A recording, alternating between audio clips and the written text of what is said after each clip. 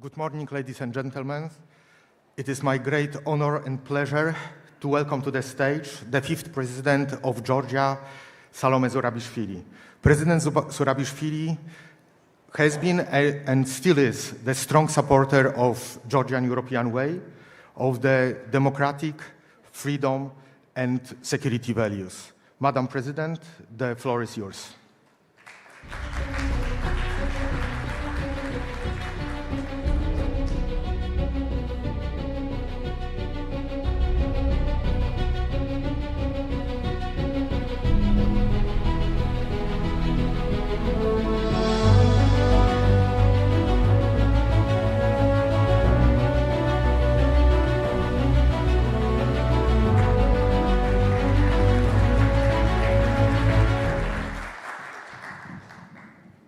Very high.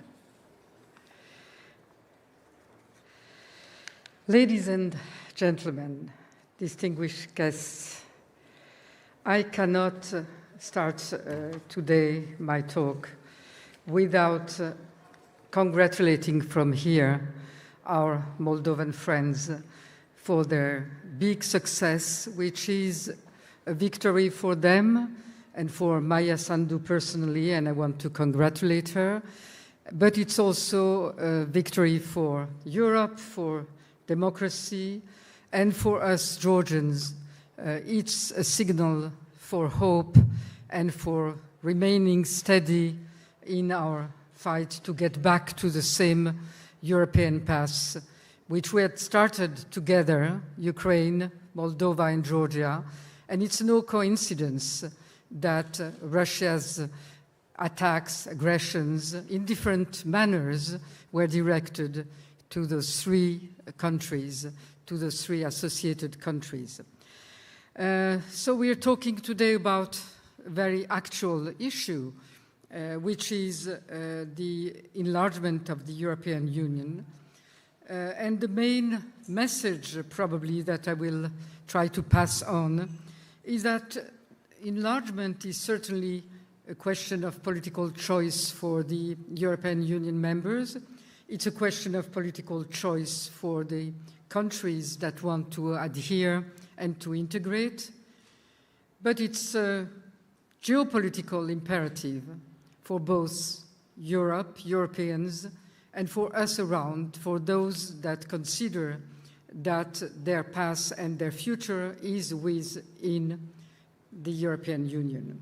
And that imperative is today's geopolitical imperative, because the challenges that democracies are facing, the challenges that these democratic systems are going to be confronted are global, are increasing every day.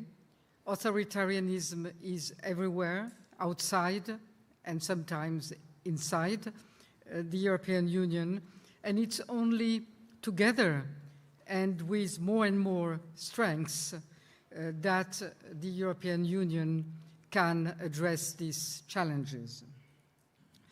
EU enlargement is not just about integrating new members. It is about defending the European model, a model of democracy, of self-determination, and the unique model of that type of multilateral organization that has been willingly chosen by all the countries that form the European Union today or that will form the European Union of tomorrow. A stronger Europe depends on the enlargement, but on the enlargement probably with teeth. An enlargement that includes a new security and defense policy, an enlargement that includes economic strengths, connectivity with neighbors, partners, and regions that are vital to the future. In that sense, the Black Sea is a vital part of the enlargement. And it's no coincidence that Russia, which maybe has understood that earlier, because it was part of its old Soviet post-Soviet space or pre-Soviet space. And that's the Black Sea, which is now a strategic region for European Union, for the NATO, which has designed a new strategy for the Black Sea security, and the European Union also. So it's no coincidence that Moscow has targeted all the countries that are vital for these strategies of the Black Sea for cooperation, connectivity, and security. Georgia, Romania, Moldova, Ukraine, of course, the main country on the northern part of the Black Sea. So that is a strategy. And clearly we do not see yet, we hear talking about, but we do not see yet the contours of a real European or NATO strategy for the Black Sea to counter, to prevent what are the designs of Russia in that region. The main infrastructural projects that are existing around the Black Sea in the European Union for the future to connect with not only the Caucasus but Central Asia, that all depends on a real strategy for what should be the relationship between this region of the Black Sea and the Caucasus and the European Union. How does the European Union defend this region? How does it become a frontier that is really secured and one that can be made as a post for cooperation? That is a question for the European Union. We, on our part, are doing, when I say we, it's clearly not today's Georgian authorities, but it's the vast majority of the Georgian people, to stay on board, to continue fighting for what is the European future and for the values that constitute the European future. But one cannot fight alone. And what the recent past has shown us is that Russia, and we've seen it that very clearly, although it was tested last year in Georgia and was not seen properly by the outside world, we have seen that in Moldova these days. What are the new instruments with which Russia is targeting those countries? Not only military aggression, which has not paid for Russia in Ukraine. 3.5 years after, Russia is not winning the war. It might have been a dramatic night and nights after nights, but the last one especially, probably as an answer to the victory that Russia did not get in Moldova and to this humiliating defeat. But Russia is targeting these countries with now very many instruments, and we've seen the variety of those instruments. We have seen it very clearly in Georgia, we've seen it in Moldova, in a different way in Romania. So Russia is now using something that it had lost the capacity to use, which is the soft power of propaganda, cyber attacks, using different groups, subversive groups, using democratic instruments against democracies, like elections, to try to overcome and to win back what it considers as being strategic places for its own influence for the future of Russian imperialist power. Let's call it what it is and what it has always been. So in response, there should be a European policy. There should be a European policy that strengthens clearly its defense and its security, because there is no enlargement that in today's world that can only be with economic means, which was the initial, original view of the European Union, strategic view of the European Union. Today, it's clear, and for some it was clearer earlier, it has to be a strong enlargement, a strong policy of the European Union. But it also should be a new soft power policy. European Union should be able not only to watch what happens in the Georgian elections, what happens in the Moldovan elections, and how they respectively manage to defend themselves, or in our case, not be able to defend ourselves against the huge manipulation of elections. But the European Union should be able to intervene, to help, to support, to prevent, to know and to analyze. And it's very clear that the old ways are no longer sufficient. The old classical observation missions that we have seen all over the past elections are not able to decipher the sabotage, let's call it that Russia is able to implement in the neighboring countries that it knows too well, and it has many capabilities to influence. Money is the main instrument, but not only money. Propaganda, I mentioned it, disinformation, fake news, and somehow Russia today is in a way better at those things, maybe because the head of Russia is an old, or not old, they're always active KGB man. So he knows this psychological warfare and is using it. And for us outside, which are looking at what the European Union, this huge power, could do, we have the impression that the European Union is not using all its capacities, is passive, is waiting for us to overcome these challenges or not to overcome.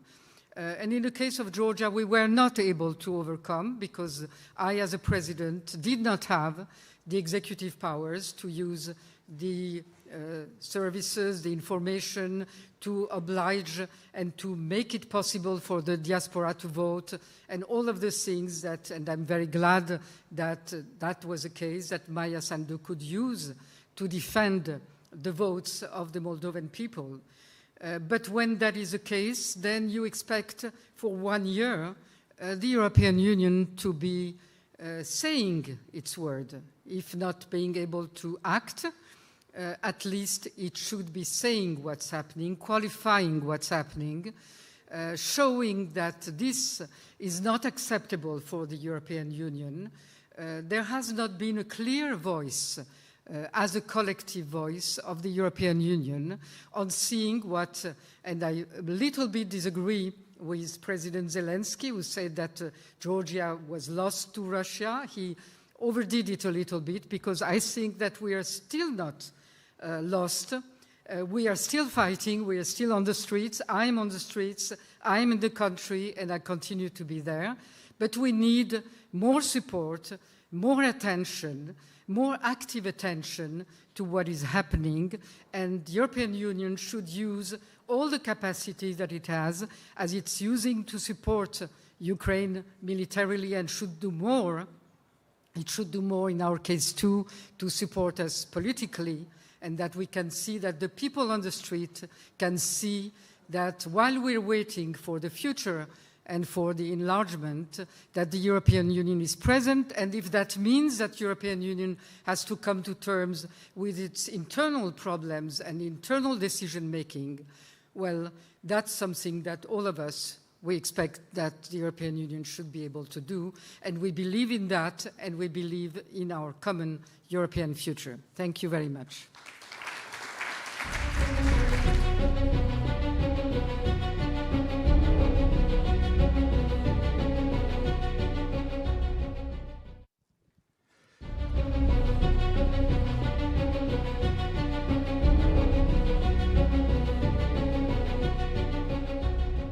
Madam President, thank you for your strong and inspiring message and for reminding us that only together we are strong. This is, I think, very important. And now allow me to introduce our moderator of the incoming panel, Peter Grek, who will moderate the discussion about the unfinished EU and new chapter of enlargement. So, Peter, the floor is yours.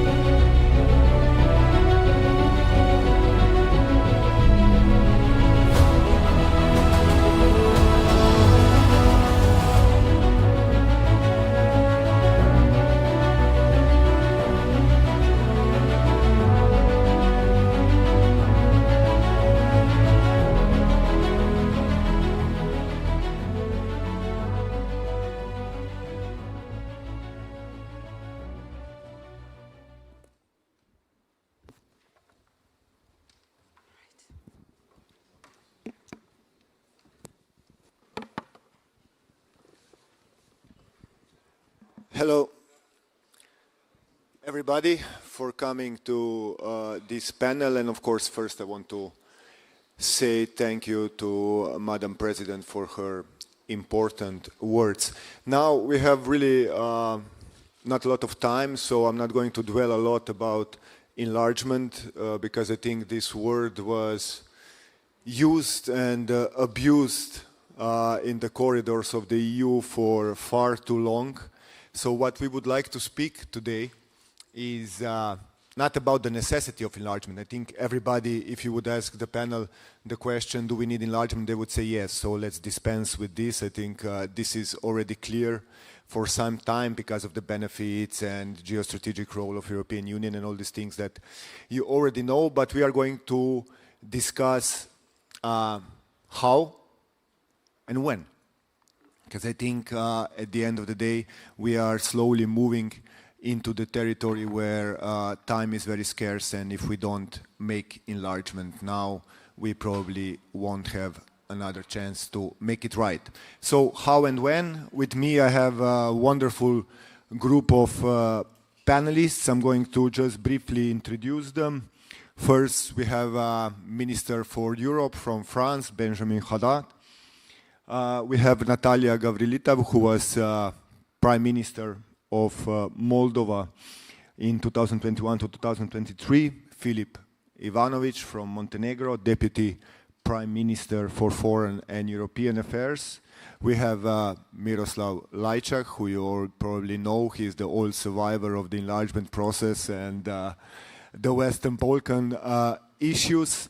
And finally, I would like to introduce Ivana Klempuš-Cințadze, who is chairwoman of the Committee on European Integration in the Parliament of Ukraine. And I'm sorry if I misspelled some of the names.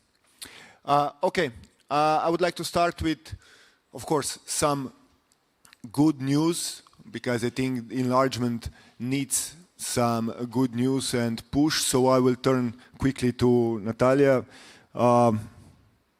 Yesterday, as President Sandu said, the future of Moldova was at stake with the elections, and we know the massive Russian interference, cyber attacks, disinformation campaigns and everything, and yet it seems that Moldovan people chose the future. They chose the European future.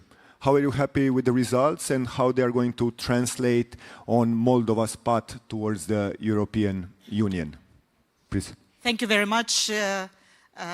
Thank you, Madam President, for your warm congratulations and outlining how important the result in Moldova was for the region and for Europe.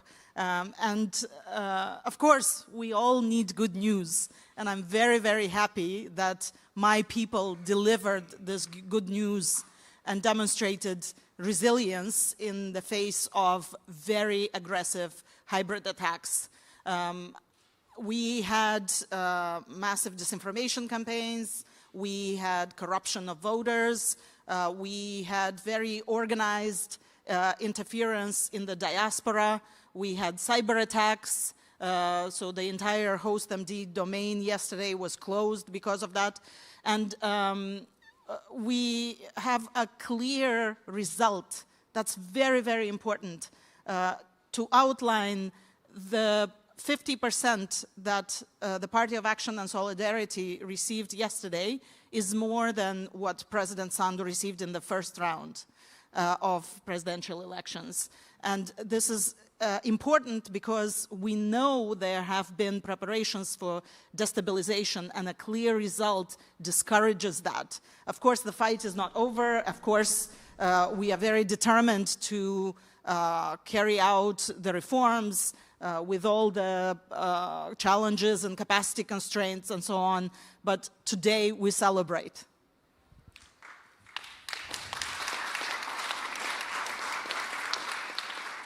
Yes, today we celebrate, and tomorrow the work begins. Maybe a sub-question.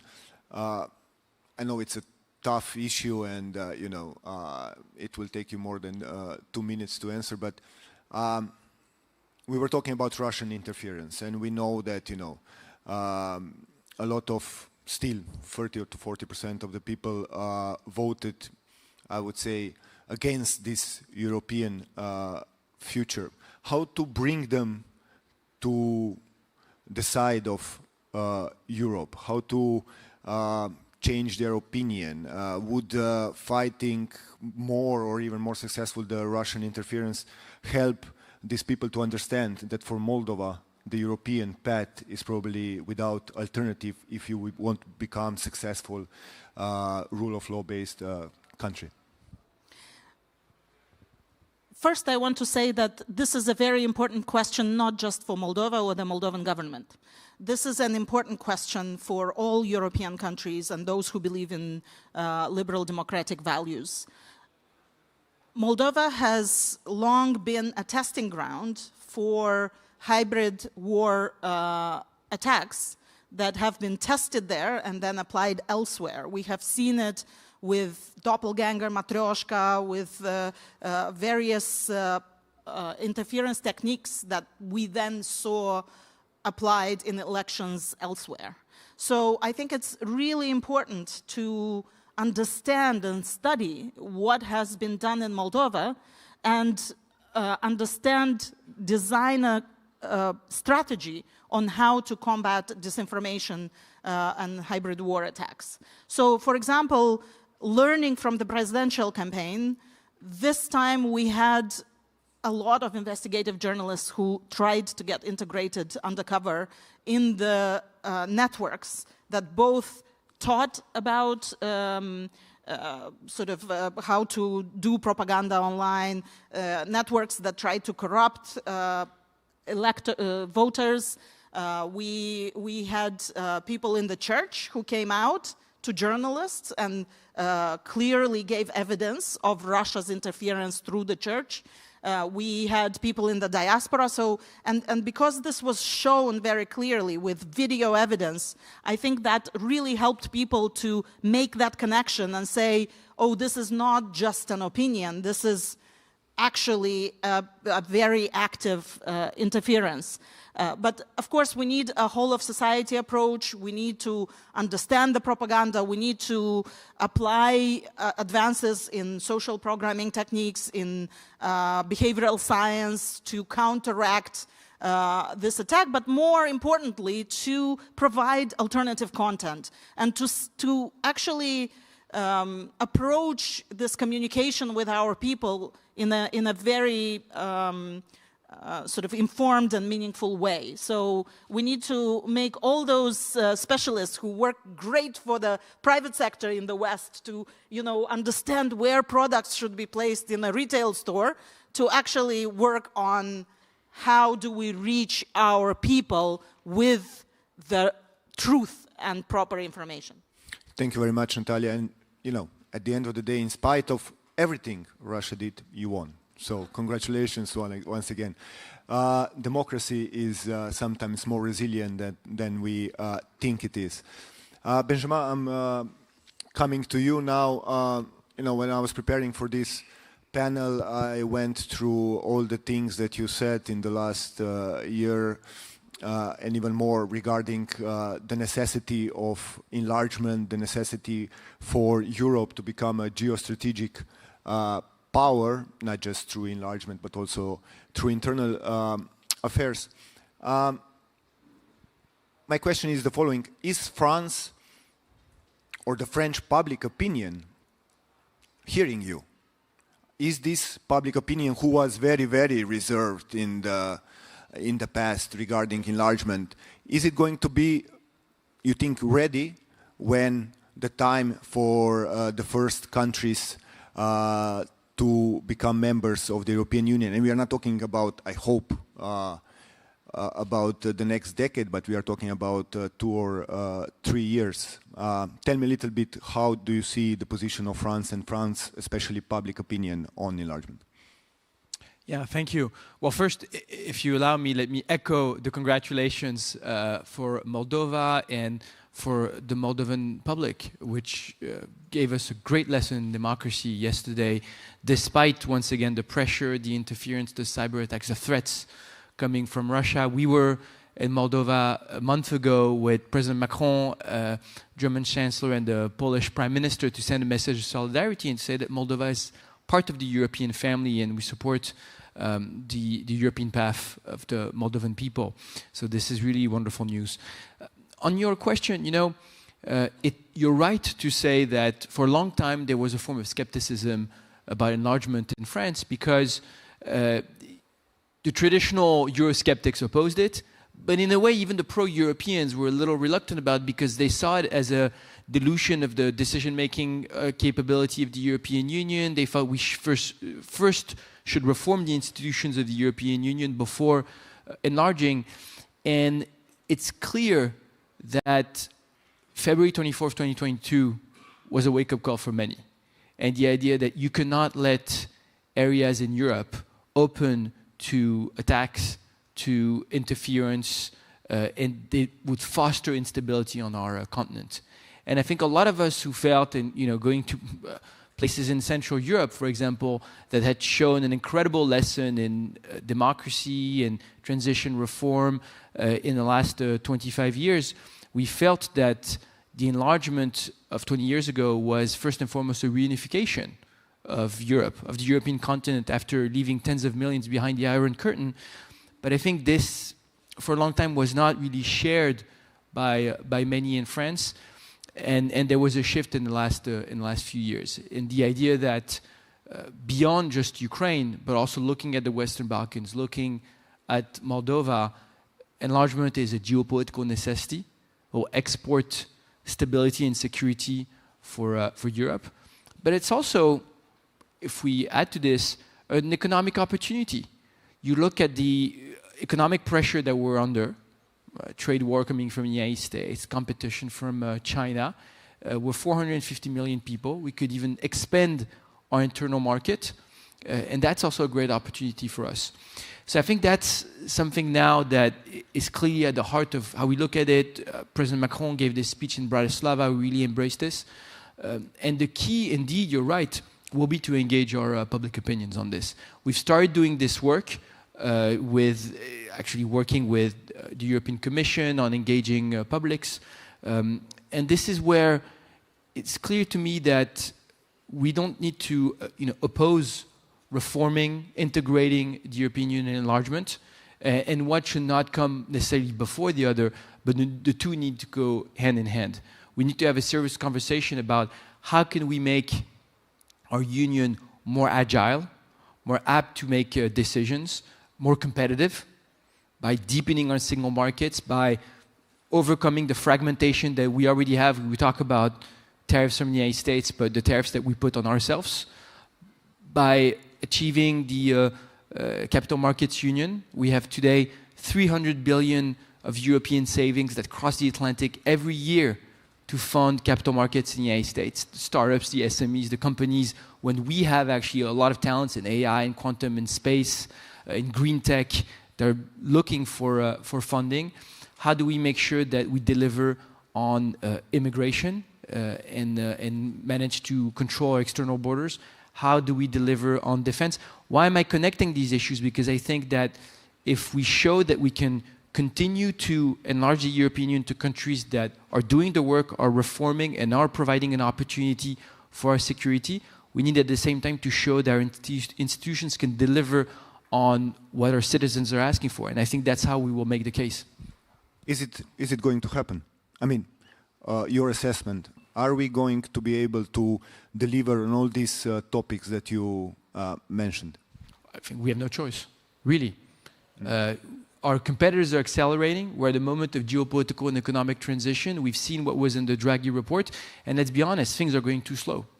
If you look, for example, at the roadmap that was given by the Draghi report a year ago, we've delivered a bit on defense with SAFE, the 150 billion euro loan.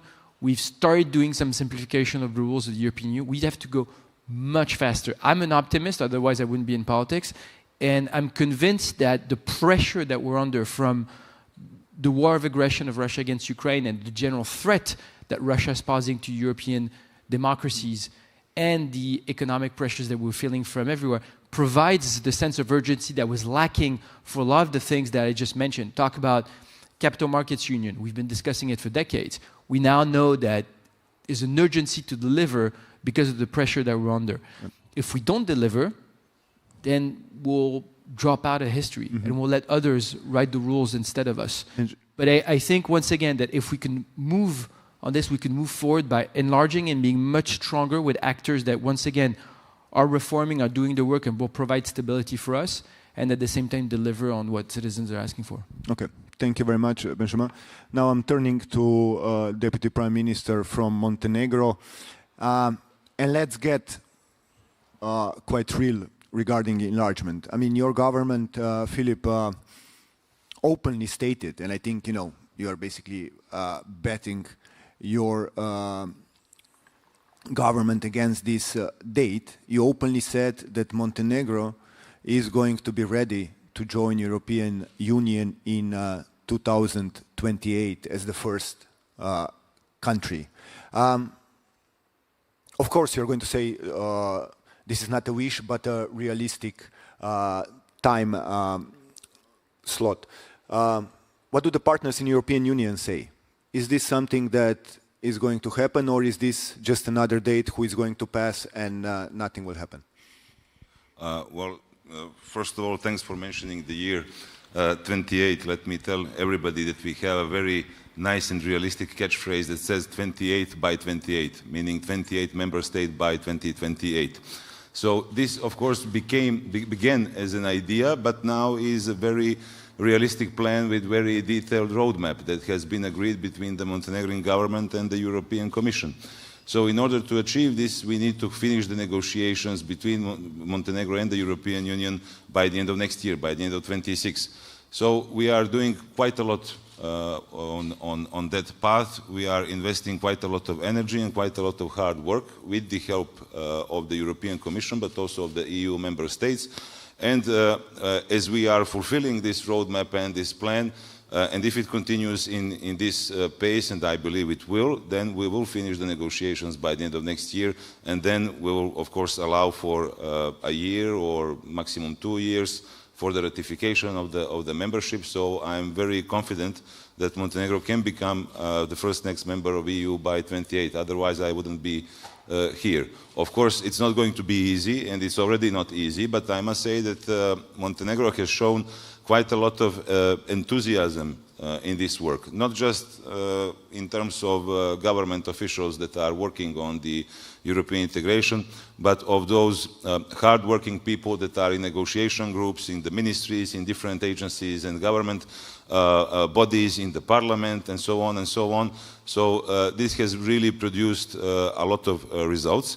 So this is from the side of Montenegro. On the side of the European Union, as I said, we have been receiving quite a lot of good advice and help by the European Commission. As far as I see, with all my colleagues around the EU capitals, there is a big political support for the enlargement, and specifically support for Montenegro as the front runner in this process. But I must also say one very important caveat.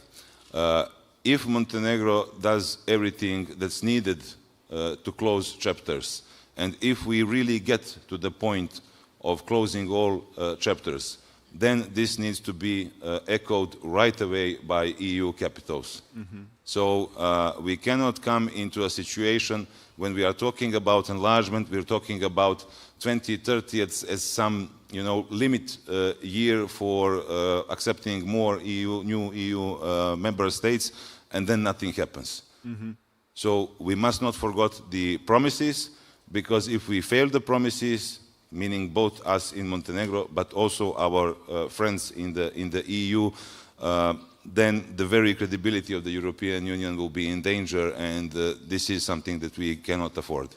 Yeah, I hear you, and I think this is something that we have been discussing for the last 10 or even more years since the last enlargement happened. Credibility of European Union.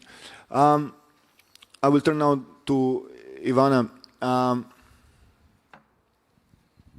Ukraine is still in war. The Russian aggression on Ukraine is in full swing. You had a massive attack just a couple of days ago. And in the midst of all this, you are reforming, and you are slowly, translating the European acquis, not slowly, some would say even faster than it was envisaged, into the Ukrainian legislation. You had some hiccups, and I think you also talked about that, because we know how it went with the anti-corruption laws in Ukraine. If Montenegro is going to be first, where is Ukraine in all this story? When do you feel that Ukraine could be ready in terms of legislation and closing of chapters? Russian aggression and all the circumstances regarding that, let's leave aside now. Well, thank you very much. I'm also very excited about the results in Moldova. I think it's in the national interests of Ukraine and Georgia to really have our Western, yet not European member nation going forward. And I believe that another political cycle in Moldova of transformation will actually ensure that irreversibility of the whole process. And we can exhale a little bit in Ukraine, because we also were very worried. With regard to us, you are very right that, and you put it very mildly, that you are still in the war. There was this drastic, yet another attack just last night. And it's like 600 drones, some 40 rockets, and obviously, you remember the shock when 19 drones have come to Poland without any military fire on them, basically, right? Without capacity to destroy. And that is something that we are living through every day. So I think this is definitely the first and foremost task for us, not only in Ukraine, but for us together with partners, we are very much grateful for you standing with us and by us and helping us. But I think the urgency of the moment is somehow lost. The urgency of understanding of action to be taken is being lost right now, and everybody is turning to other problems. But this is one part of the issue. And yes, on the backdrop of this bloody, absolutely blatant conflict, war, it's not a conflict, it's a war. It's a full-fledged war, and not against us exclusively. It's a war against you. And just yesterday, I had a big delegation of COSAC chairs, of European Affairs Committee chairs in Kyiv. So they went through this massive attack with us at night. And in the morning, we went to some of the sites that were destroyed. And one of them said, from very, very Western country, said, this is our future if we don't do anything about this war. So when it's someone other, a Western European saying, and not me, maybe you will believe each other and you will act more, even with more power, unity, and dedication. With regard to our transformation, it is difficult during the war. But definitely it was a whole party effort, irrespectively of the political spectrum, to deliver on the results, on the conditionalities for candidate status, to opening the negotiations right now. And And this is seen inside Ukraine as the ray of light at the end of the tunnel for the Ukrainian people, as the possibility for the future after what we are going through in this war. And that's why there is a huge public support for this European integration. Definitely it has a lot of emotional component in that, but we can build on that emotional component to transfer it to a very rational one. But that requires a two-way street. And if we are in Ukraine, and yes, you're right, unfortunately, you know, these diplomatic words, a mistake, a hiccup, and whatever, we have had our share of serious, I think, a serious big problem in summer when there was an attack on anti-corruption institutions in Ukraine.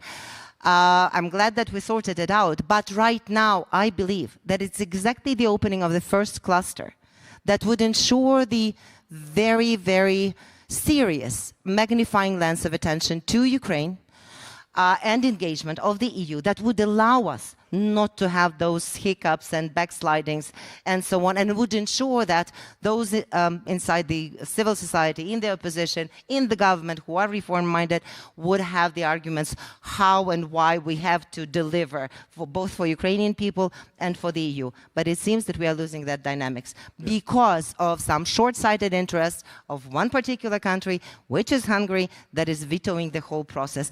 And I think it's up to the European Union to sort it out. The problem does not lie in the bilateral issues between Ukraine and Hungary. Yep. We are working hard to offer a constructive approach, but this is going nowhere because it has totally other background. So it's the question whether the EU, with that tectonic change that you've taken by offering the prospect of EU accession to Moldova, to Ukraine, to Georgia, by reinvigorating the whole process for the Western Balkan countries since 2022, whether we are going to protect and preserve this momentum and make a full use of it, or we are going to drag our feet and then we will see a slower pace of reforms inside Ukraine, but also other countries that maybe are stronger in this space will be kept hostage to the inability of the EU to act. Yeah, no, thank you, Ivana, for this. And yeah, what I would say, and I was covering, and I'm still covering Western Balkans for the last 20 years. Welcome to the enlargement process. Welcome to the enlargement process, which I do hope. I never say the dates, and that's why I didn't respond directly to your question. But I do hope that the lessons learned on the 20 years of enlargement process for Western Balkans have been made. Let's not repeat the same mistakes as we did in the Balkans. And somebody who knows and is going to forget more about the Balkans than we are going to ever know is, of course, Miroslav Lajčák, who held different positions throughout the years in the Western Balkans, in Brussels, and also in the national capacity. Miroslav, based on the lessons learned from the last 20 years, did European Union learn anything?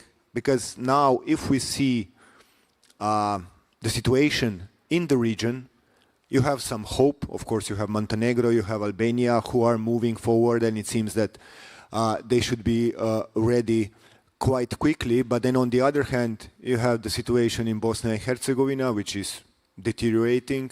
You have massive protests in Serbia, and of course you have North Macedonia, who is being held hostage by I would say its own politics, but also Bulgaria. And then you have, of course, the unresolved question between Serbia and Kosovo. So in your opinion, and now you can say whatever you want regarding the European Union, did we learn anything, and how can we actually be more effective in addressing these questions in the region? Should we do more?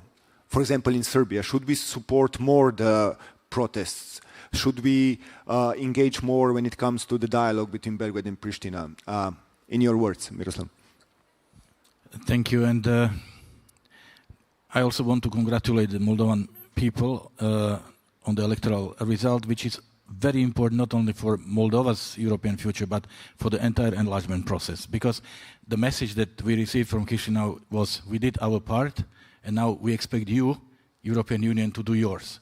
So it will definitely increase the pressure on the European Union to deliver, to stay true to our commitments. And also, Moldova and Ukraine are bringing fresh, positive energy and enthusiasm in the enlargement process, which, let's face it, we have been missing in the Western Balkans lately. So I really hope that it will change the atmosphere. Now, to answer your question directly. European Union has been honest about the enlargement when it comes to the technical part. The Commission has been doing its job, the European delegations on the ground have been doing their job. But the enlargement process is not a technical process, it's a political process in the first place, and the political leadership has been missing. Has been missing practically since 2013, since when Croatia joined, and last time I've seen political leadership on the side of European Union was probably when Commissioner Hahn personally negotiated the normalization of relations between North Macedonia and Greece. Since then, this leadership has been missing, and what I think the European Union should learn is that the process cannot succeed if the candidate countries do not see direct link between what they do and how the European Union responds. And this link has been missing. And if you don't believe that you will be rewarded for your difficult decisions, you will not make them. You mentioned the dialogue on normalization of relations between Kosovo and Serbia. In the early part, Kosovo and Serbia got very important rewards for very difficult agreements they made, like Stabilization Association Agreement for Kosovo or opening of chapters for Serbia. So this is something that motivates you. Now, 2.5 years ago, we achieved an agreement on the path to normalization, but there is no implementation because neither Serbia nor Kosovo believe that if they enter into this very difficult process, that there will be a reward. So they are not entering. North Macedonia, I have not seen for the last, as I said, 6-7 years, any attempt to try to break the deadlock.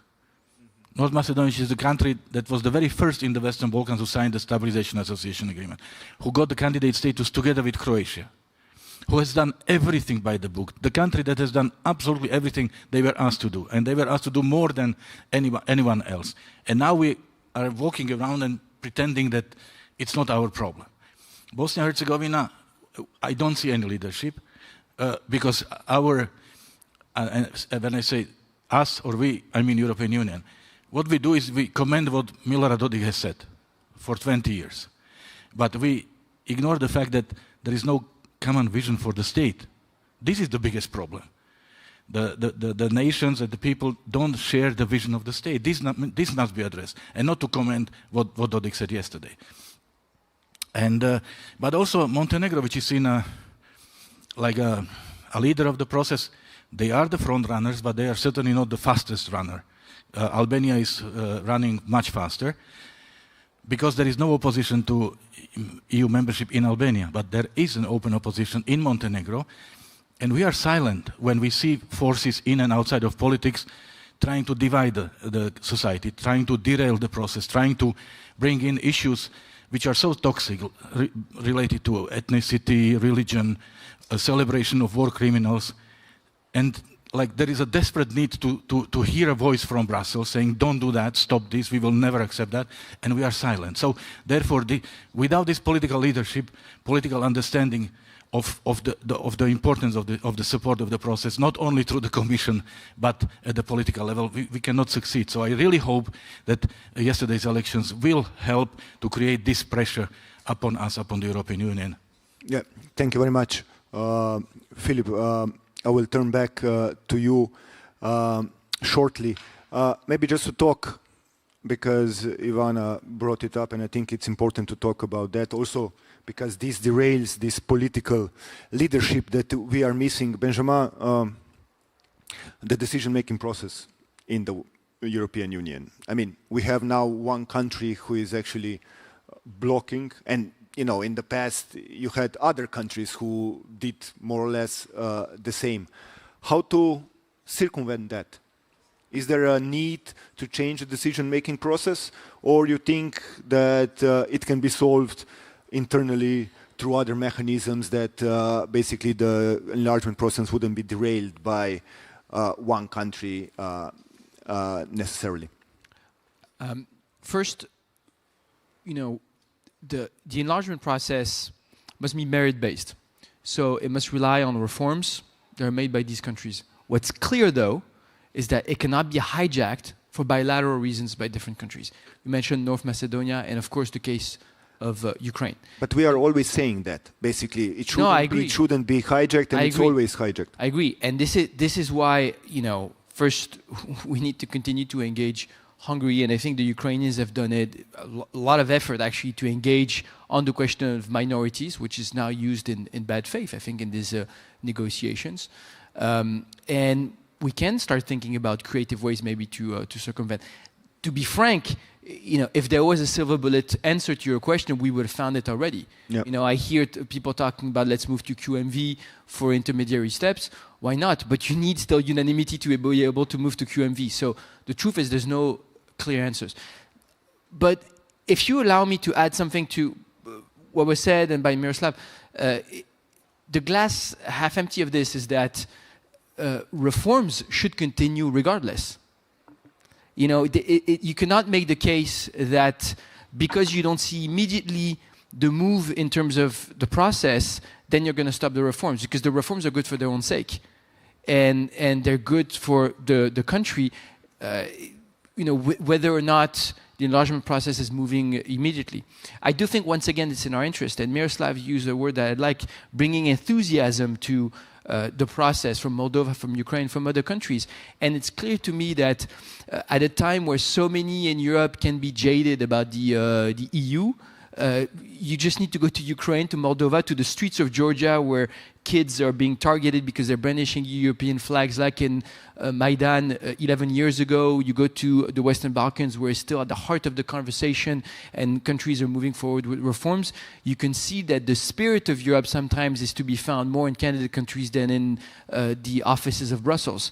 And I think this creates impetus for us, and creates inspiration, I think, for us, and reminds us that if you're cynical about the European Union, you have people who are actually taking risks for their own lives by trying to join the family. So we need to find ways, indeed, to put pressure on Hungary and the countries that are hijacking this process. We can continue to think creatively about the process. At least, we're very open to it. But once again, I think there's no clear-cut solution to this.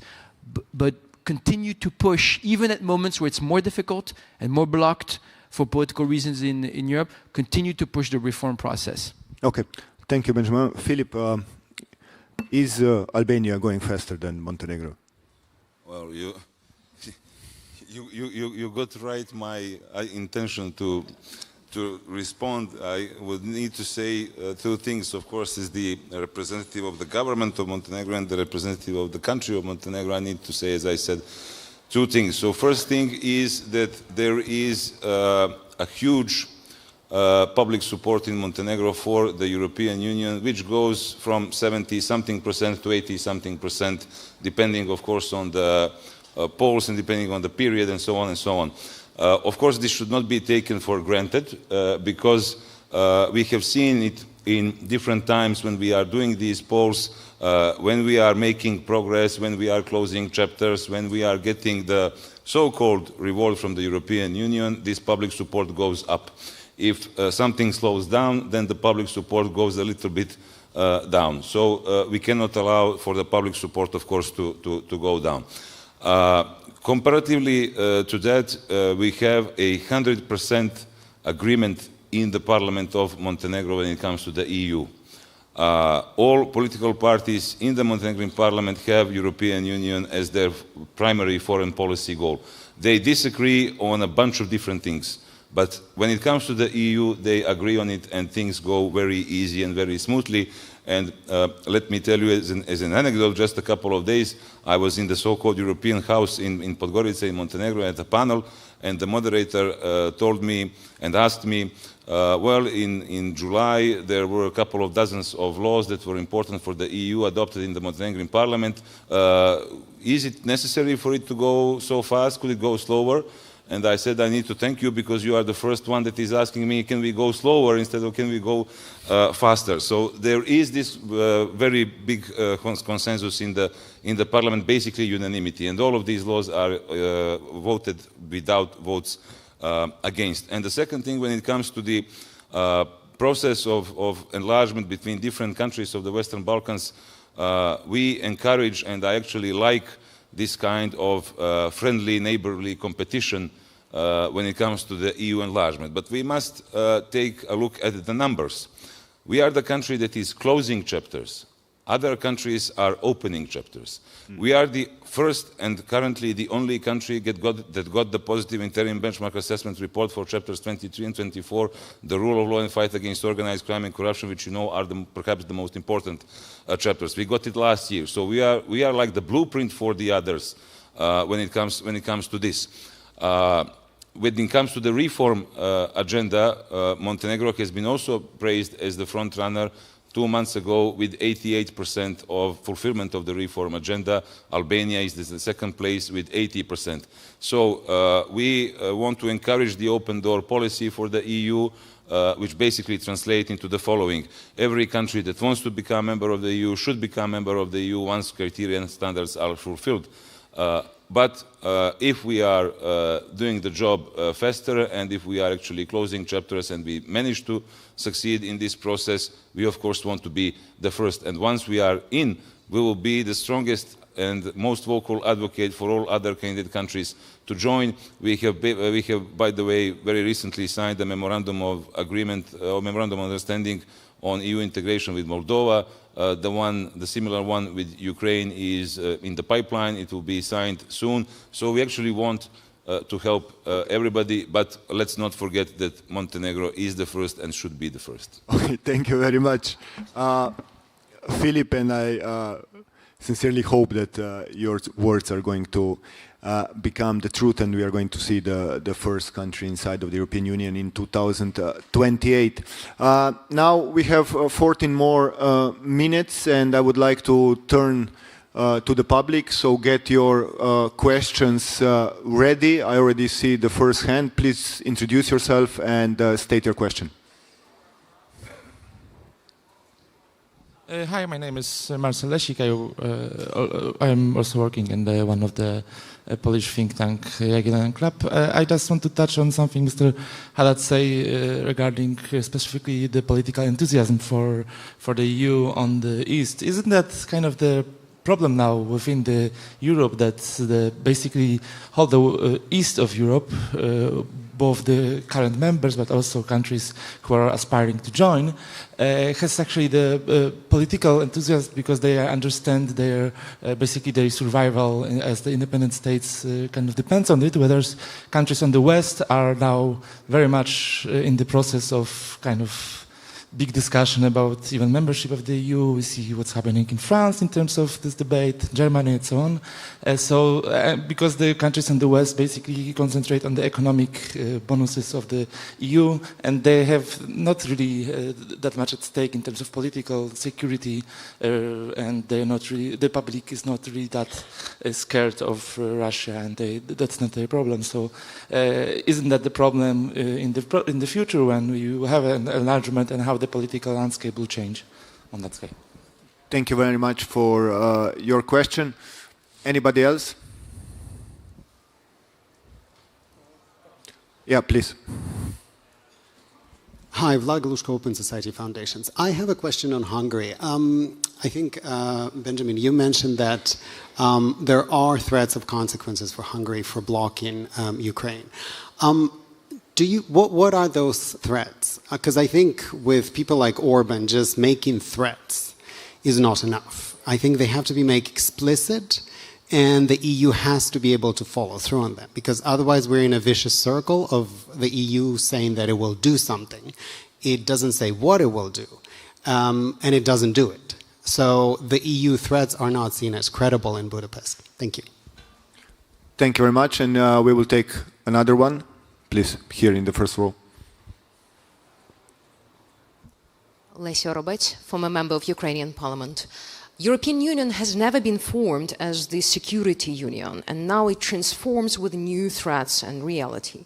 So my question goes to whoever picks it, but I would specifically kindly ask Mr. Haddad, do you see fit for reform of the European Union becoming something that can respond to security threats, or do you see fit for a coalition of the willing, the new formation of the on the European stage, to be the model for the future security alliance? Thank you.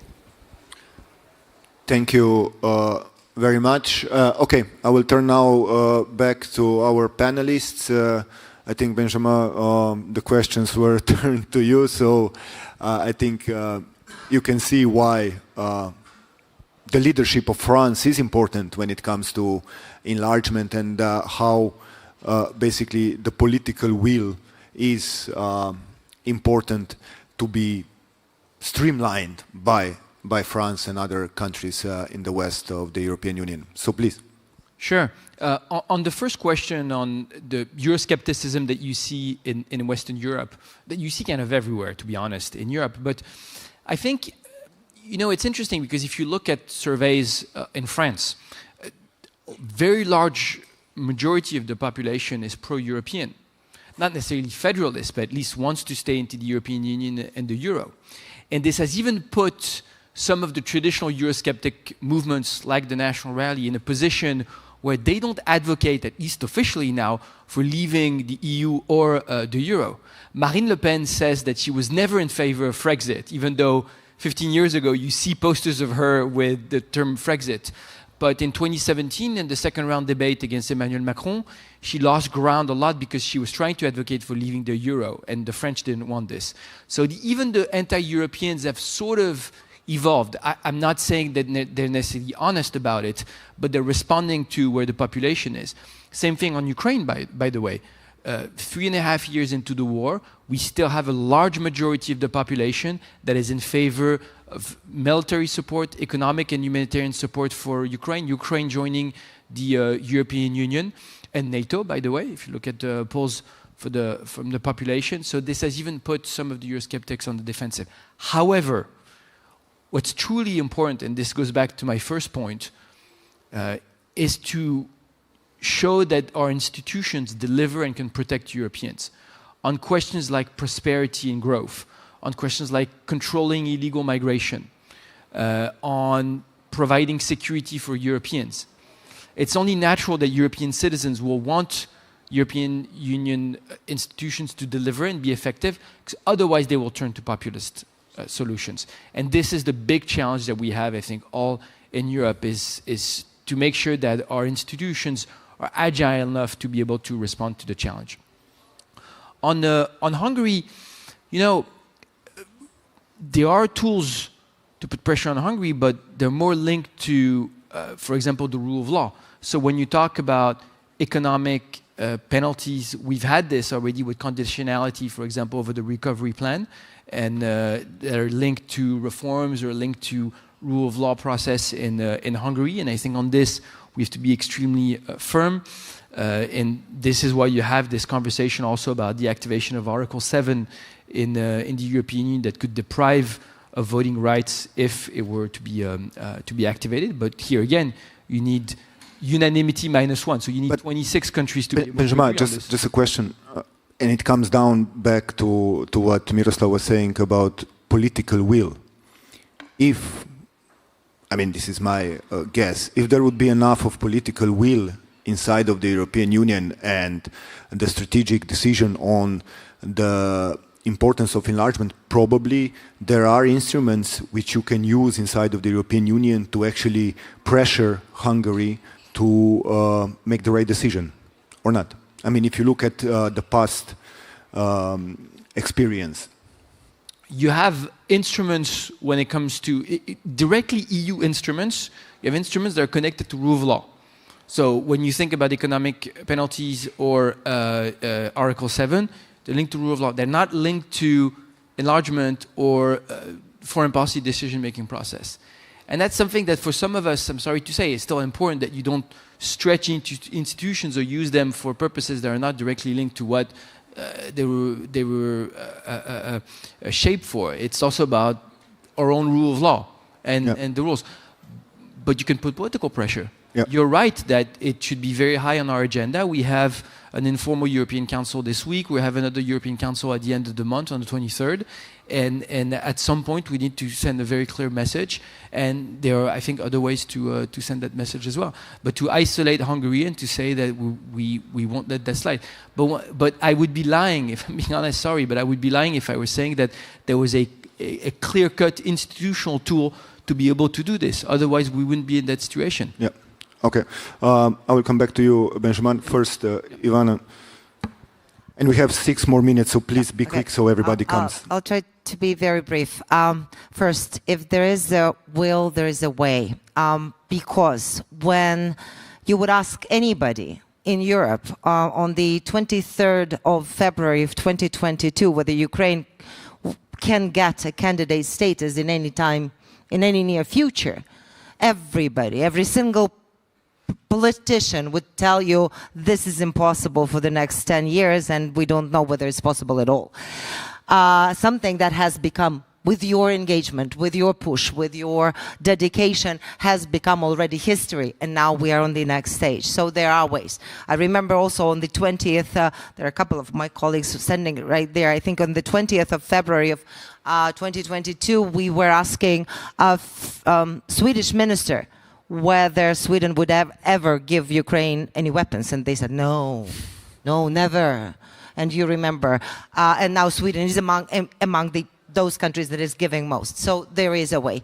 Hungary right now is not only vetoing our path forward in the EU, but Hungary is vetoing your ability also to protect yourselves, because Hungary is vetoing the European Peace Fund and holding more than 6 billion euros not being used. Hungary is all the time decreasing the level and the ambition of the sanctions against the Russian Federation each and every time. So probably there is more to that than just a bilateral issue with Ukraine. And I think that that requires a security concern on behalf of the EU, and then finding the way, how do you treat your own member? Because this is also the lens through which you are looking at us. I know that you don't want us not to be exemplary in how do we deliver on our transformation. And my message to Ukrainians always is that we have to be, 110% good about every single thing that we deliver, because we want to be a strong member of the European Union. We want to bring in not only new enthusiasm and energy, but we can bring in security, we can bring in creativity, we can bring in, industrial capacity, entrepreneurship, and so on. You can be stronger with us, but that means that you also have to take the time, effort, and thinking and proactive position in trying to explain why this matters to your communities. Thank you very much, Ivana. Natalia. Just 1 minute to chime in on the first question. I think public intellectuals, think tanks, civil society in Central and Eastern Europe could contribute to the public debate in Western Europe about why democracy and the EU is worth fighting for. It's very important to do what Benjamin said about delivering, but it shouldn't, I think the energy that comes from the East is that it's not just about the delivering. And when we fight, when Ukraine fights on the front militarily, when we fight with the disinformation and hybrid war elements, we are not thinking only about prosperity. We are thinking about those values that stood at the creation of the European Union, and I think we all need to do our part in remembering them. And especially we need this kind of passion if we want enlargement to succeed. Miroslav. Yeah, very quickly. Yesterday's elections really mean a lot for the enlargement process, and I believe we are getting a new momentum. But very often when we speak about enlargement, we refer to Brussels. But it's the member states who make the final decisions, and they will also have to ratify the process. So I think it's very important at this stage for national leaders to start working with the public in the member states. not to make the ratification process difficult. And with the commitment that we see from some of the candidates, and particularly Moldova and Ukraine, this is the moment which we must not miss. It's not to wait until the end of the process, but it has to start now to explain why it is important to reward these countries with membership and why it is important and good for the European Union. Thank you very much, Miroslav. And turning back to you, Benjamin, there was a question about security and the need for a more robust European defense. On security, I think this is where we have to be very agile. We're talking about how we look at institutions. We have strengthened the European instruments. We need to go much further, but we had the safe loan. We'll be talking about security this week in Copenhagen. I think we have to put the resources, the capabilities, and make sure that we have really coordination with the European defense industry and that we cooperate with the Ukrainian defense industry. Because when you look at the level of innovation on drones, for example, I mean, it's almost a cliche to say this at this point. It's, of course, an incredible opportunity for Europeans. Ukrainians are defending us, are defending European security, and we can learn from that. But then we can be also very agile in how we do it. And this is why, with the United Kingdom, we've set up the coalition of the willing to provide security guarantees to Ukraine, because in certain areas you'll go with the 27 institutions, and in other areas I think you can bring together countries, some of them not being in the European Union, of course the UK, but you also have Canada, Australia, Japan, and work together. I think really what should drive us here is not to be theological about the institutions, but really go for what works. Yeah.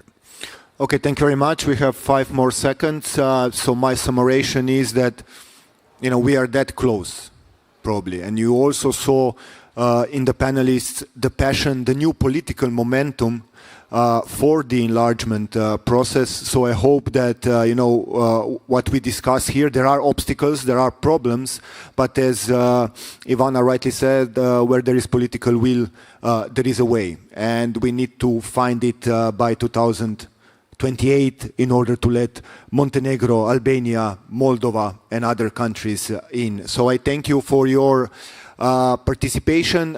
You can stay in this room because there is going to be a live feed of the speech of the President Tusk, Prime Minister Tusk, and also President Zelensky. And for the end, join me in applauding our panelists. Thank you very much.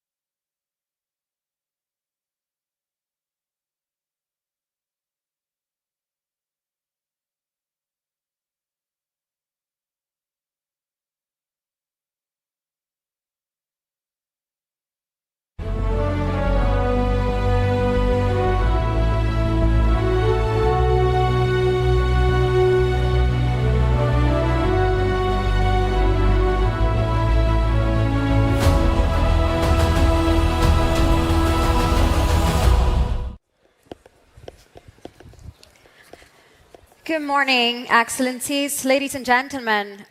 Welcome back to Warsaw for the 12th edition of the Warsaw Security Forum. My name is Federica D'Alessandra, and I have the pleasure of being with you today and tomorrow again as the Master of Ceremony for the defense track. It is great to see so many of you returning for the 2025 edition of the forum. Of course, we're grateful particularly to our partner country this year, France, as well as all partners of the forum for allowing us to be back together. This year's theme, Divided We Fall, really could not be timelier. Across the world, a new era of instability has entrenched itself, with high-level intensity conflicts erupting in many strategic regions of the world on a scale that we've really not seen in decades. As always, risks of escalation remain a concern, while the staggering toll of many of contemporary conflicts, particularly those in Gaza and Ukraine, remind us all that ultimately it is the civilian populations that pay the heaviest price of any military confrontation.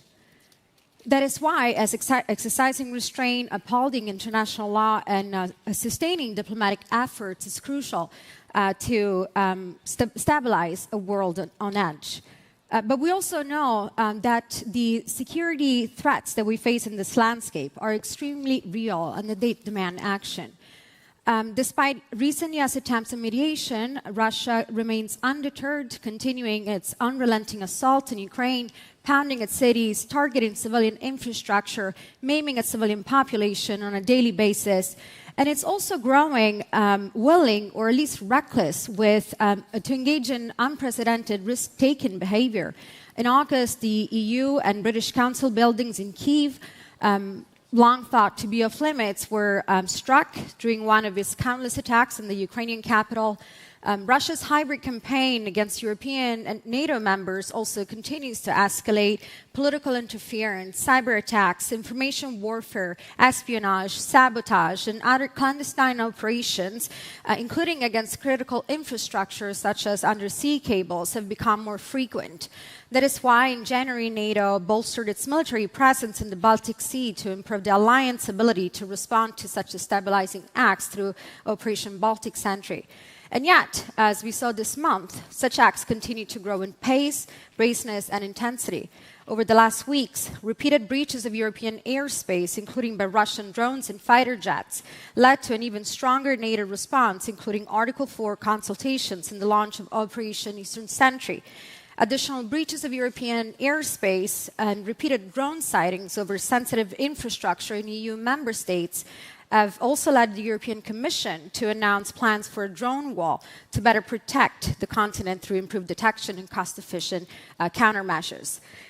NATO is a defensive alliance, and the European Union is at its core a peace project. But both have made it clear that regional security is paramount. And faced with growing threats, European capitals are stepping up to shoulder more responsibility for the continent's defense, achieve credible deterrence, bolster resilience, and improve combat readiness. Among other instruments, the EU has announced the Rearm Era plan to achieve readiness by 2030, while the NATO Hague Summit, European allies committed to increase defense spending to 5% to close the gap in transatlantic burden sharing. However, achieving collective security objectives requires more than simply implementing spending pledges, and many challenges do lie ahead. Weapons shortages and an inadequate domestic production capacity, for example, have exposed the depth of European dependence on U.S. assets at a time when U.S. strategic priorities are being reevaluated, and we might face the possibility of redeployments of some of these assets in other regional theaters. This, of course, calls for developing new European defense capabilities, not just through more spending, but through smart spending, coordinated investment, and better integration. This is a momentous time for Europe and European and security defense, and European countries do have an opportunity to act as force multiplier for each other's unique strength, complement them, and pursue collective strength in an efficient and effective way.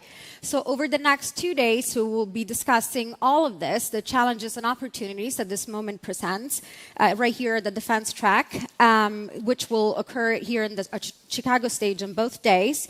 And because we have a long and very intensive and remarkable program to get through, without further ado, allow me to please welcome on the stage our first panel moderator, former commander of the U.S. Army Europe and member of the Warsaw Security Forum International Advisory Council, Lieutenant General Ben Hodges. General, you have the stage. Thank you.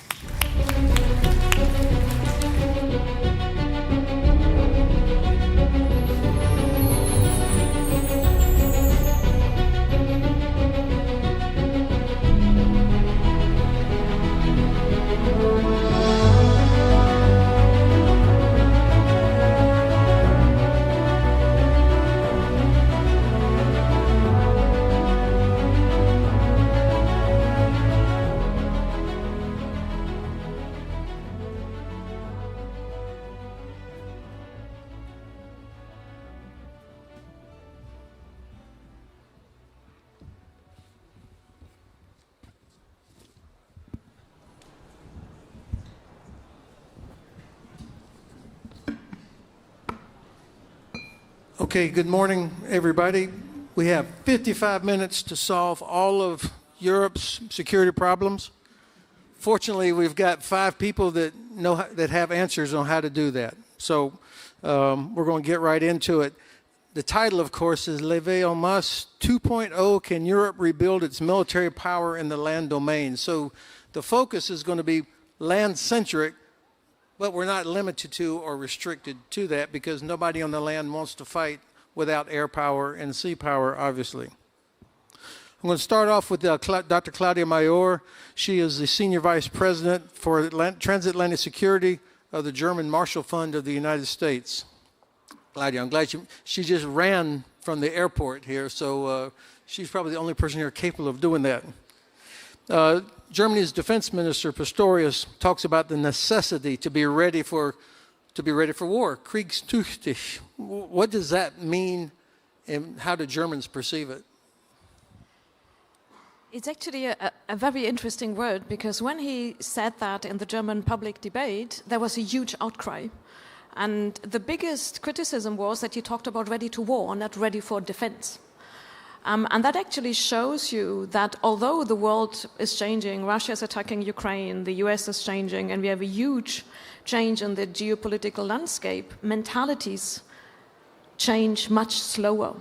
So Germany might increase its defense spending, give up the debt brake on defense spending, going to 3.5%, 153 billion in 2029, but the mindset change is much slower.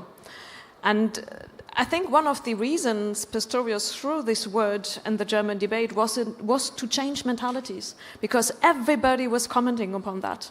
And so you make people think about it, debate about it, and hopefully make progress on why defense is necessary.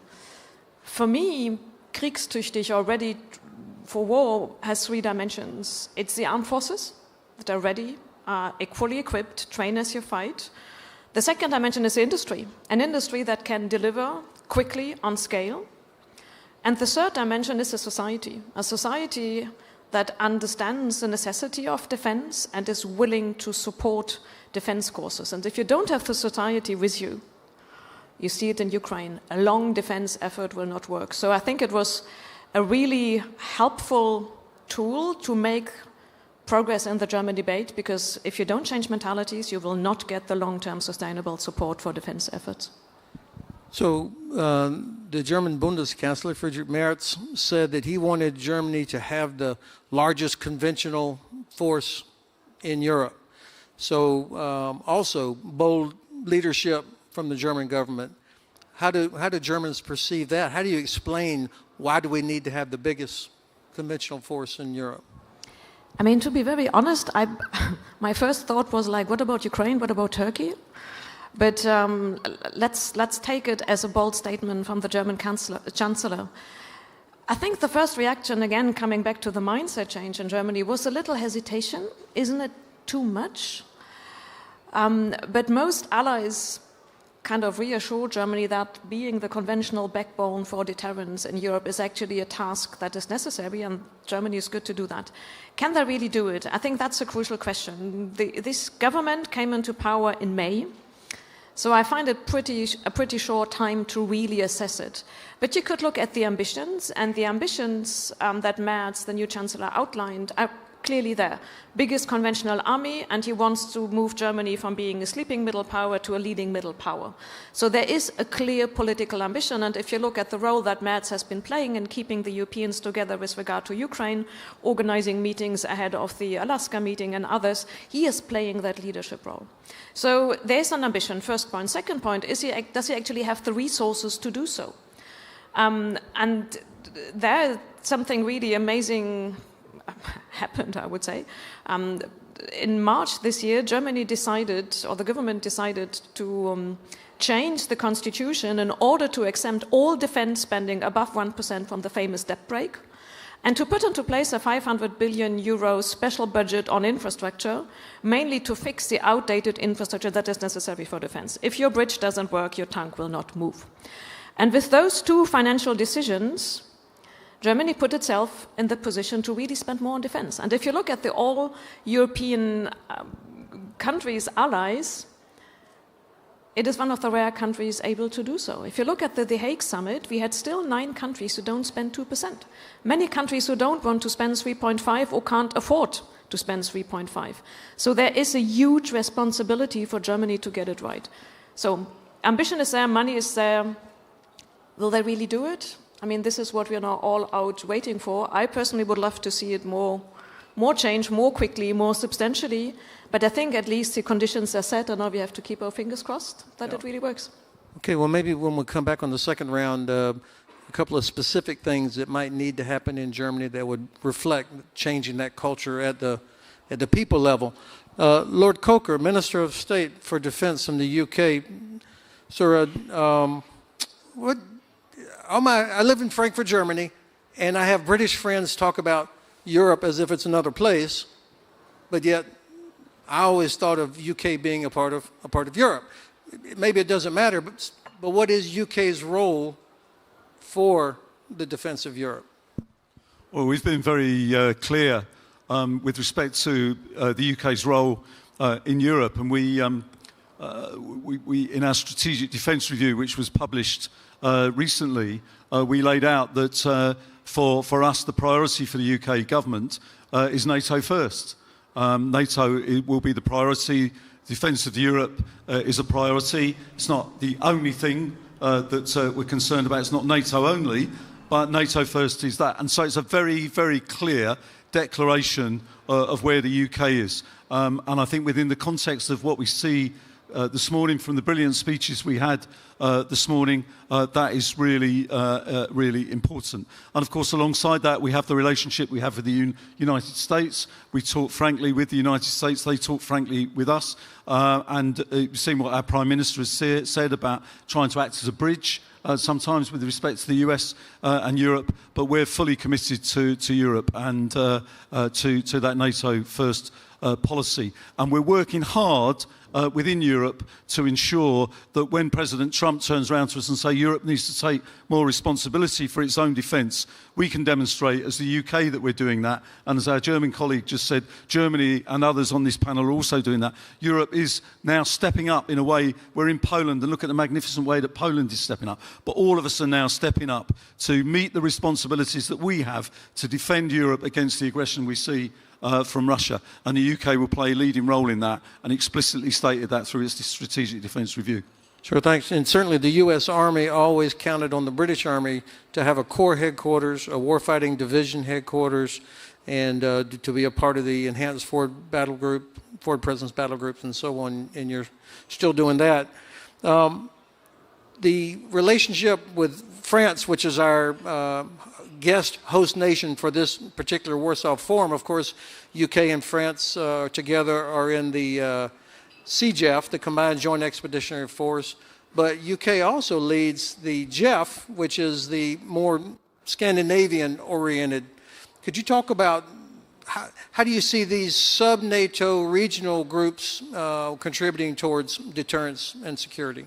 Well, I think it's a very important question. I mean, clearly NATO is the overarching strategic framework within which we all operate. But within that, you have these various bilateral and multilateral arrangements which seek to complement what NATO is seeking to do. So if you take CGF, which stems from the Lancaster House Agreement that France and the UK signed a decade or so ago, that framework has enabled us to move forward very closely with France, particularly if we use the current crisis that we face with the coalition of the willing that France and the UK are leading to try to ensure that we have security guarantees with whatever may follow with respect to Ukraine is a really good example of how bilateral relationships can strengthen the work going on within Europe and strengthen that NATO alliance without undermining it. If you look at the JEF arrangement, which clearly concentrates with respect to the Baltic area, the Joint Expeditionary Force there, set up to defend not only against the threat, as we see from Russia in a land sense. You mentioned, sir, about some of the other threats, but what we've seen in the Baltic with respect to some of the new types of warfare that we're seeing, the underwater, the defence of underwater cables, the defence of energy, all of those sorts of things are going to become increasingly important. And we've seen through Baltic Sentry and Nordic Warden and other types where the JEF nations have cooperated together using their particular expertise in different areas to defend Europe in that sense. And I would say, if we talk about that area, isn't it good to see Finland and Sweden now part of NATO? Putin thought he undermined NATO with his illegitimate and illegal attack on Ukraine. I don't think he for one moment expected Finland and Sweden, as a consequence of that, to join NATO. And they're very welcome in it, and strengthen NATO and strengthen the whole of our defence in Europe against Russia. Could I ask, what's the discussion in the UK about dealing with these grey zone type activities, drones flying all around Danish airports and seaports? I think UK, Ireland is dealing with some of this. Where's the government now on rules of engagement? How do you deal with those kind of activities? Well, certainly, if you look at drones, and let's talk about the drone threat. We've seen the reaction with respect to Poland and the action that was taken, the NATO action that was taken with respect to the drones in Polish airspace, but also we've seen drone activity in other parts of NATO. And what we have to do is to deter that from happening, to confront that happening without going into the rules of engagement for reasons you can understand too closely. But Russia needs to know it's testing the NATO alliance. It's testing us to see whether we have the strength of resolve to stand up against that sort of action. And what we've seen in Poland and what we've seen in other parts of NATO, I would suggest, says to Russia strongly, we will not be frightened. We will not be deterred from defending ourselves and defending our airspace. We will do it proportionately. We will do it appropriately. But let's be clear that we will confront that and take the necessary action in order to deter it from happening. And I think by Russia knowing that, just finished with this point, sir, I think one of the things that we're all rediscovering, and they'd be interested in the views of others on the panel, is the importance of deterrence. But the whole point of deterrence is people have to believe that you will take action. That's the credibility of deterrence, is a belief that you will take action. And I think it's fair to say that we're rediscovering the importance of deterrence. And by preparing for war, you sometimes prevent war. Thank you, sir.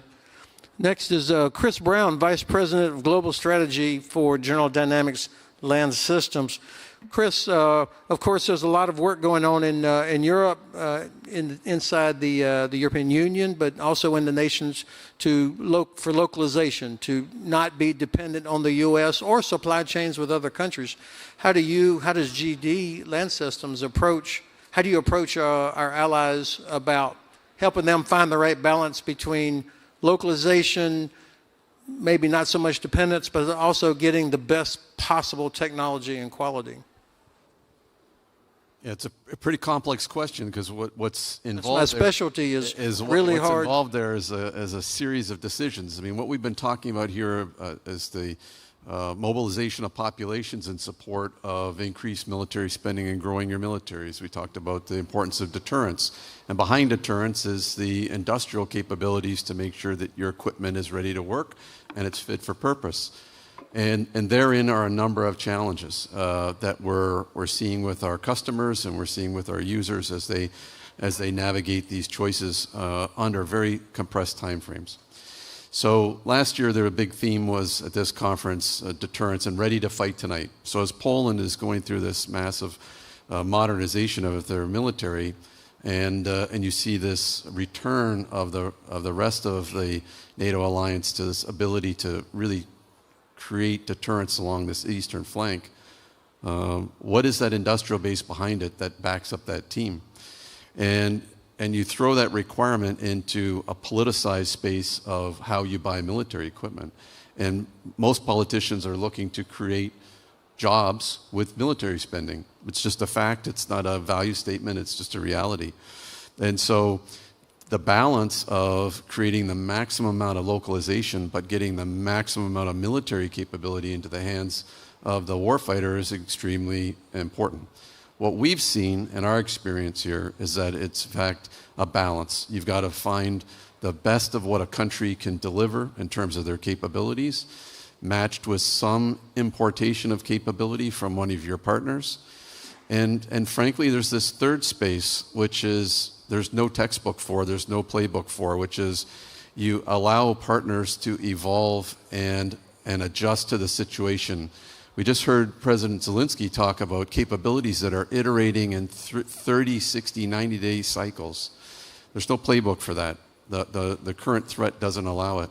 What we're seeing in our industrial space is without formal partnerships or agreements, companies are getting together informally, working problems and solutions, and delivering those to countries like Poland and others so that they can deliver rapid capabilities into their force. But back to the question, it's going to be a balance. It's going to be a balance of what you can produce locally combined with something that you get offshore. And what's most important for countries like Poland is that they've got a capability to contribute back into the alliance. What we're so excited about in our emerging position here in Poland is that Poland is actually contributing deterrence back into the alliance. They're not drawing deterrence from the alliance. It's an amazing achievement that Poland's been able to create in just a short amount of time. Thanks for that. How about technology transfer? Is there a more openness to transferring technology, say, from U.S. companies to customers in Europe and vice versa, or is that a major hindrance? Yeah, so it's all about your frame of reference. There's if you look in this part of Central and Eastern Europe, there was a long-standing tradition of full localization. So if you get a technology data package and you'd build 100% of that capability within your country, there's really in the, I'd say the western part of the alliance, there's no real tradition of that level of localization. There's really no main combat vehicle or fighter jet or naval ship that has 100% content from that country. We are really in a battle on the industrial sense with our adversaries on the with the threat. It's supply chains versus supply chains, and you can see how our adversaries are adjusting their supply chains rapidly, and so the strength is how do you have redundant, complementary supply chains that can manage multiple threats. And so this is where I think a country like Poland has so much to contribute. As we're developing suppliers across Poland for not just the Abrams programs that they're purchasing now, but for other General Dynamics programs around the world, what we're finding are world-class capabilities here. And so I think the answer for localization is you've got to localize what you absolutely have to have, but be pragmatic that it shouldn't be, nor can it be 100%, and have a view to what can you contribute back into the supply chains that you're joining. And there's, I think, not just General Dynamics, but other major primes that are involved here in Poland are experiencing is some of their global capability is now sourced completely from Poland. And I think that's the pattern for the future. Next is Lieutenant General Ducourage. He's the director of the Institute for Higher National Defense Studies. Sir, when I read that our panel was going to be on lever en masse, I had to Google it. I couldn't remember exactly what the phrase meant, but then I remembered being a young major at the Staff College, and it all came back to me. The notion of a lever en masse refers to the French Revolution and the unique ability to change both the character of warfare as well as the origins of soldiers. How does that historical precedent resonate for a 21st century professional French army officer? So firstly, thank you very much for giving me the opportunity to speak on this panel and share our understanding of the changing threat environment. So you asked me about lever en masse. Lever en masse refers to a specific moment of the French Revolution in 1794, when France was facing multiple external threats and domestic uprisings. One motto emerged at this moment: the defense of la patrie, motherland. I see a particular resonance there. When your enemies are closing in, when your core values are at stake, then everybody has to stand up and fight. In 2025, Europe and France are very different. That's true. But history illustrates how peace is fragile. I belong to a generation deployed overseas with UN and NATO mandates. That is really different from standing on your territory to defend it. So in conclusion, I would say we are not on a time of a wake-up call. We are more on a time to change our mindset. So thanks. France has just published its strategic review for 2025. From a threat perspective and rapidly changing geopolitical standpoint, the document mentions Europe's strategic awakening. What do you mean by a strategic awakening, and is this somehow connected to strategic autonomy? So we can observe that wars in Ukraine, Gaza, Sudan, as well as the crisis in Iran, are acute symptoms of global instability. That's true. Here in Poland, we feel the Russian threat very clearly. It puts at risk the European continent. It is not just the war of aggression in Ukraine. It is Russia using all means at its disposal to undermine support for Ukraine and challenge the international orders for its own benefit. More globally, we observe the uninhibited use of force, which can be observed in the Near, Middle East, Asia, Africa, and elsewhere. And the terrorist threat remains very real. So France believes that Europeans have to rely increasingly on their own strengths. There are some doubts about the solidarity of alliances. So we need to bring step by step about a European revolution. Europeans must develop the assets for autonomy and self-sufficiency and achieve the depth, mass, and scale they need. Strategic autonomy means that we devote more resources to our defense and security so that we can collectively take on those responsibilities. What does that mean? It means, firstly, promoting balanced burden sharing for Europe's security. Secondly, pursuing dialogue with the United States for action and the European contribution to the continent's security. Thirdly, referencing NATO's European pillar. It means compensating for the effects of a possible reduced American engagement while safeguarding the continent's security. Together with other Europeans, France will continue to give substance to this pillar by demonstrating Europeans' ability to act for the defense of the Euro-Atlantic area. Finally, acquiring critical capabilities to be able to conduct high-intensity operations independently in Europe and within NATO. Missile defense, deep strike capabilities, suppression of enemy air defenses, strategic enablers, early warning system and command and control. This means being able to move from burden sharing to burden shifting while preserving the cohesion of the islands. Bottom line, we are Team Europe. Sir, thank you. So what you just said gave me an idea for, on the second round, I'll go around and ask each of our panelists to not predict whether or not the U.S. will reduce its presence in Europe, but from a professional analysis, if the U.S. does, what would that mean for Germany, UK, France, Poland, and even U.S. industry?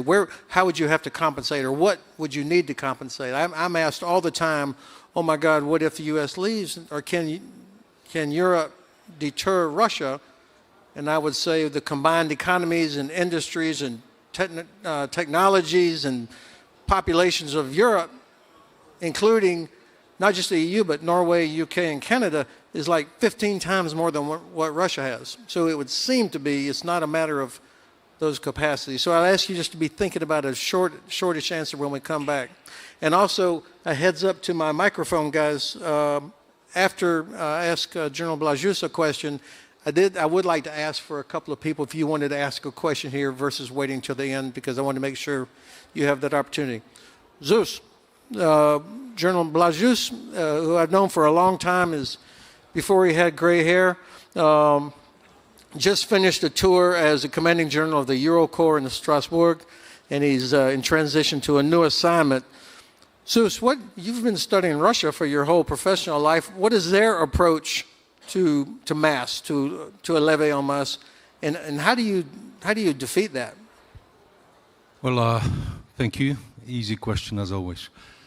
First of all, ladies and gentlemen, the Russian approach, in my opinion, to the creating mass, on one hand, didn't change. When you look how they created and used mass in Finland in 1940, when they invaded Finland, how they created mass at the end of World War II, when despite all the technological innovations, Germany could not basically stand against the Soviet mass.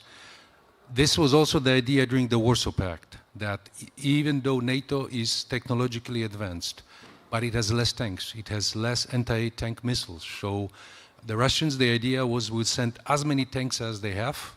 NATO will kill, let's say, 80, 85, 90%, but this 10% will get through. The other example is Ukraine. They are still using a sheer mass to create the effect, paying enormous price quite often in equipment and human. And again, remember, total disregard for their own soldiers' lives. It still didn't change throughout the decades. And this is how Russians are approaching. And they are in Ukraine, unfortunately, making those small gains, few kilometers, once in a while, paying huge price. But they don't care because they still have the resources. They still did not mobilize all of their own reserves. They still are able to manufacture equipment. It's not as high quality as it used to be. It doesn't have all the foreign components as it used to have, but it's still a tank that you need to kill one way or the other. However, on the other hand, what we are observing is because most of the forces are tied up now with the war in Ukraine, the Zapad was on a very low scale, as we all have observed. So what they did, they created another dilemma to show that, okay, we maybe did not send this time a few hundred 1,000 soldiers to the Zapad, did not exercise in a number of locations, but they sent the drones, as you know, the incursion to the Polish airspace, and they showed that, hey, we're still capable of causing you a dilemma. And this is what they are doing. Not having enough mass on this direction, they are creating those strategic dilemmas. The best example is Poland, our Belarusian border. Right now, because of this very innovative, disruptive application of the migration tool, basically weaponization of the migration, because it's a state-sponsored business for Russia and unfortunately Belarus, we have about equivalent of 2 brigades tied up at this border to protect it. And look at the other side. There's not even 1 battalion facing us or threatening. So in a way they are smart. They cannot create mass here for the moment in this direction. However, they are causing a lot of havoc and a lot of trouble for all of us. Drones was one example. The Belarusian border is another one. We hear about the subs showing up in different locations, right?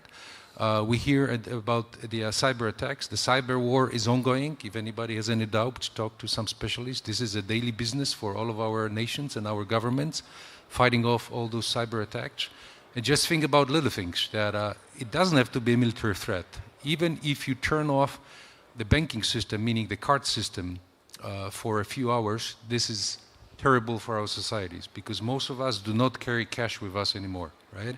So think about it. This system is attacked, it's blocked for a few hours, you cannot pay for the taxi, you cannot buy food, you cannot order anything online.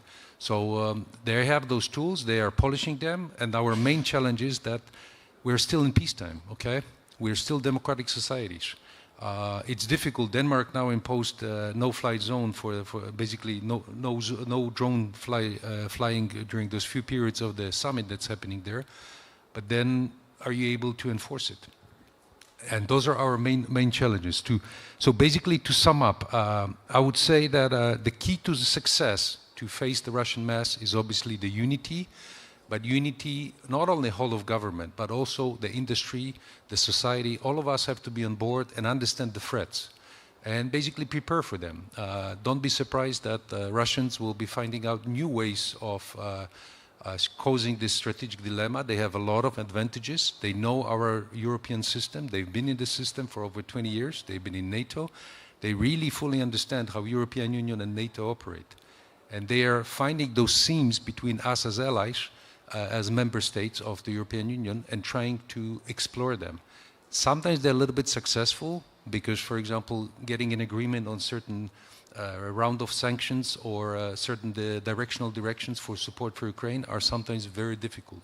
But again, this is a political issue that I will not touch on. So for us, the most important, apart from the ones I mentioned, is flexibility and adaptability. Because the enemy is showing that even we come up with a counter system or how we can counter what they are doing to us, very soon they will find other ways. You heard about the recent attack on the Cisco system, right? Quite successful apparently, that the Russians were able to break in and get some of the data. This is a never-ending story. We have to be prepared, and our societies and governments have to understand that even though we buy state-of-the-art systems, first, the time of delivery, if it's in a few years, they may be already somehow a little bit outdated. Second one, they need to be open systems that allow to first be plugged into the other systems, but also the ones that are easily modernized and brought up to speed. And I think looking at Ben, he's giving me the signals, Zeus, stop. But one last point. Flexibility, adaptability, but everything has to be wrapped in the innovation and enabled with the AI. This is not the future, this is happening. We've seen some of the operations in Ukraine already performed, and in Russia by Ukraine, and at the battlefield, so this is happening. Thanks. Okay, I've seen a couple of hands already. What I'd like to do is, have a microphone guy? I'm the microphone guy. Okay, you go to this gentleman right here, right in front of the camera, and then Ben, you go first. Say your name and your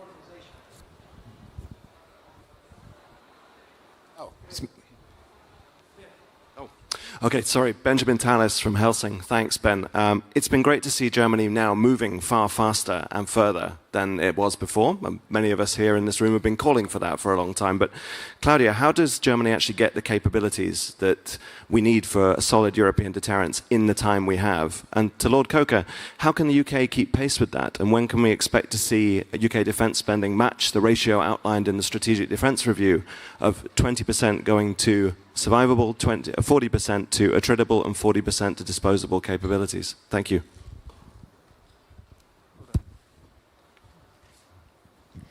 Thanks, Ben. And before I come to that, maybe one general comment, if I may, Ben. Sure. I think there's mostly agreement on the panel. And in the same time, I feel like we lack the urgency. We agree on what we have to do. We also agree we have to do more burden shifting, burden sharing. But at some point, I wonder, we have, particularly if you're now here in Poland, we have a nuclear underpinned war right behind the border. We have an American ally where we don't know whether he wants to be an ally anymore. And if we have that urgency, all what we are discussing is too slow. And we talked about restoring deterrence after the drone incident in Poland. Restoring deterrence means telling the Russians, don't even dare, because the cost you will have are higher than the win you are hoping for. So don't. Eastern Sentry has been sent up in 3 days, which is amazing. 32 allies have to agree politically and militarily. Is Eastern Sentry really deterring Russia? Deterrence happens in the mind of the adversary. Do we really freak out Russia with what we do with Eastern Sentry? If you look at the mix in the Estonian airspace, if you look at the drones in Norway and in Denmark, I wonder. And for me, that is the urgency we need to think about. We are moving, or we need to move from a US-led defense in Europe to a European-led defense in Europe. Hopefully without a deterrence gap. If you look at political leadership, conventional mass, nuclear deterrence, and industry, doing that move from US-led defense to European-led defense takes us about 10 or 15 years if we spend 3.5 or more on defense. Who is doing that in Europe? The Baltic countries, Poland. The big countries are slowly moving there. So sometimes I wonder that in all the debates where we mostly agree, which I already really, really like because it has not always been the case, starting with my country, I think we lack the urgency of the situation. And that brings me to your question, Ben. We all know what needs to be done. It's on the political level, giving the orders, speeding up the decision-making processes. Procurement has changed a little bit in Germany, but it's also to the industry. In some industry, the books are full, but they don't deliver quickly enough. Moving the industry from a culture of excellence, where we did small little things, very fancy, to a culture of mass, where you produce quickly. We haven't really done it. It's not only a political problem, it's also an industrial problem to move quicker. So I think the homework is known, it has to be done. You said short answer, so I stop. That was a German short answer. Okay. Lord Coker. Thank you very much, Ben. Thanks a lot. Ben, I think, as you'll be, well, you know the trajectory. The trajectory of spending has been laid out and will result in billions of pounds just over the next year or two on additional defence spending by April 2027 and then into the next Parliament. But also in the defence industrial strategy we've published, we accepted that we will do all we can to meet the NATO objective of in 2035 of 5%. I think the other thing, just in that, if I can digress slightly, the really important point, Ben, I think, is it's not only defence spending in the accepted sense of the word, it's to do with 3.5 of the 5 is defence, 1.5 is like homeland defence, cyber defence, all of the sorts of other things around security of homeland, which is becoming increasingly important in the new geopolitics and the new threats that we all face. So I think that is an important thing. And the one other thing I think, just to digress slightly as well, I think politicians like me as well need to continue to make the case to our, and I'll speak about the UK public, I'll leave others to discuss with their own countries. But I think in terms of the UK, people like me need to continue to make the case that defence spending and increases in defence spending are important to the people of that country as much as hospitals, pensions, schools and all of the other things. That debate has to be won and argued for as well, and I think that is really important. If you want billions of pounds worth of extra, why spend it on that? And that's why we have to show that the threat to cables, I think one of our colleagues on the panel, the threat to cables and energy and all of those things, the underwater and the cyber attacks, all of those things, they threaten people in their own homes now and will threaten them increasingly in the future. And therefore, the spending that we want, we justify on the basis that it's in the interests of the citizens of those countries. They know that in Poland and on the eastern side of Europe because of the fear of invasion and the fear of attack and what we've seen on the very real frontier of it. We in the UK and others further away have to understand that's why we support the eastern areas of Europe, because they're right on the front line. But we're on the front line in terms of cyber, in terms of energy, in terms of all those things as well. So we have to justify that spending as well as see that we get that increase in spending that we need. Thank you, sir. Right here in the middle. Robert Pszczell, Center of Eastern Studies, Warsaw, formerly NATO. I want to press the panel. This is supposed to be about land forces, right? So, Claudia, all due respect, you know, Germany has a problem fielding 5,000 in Lithuania. You know, France, wonderful modernization, UK, still lowest numbers of land forces. In other words, where are the land forces are going to come from? And the suspicion we have in Poland, it's a very Polish question, is that there is an assumption that, you know, it's essentially Ukraine, of course, Poland, right? And US, when it's still there. And we still have Americans providing the largest numbers on the eastern flank. So without disagreeing with everything has been said, you know, to use the term which is important, I mean, deterrence. Sorry, but, you know, we need land forces, not at the scale of the Cold War, but still substantial. Okay, so this is a fair question. Zeus, I'm going to start on your end, and then we'll come all the way back. I'll give all five a chance to comment. Very briefly, please. What can Poland do to increase land capability? And then I'd ask the same question. Particularly, I think the question is about manning. Fill in the ranks. Zeus. Well, Robert, good to see you. First of all, let me say that I think it's important what the current ComLandCom is saying. We really do not need more land formations. We really need to make them combat credible. We need to make sure all of them have the enablers they need.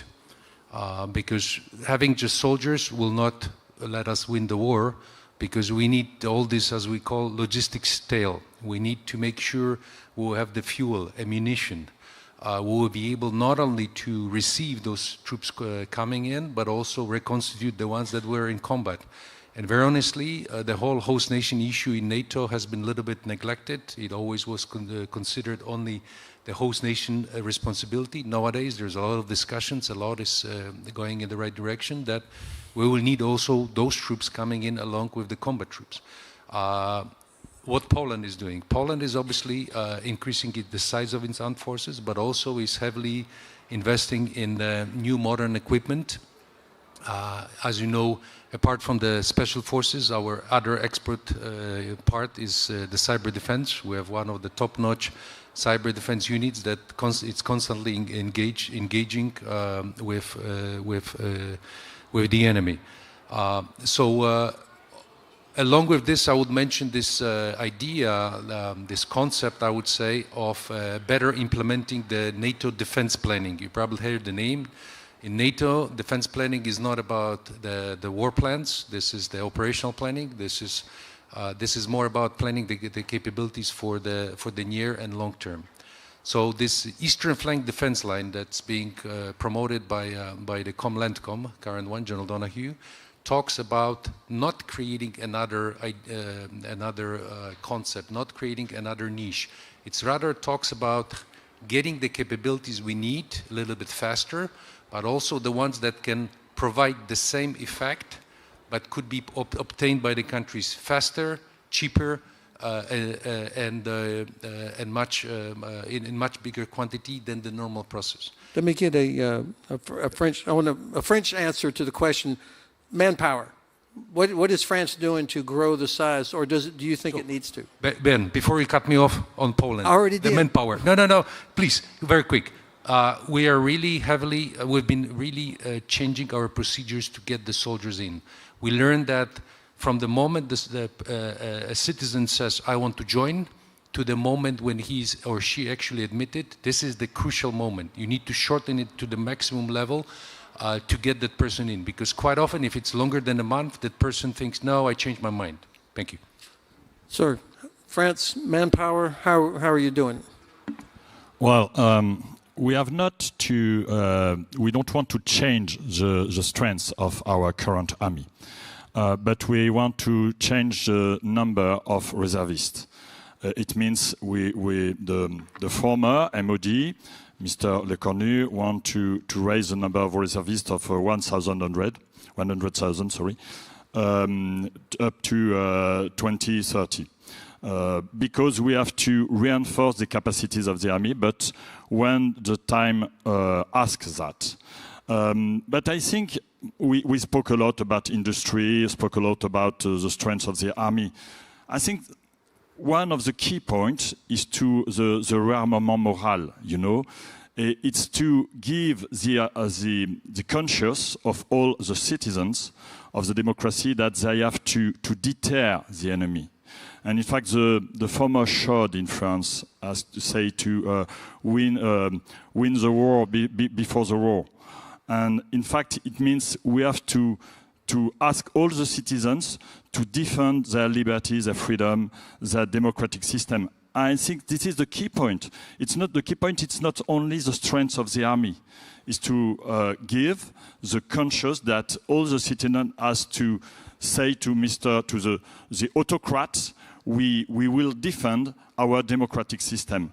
And if we do that, we will be very strong to deter any attack on our territories. In conclusion, I would say that one of our current difficulties is we face an urgency, and we face a long time shift. So we have to manage both this system. We have to ask to the urgency with the drones and so on, and we have to build another European defense system. And it's a difficulty we face nowadays. What's the percentage of female soldiers in the French military? Just ballpark. I think we are, I don't know if it was the third or the fourth army with the high level of female officers, NCOs and private. So I think we enter them on all the level, on all the services, apart the foreign legion. Okay, thank you. Chris, so you have companies in Poland, you have employees that might be Polish employees or whatever that work for GD. Is it the policy, or do you know if they're also reservists in the Polish military or the Romanian military or whichever country where you have a partner, that they are allowed, they don't lose their job if they go to do their reserve duty? That's not your normal purview, but I'm trying to think. I think what I would just generally say that is, as we build out our Polish workforce, we're doing much of our work here in Poland through our partners at PGZ and WZM and Poznan, which is a fantastic hub of armored vehicle technology, great community. We support reservists throughout our workforce around the world, and so whatever army they belong to, whether it's the British Army or the Australian Army or the Canadian and US Army Marine Corps Reserve, they get their full support. But on the topic of mobilization, if I could, and I would just add to the conversation that when you think about mobilization, most countries are thinking about it in terms of personnel and training systems and material and growing that industrial capability. I would argue that it's not just about getting more equipment. So in the context of the Polish land forces and the question that was asked, is it how many tanks do you have, or is it how many tanks are ready to go? Because if your tanks are at 50% readiness or your armored vehicles are ready at 50% readiness, you need double the amount of equipment just to create the same amount of combat power. And so to overuse a statement that I'm sure every general in the room has used is amateurs talk tactics, left flanking, right flanking. Professionals talk logistics. What is the logistics setup behind this modern equipment across NATO, but particularly to the question about Poland? What are the logistics setups that are behind the system to make sure that those tanks are ready to go? And the logistics systems that work best are the combination of maximizing local capability and complementing it with partner capability from outside of Poland. Thank you. Lord Coker. Well, just on the question about Poland, I mean, our colleague will know that there's a new treaty which will be signed hopefully by the end of the year between Poland and the UK, a part of which will be a new defence plan which will seek to address some of the concerns that underline the question that you've quite rightly asked. I would say in terms of British troops, I'm going to see the British troops in Poland tomorrow, meet the US officer who's also working with them as a statement. And in terms of the UK-Poland, which was the specifics of your questions, of course it's about troops, but the strength of the relationship between the UK and Poland, as well as others, I think is a really strong, powerful one, sends a real clear message to Russia, but is also not only about troops, but is about the increased industrial cooperation between our countries, whether it's frigates that we've seen, whether it's the air defence systems that we've seen, or the recent munitions deal that's been signed. These are positive things between the UK and Poland, as well as what we're doing with others. And I'll tell you one thing, I don't want to lose anything on the basis that we can't produce enough. This is not only a war of the numbers of troops, it's a war and a battle about industrial production. And we've got to actually step up with respect to that as well. And our colleague from General Dynamics, many of you in this room and others, we have to win that industrial production issue as well. And the cooperation like there is between Poland and the UK, but between others, is a really good example of how we do that. I completely agree, and I like this emphasis that Ukraine has placed on, or the resistance to lowering the draft age to get more bodies out there, because I think the Ukrainians know this is not only about their long-term future, but also the industrial side. And the Army put a lot of pressure on Franklin D. Roosevelt in 1941. They wanted 200 divisions. Roosevelt knew that it was going to be about air power, sea power, and industry, and so he kept the Army at 90 divisions, less than half of what the Army wanted. So it's not just about manpower, although, Robert, I do appreciate the point of your question. Claudia. Manpower in Germany. Germany even just introduced some kind of what we call the Swedish model, a half-voluntary model, to actually have a bigger army. I guess, or it's pretty clear that this halfway voluntary system is not going to be enough. So I think we prepare already mentally for going back to conscription once the whole country understood it. But I would also say this is not enough of an answer. If we agree that the threat is not only military, the military is evident, but the whole panel agreed that there's a huge threat in the grey area between war and peace. It's the cables, the drones, and all that. Then we don't only need soldiers, we need some kind of resilience or other elements. So you need a defense, a deterrence and defense for the military aspect and for the non-military aspect. So then you would actually need to think about a national service for all genders and also, and I say that consciously, all ages. Because why should only the young generation and only the boys go into the military service? If it's an all-comprehensive threat, then we have to find a comprehensive answer. Last tiny point, Ben. We talk about quantity here. We need more mass, we need more equipment, all that. If we take this idea seriously that we have to move from a US-led defense to a European-led defense, or we have to do a burden shifting, it's not only about quantity, it's also about quality. Our defense, as we think about it in Europe, has an American DNA, thanks to the Americans. They helped us to develop a certain way of deterrence and defense. If we Europeans have to do more of that on our own, it's also about rethinking our concept of defense and think about how a genuinely European way of deterrence and war would look like.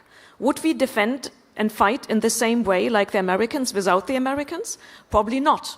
So it's not only about quantity, so many tanks, so many soldiers, so many planes, so many drones, looking at you, Ben. It's also about the DNA behind. It's about the quality. And I think that's the biggest homework, to agree and define a European way of war that looks about political leadership and the way we organize deterrence and defense. Well said. We're in literally our last 2 minutes. This gentleman, you got to make it super, super short, and tell who you want to answer the question. He's right there in the back in the middle. He was the first one with his hand up. Okay, very quick, please. Arslan Suleimanov, European Academy of Diplomacy. First of all, thank you so much for the panel. And my question is to Lord Coker regarding, again, Britain's capability and capacity to withstand deterrence, because we all know that there was a... Short question, please. Yes. Strategic partnership agreement between Britain and Ukraine. So do you think Britain would be able to maintain deterrence in the absence of the European single market? Does it mean that there will be more bilateral treaties signed with the European and other NATO partners? Thank you. Thank you. We have 1 minute and 28 seconds. Well, just very quickly, I mean, we are absolutely committed to the defence of Europe, and we will make good that commitment, and we are making good that commitment, and we'll make good that commitment both to Ukraine and to NATO, and our actions I think have demonstrated that. So the short answer to your question is yes, but it's a very important question. But the UK are determined to do that with our European friends, whether it's through NATO as the overarching framework, whether it's through the complementary arrangements that we talked about with Jeff, or the individual bilateral relationships. But in the end, it's all complementing that defence of Ukraine, but also the broader NATO framework. Thanks, Lord Coker. You can all go home. You'll not get a better panel than what you just heard the rest of the conference. Thank you very much.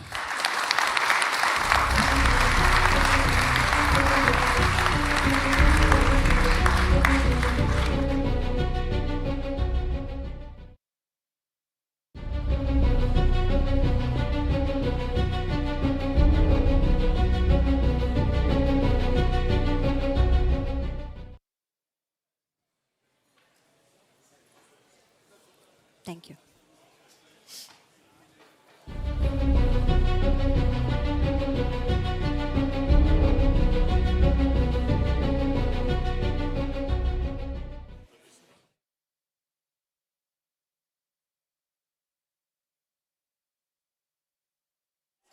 Just let me know when you want me to speak.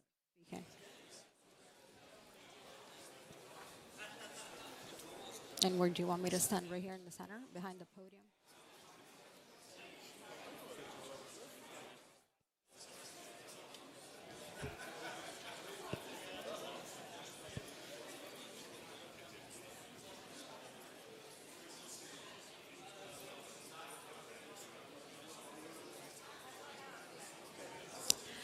Great. Well, thank you to General Hodges and to the distinguished experts that just enlightened us really with such a passionate discussion on the first panel of the day right here on the defense track on what is needed both politically and militarily to rebuild the land dimension of Europe's military power, including the French, German, and British perspectives on burden shifting and burden sharing.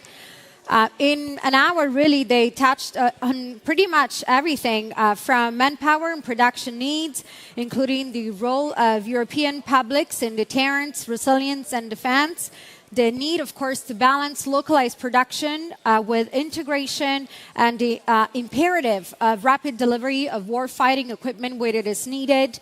The capabilities still needed to conduct autonomous European high-intensity operations, weapon systems and strategies needed to defend against both traditional and emerging threats. Clearly, in all of this, is not just a matter of thinking through the military needs and perspective, of course, the political needs and perspectives, but as all of our panelists highlighted, the industry perspective is crucial in all of this. So in the next segment, we will hear from three representatives of the Warsaw Security Forum, general industry partners.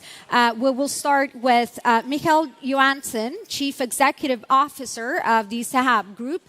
Please join me in welcoming Michael to the stage.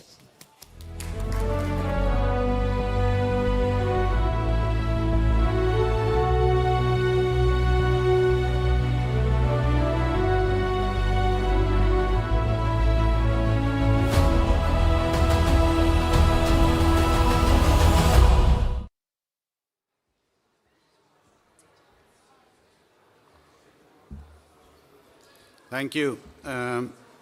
Ladies and gentlemen, pleasure to be back here in Warsaw, of course, also this year, and have the honor to make a few brief remarks on how I see the world and specifically in Europe going forward. This is tremendously turbulent times, which will be discussed 1,000 times, of course, in this conference, and this is not only true for Europe, but also globally. But of course, I will try to sort of consolidate my thoughts on Europe and the urgent need for how I see how we can strengthen our defense capabilities. We have major challenges. It happens every day. Aggressive Russia constantly tries to disrupt us. Either it's our lives or disagreements affecting elections and testing us all the time. And we've seen lately this happening in Poland, in Romania, in Estonia, but also now lately probably in both Sweden, Denmark, and other countries as well. So this is for real. But there are encouraging signs as I see it. I must say that NATO is really stepping up in the Northern Europe and reinforcing our defense forces, of course, also on the eastern flank. And what I care a lot about is, of course, the Baltic Sea. And in the defense industry, I see extremely strong commitments. I'm also the chair of AST, the Association in Europe on Security and Defense Companies and also Commercial Aviation. And we are increasing our production dramatically as we speak. So it's all about capacity, of course, but also investing heavily in new technologies, embracing new technologies to make sure that we have the capabilities for the future. So many things are in progress. Am I completely comfortable what we are doing enough? Not really. We can probably do more, even though we are honestly taking a lot of risk now as industry, I would say, in the context of long-term agreements or commitments. But we need to do more. And I don't think one should underestimate sort of NATO and the European perspective of things. This is a continent with this extremely strong economies if we take everything into account, and we represent also world-leading defense companies and also strong defense forces, so we shouldn't just look upon things as being sort of negative. Now, it's all about Europe, but I must underline that my view on the transatlantic link and that bond is really vital. We need close cooperation with the US and the United States and their industry.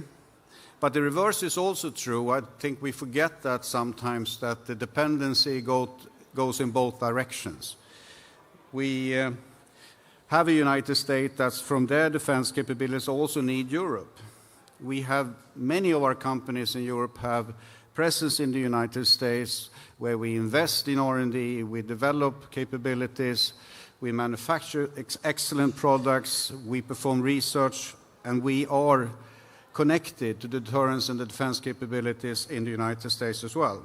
So this sort of, I don't believe, I'm sorry to say this, if there's a big French coalition in the room, but I don't really believe in the pure strategic autonomy. I really think it's not either or. Then it's no question about that we have to take a big responsibility ourselves for our own security in Europe. That's absolutely true. So, as many NATO representatives have said, we will never have a strong defense and deterrence if we don't have a strong defense industry.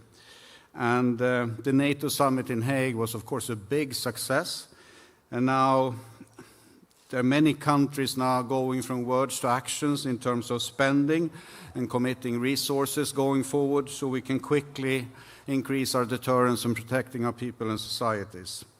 I just hope that sort of this time schedule of 10 years now, from 25 to 35, doesn't mean that we backload this expenditure so we still have a similar sort of thing that we saw with the 2%, but now it's 3.5% or 5%, depending on how you look upon it, but it mustn't be too late. And I see different views on that from different countries in Europe, as you know. But it's also true that the European Union is really stepping up to find incentives and initiatives to do more alignment of requirements, to do more common acquisitions, and the SAFE instrument will be discussed a lot, I think, during this conference. It's already almost been fully booked to use that SAFE loan investment as an instrument. But also the EDIP is a very important thing going forward if we can get countries and industries to work together. Because if countries align requirements, industries will come together. We will see consolidation and joint ventures in Europe, and we will see less fragmentation. But of course, industry needs clarity and long-term commitments and understanding sort of what is the capacity levels that's needed long-term, what are the technologies that we should embrace going forward. And I must say that the risks we are taking to some extent now are sort of not based on really long-term commitments, building new factories, investing in many countries as we speak. We need to have that discussion. What are actually the deterrence levels we are prepared to pay for in the European continent going forward? Because it's an insurance premium that we have to agree upon. If I move to Poland, which is an incredibly important country to us as a company, we share a lot, of course. We share the challenges, we share the same geographic position, we share the Baltic Sea, we share the assessment of the threat environment, and we have lots of alignment when it comes to innovation, entrepreneurship, and responsibilities here. So it's Poland and Sweden to start with, but the Nordics, the Baltics, the NB8++, whatever you call it, including maybe Germany and UK, have very common view what we need to do going forward. So we see emerging coalition of willings. Over the last 20 years, we have been a partner to Poland, and we have a strong record of very successful projects. And for those of you who do not know what we're doing, and I'm not going to do a complete company presentation here, we have airborne early warning in the country. We're building SIGINT ships together with Polish industry. We have underwater unmanned capability in Poland. We do combat training center used by NATO. And we have also support weapons in the country to a large extent. And our Prime Minister Ulf Kristersson and Prime Minister Donald Tusk signed an agreement now in November 24. And since then, this partnership is really growing and deepening as we speak. And of course, Saab, Sweden has an unproportionately large defense industry for its population. So for us as a company, Saab, we of course, it's a win-win to us to find hubs in Europe to grow our engineering capabilities, but also our manufacturing sites to create redundancy and capacity. So this is a DNA of our company, the cooperation in the global market. And at the 2 weeks ago at the MSPO, the exhibition, we signed cooperation agreements with varying different Polish companies, both when it comes to existing programs, but of course, as you probably know, we're fighting hard to sort of be selected on the future Orca submarine program going forward, because we do manufacture conventional submarines. So in essence, this is one of the hubs, one of the countries I go most often to. I travel here a lot, and this is one of our most important collaboration partners. We have many more in Europe and US as well, but this country is probably the one I travel most frequently to. So I look forward to more visits and more investments and more partnerships, and that will of course translate into not only defense capabilities and strong industrial relationships, but it will be very important for also the alliance and Europe going forward. So that's how I see it, and thank you for your attention.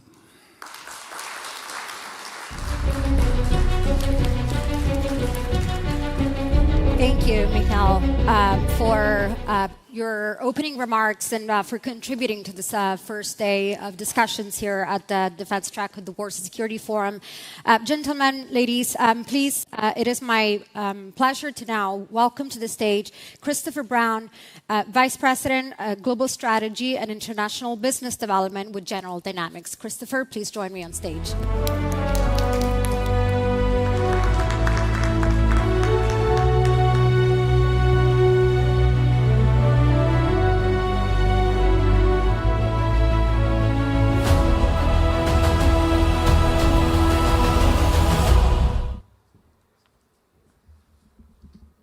afternoon, everybody. Thanks for sticking around. I see just a little bit more choice in seating versus the panel. I understand that for many, these contractor presentations are paid commercials and they leave the room.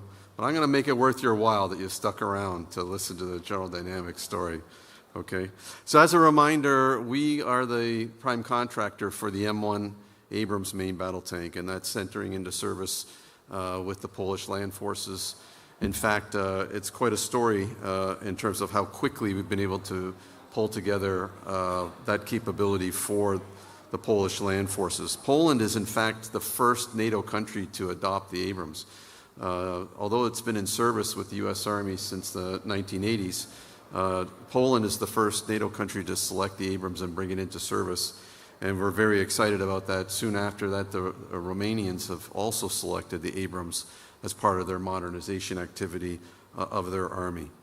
So we also make the Stryker wheeled combat vehicles for the U.S. Army and a number of NATO countries. We make the Ajax tracked combat vehicle system in the UK, and we're looking to start exports of that system. And of course, we also make the light armored vehicle in service with a number of countries, including Canada, the U.S. Marine Corps, and others. So last year, I gave a quick presentation on the topic was ready to fight tonight, and it was really about the dilemma of making sure that when a country like Poland invests millions, billions of dollars in modernization, the equipment that they have has to be ready. Because if it's not ready when you need it, then truly what is the deterrent effect? And I think you heard on the panel, the conversation was deterrence is in the eye of your adversary. And if they don't believe that this modern equipment that you've spent so much money and time and treasure to bring into service, if it's ready to go when you need it, then you're going to be pressured, you're going to be tested, and it won't be there when you need it. So we continue on this journey of trying to establish the ecosystem here in Poland to ensure that Abrams and any other of our capabilities that we bring into the Polish land forces are in fact ready to fight tonight.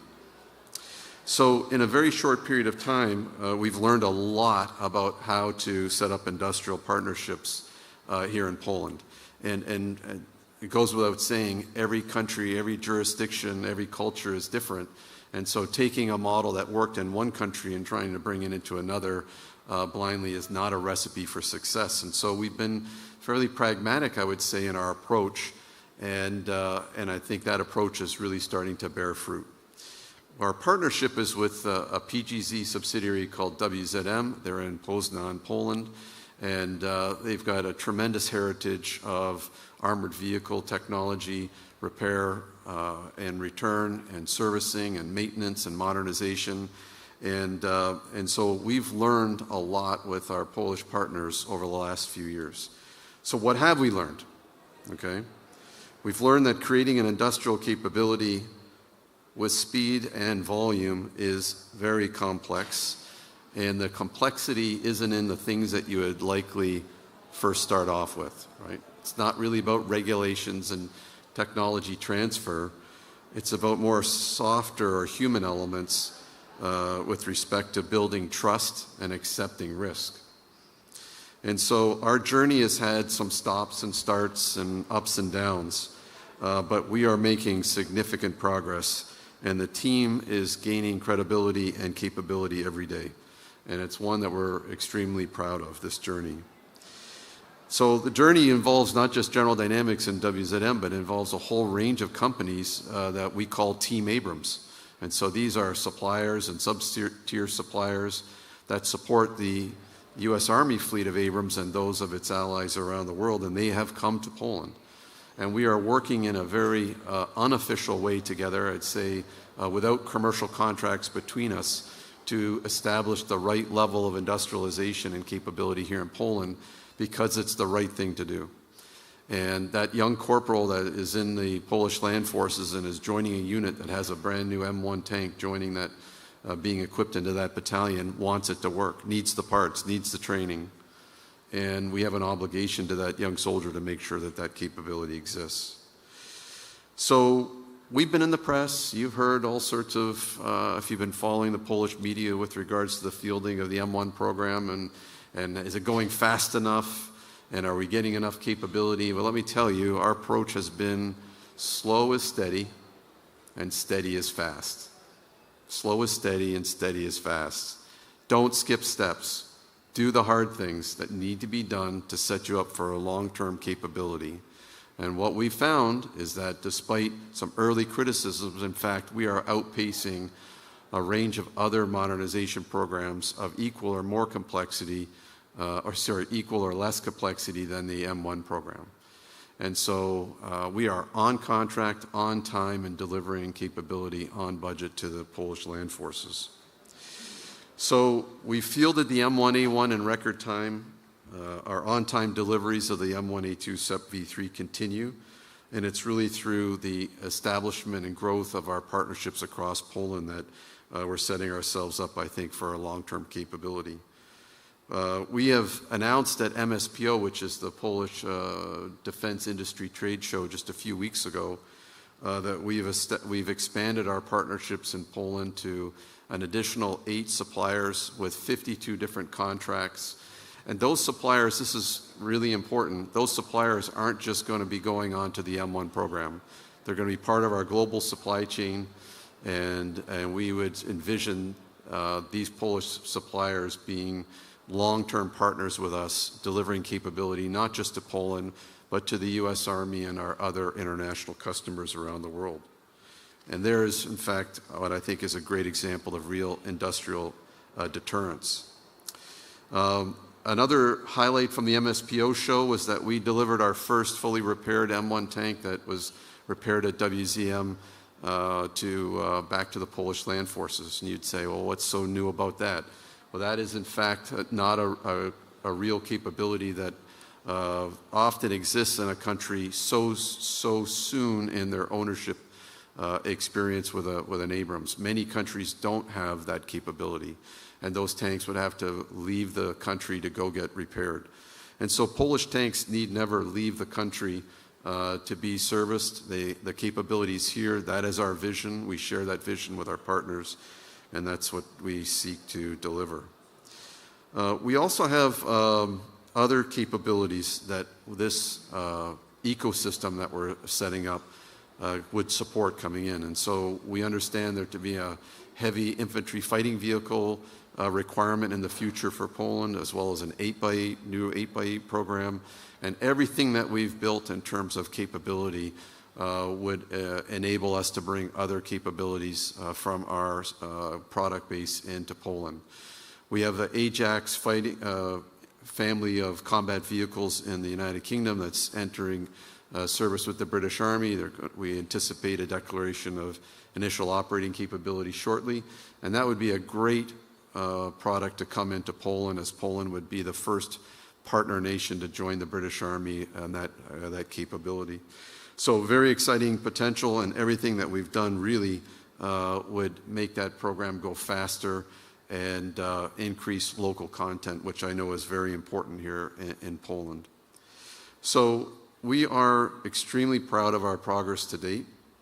All of our achievements in terms of industrialization and localization here in Poland have been done without any offset requirement. We have no localization requirement here in Poland. The reason General Dynamics is so aggressive in trying to create this capability is it's the right thing to do. There's world-class capability here in Poland. It strengthens our supply chain. It builds second sources of supply. It strengthens the industrial deterrence of NATO, and we are extremely pleased of what we've been able to advance and achieve. This conference has always emphasized the importance of partnerships. You heard it with the Prime Minister's comments this morning, with President Zelensky's comments this morning. And I think it's because Poland knows the importance of who will be by your side when you need it most. And General Dynamics is pleased to be here in Poland and by the side of the Polish land forces on their modernization journey. So thank you for your time, and have a great rest of the conference. Thank you.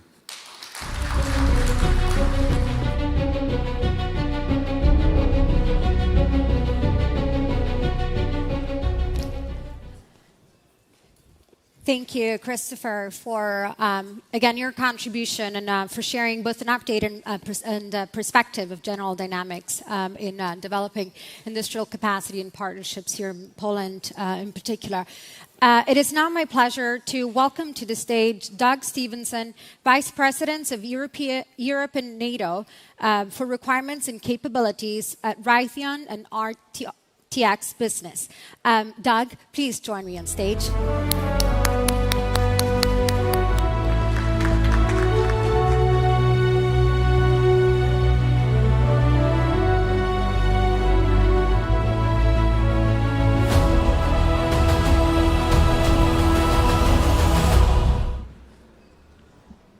Is a bit taller than me.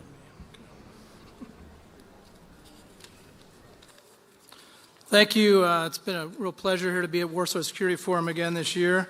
I'm proud to say that I actually attended and supported the first Warsaw Security Forum over a decade ago. So it's good to see a lot of friends and familiar faces here over the years, and it's fantastic to see how this event has grown to be such a world-class and one of the leading global security events in the world.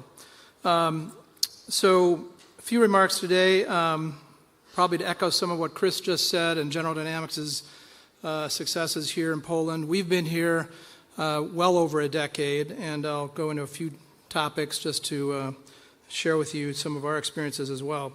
Again, I lead the business development efforts for Raytheon across Europe and NATO.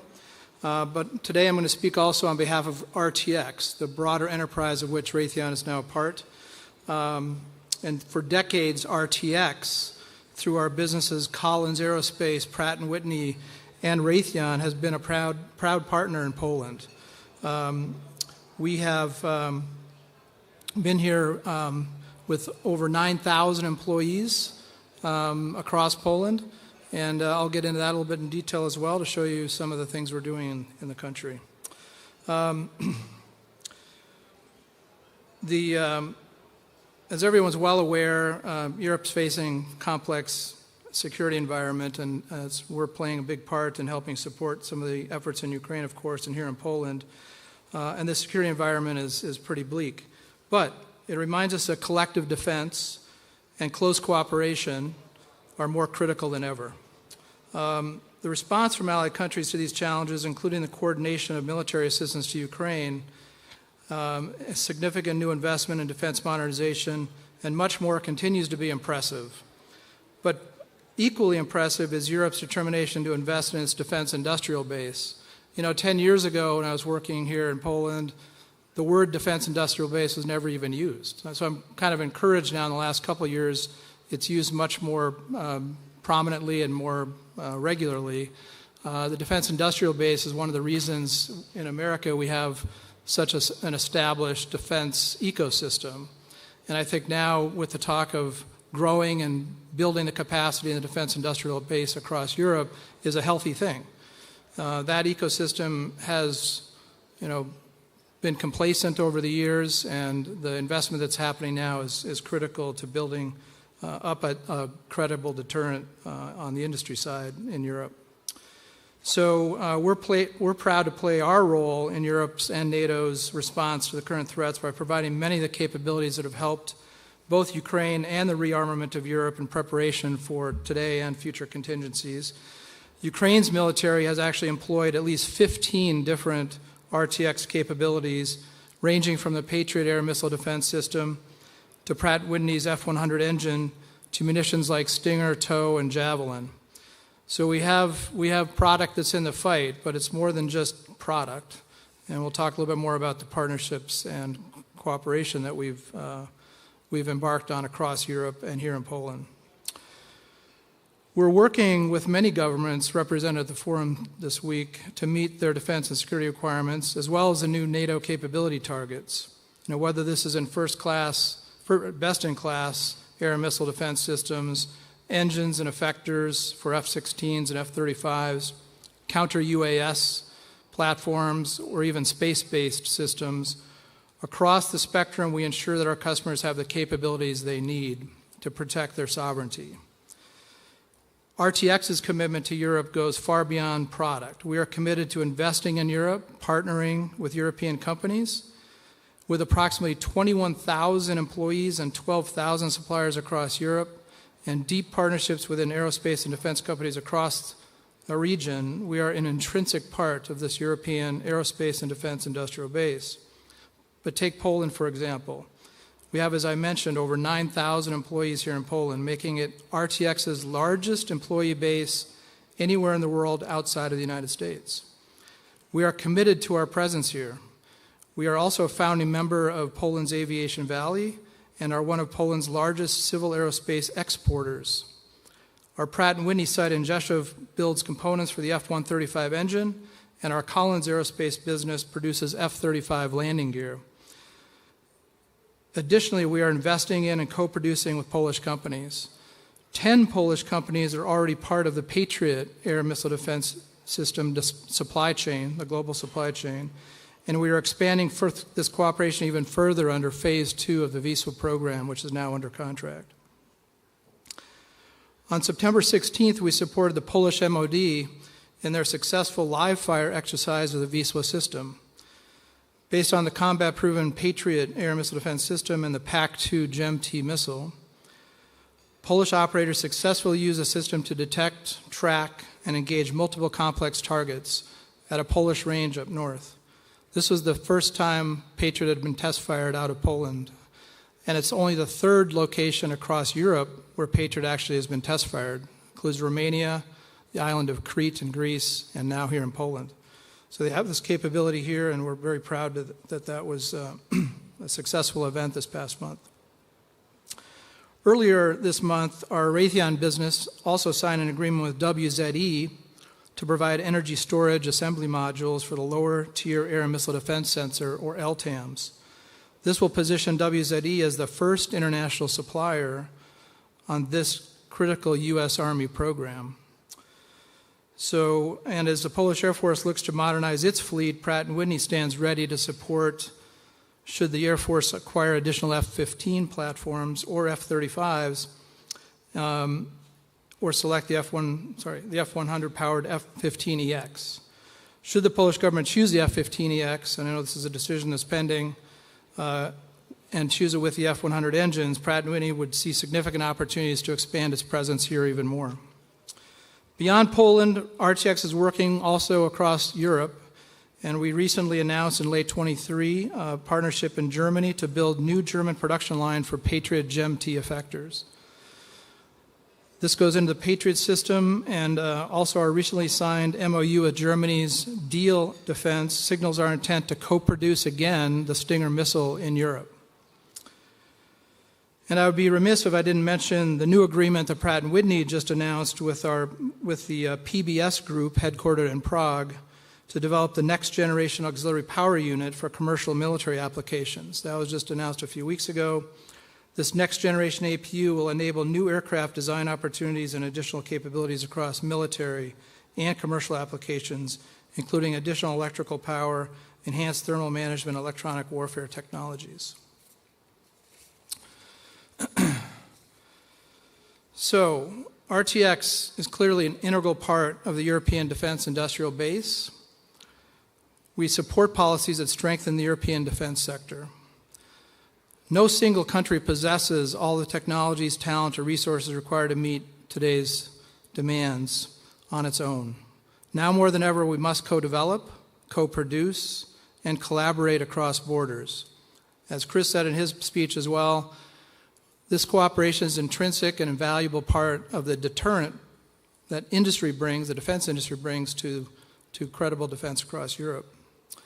But this requires leaders on both sides of the Atlantic to foster policies that encourage openness and partnership. In today's security environment, cooperation is essential. Welcoming U.S. industry partnership and participation in EU and NATO-led initiatives where it helps deliver the right capabilities more quickly can complement Europe's own strengths and ensure governments have what they need when it matters most. This is such a critical element of the deterrence that many now are looking for and was recently addressed by the NATO Secretary himself. Without a credible industry and defense sector, there is no deterrence. So investment across the transatlantic partnerships, I think, is the fastest way to get there. And we're proving it. So, as governments and industry look to collaborate and find new ways to defend democracy and our allies and partners, it's really great to see everyone come together here at the Warsaw Security Forum and look for ways to collaborate. Please look out, for me in the hallway and some of my colleagues. We're happy to talk to you and engage and look forward to connecting. Thank you very much.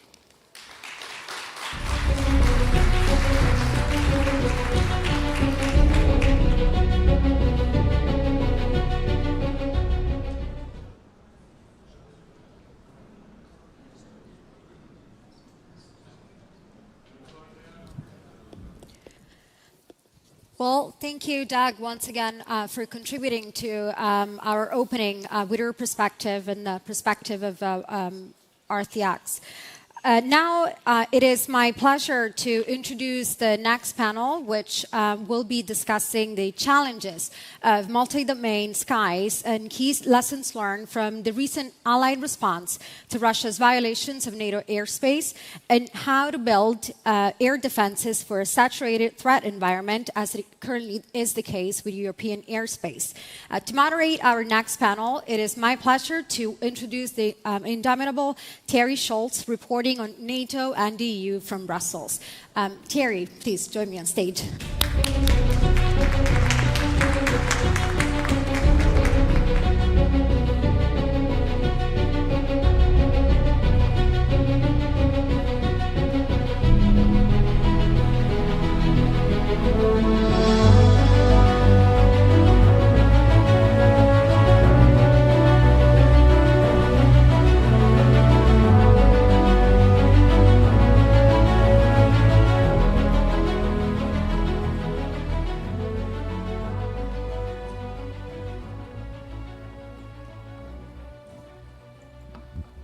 All right. Thank you very much, and thanks to everyone who is choosing this panel out of all of the very impressive offerings that are happening at this very same time. I don't know where I'd be if I wasn't on stage, so I appreciate you joining us. My name's Terry Schultz. I have been covering NATO for more than the last 15 years, and I'm really privileged to host this panel. Ben Hodges said the panel he just moderated was the best one you're going to get at the conference, but I beg to differ, and the challenge has been set. So, multi-domain skies, building air defenses for a saturated threat environment. That was a mouthful of a panel title, but we're going to break it down and really explain what's happening in our skies, in NATO skies at this very moment. We will also be taking questions from the audience, so be thinking of what you want to ask my panel, starting with General Ingo Gerhardt. He is the head of NATO allied JFC Brunsum. Ben Hodges, which everyone everyone in this room knows him, former commander, U.S. Army Europe. Brigadier General Michał Marcinek, Deputy Chief of the Armament Agency Poland, on my left here.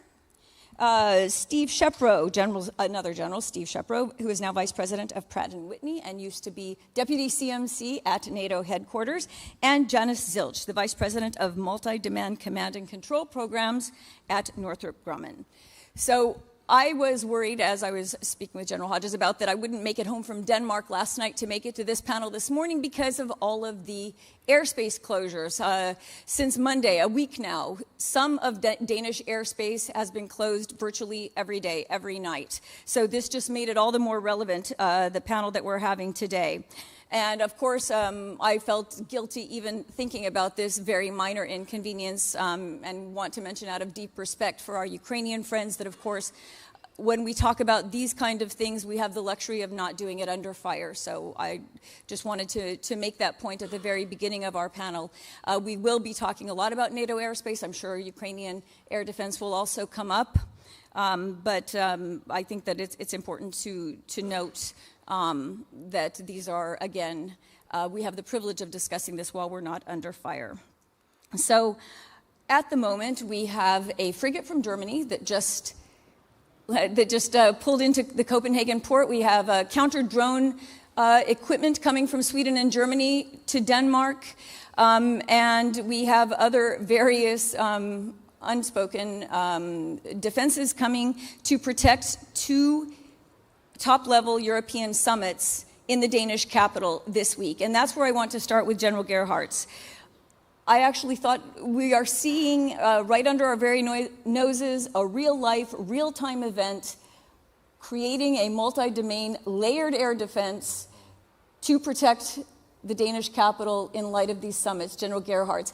Is that in fact what's being assembled here? And if so, is the very point of this panel that that wasn't in place already and it needs to be? Well, Terry, and first of all, hello to everybody. Multi-domain is key for that challenge. When I start with the incursion we have seen from drones here in Poland a couple of days ago, a couple of weeks ago, the good news about it, we did something. So at least it was mainly Dutch F-35 together with the Polish F-16s that NATO was able to take down some of the drones.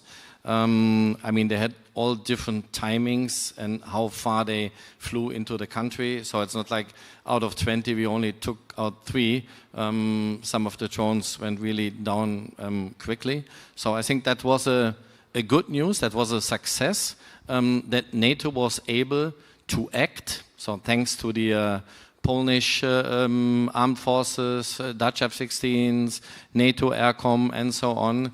But we all know there is a however to it, and the however is we cannot afford to shoot down $2,000, $3,000 at cost cheap drones with missiles worth $1 million. We all know that. So that's not efficient, and so we cannot, or we could not sustain it in case we have to.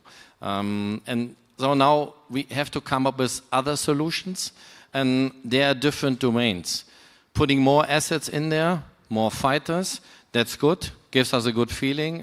It signals that NATO and the countries can react, but we need other equipment even more. We need low-cost sensors, we need low-cost effectors for that, and that is multi-domain. Having some air assets, some assets, for example, low-cost sensors, acoustic sensors, they are on the ground. I was here in Poland last Monday visiting JTEC. That's the Joint Analysis Center, which we came up after the Washington summit to put Ukrainians and NATO under one roof, because we can really learn, especially from Ukrainians in that sector, how we deal with that challenge. How can we field with innovative companies, with technology which is out there as soon as possible to secure our space. And I see now a lot of engagement. You heard the European Union, the President called about the drone wall. NATO come up with the Eastern Sentry. Now you see some national activities as well. Now it's really, really important, and those activities are in different domains, land, air, cyber, and so on, to kind of complement, to synchronize all those actions. That is now really, really important. And yes, you might say, why now? Why not before? Why not in years before? You know, before I took over this position in NATO, I was service chiefs in the German Air Force for 7 years, and always explained to the politicians, we had a declining budget line for more than 3 decades. So that was a lot of years where we didn't spend at all the money we needed. And now you cannot weigh between I need a counter small US system and therefore I don't buy a long-range fire artillery system. At the end, we need everything. We need to be capable of defending ourselves in all the different regions.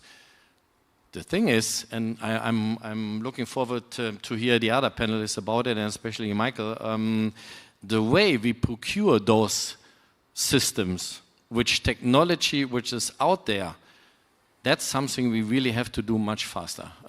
Developing a 6th generation fighter aircraft Or the next generation battle tank, yeah, that takes years, takes time and money.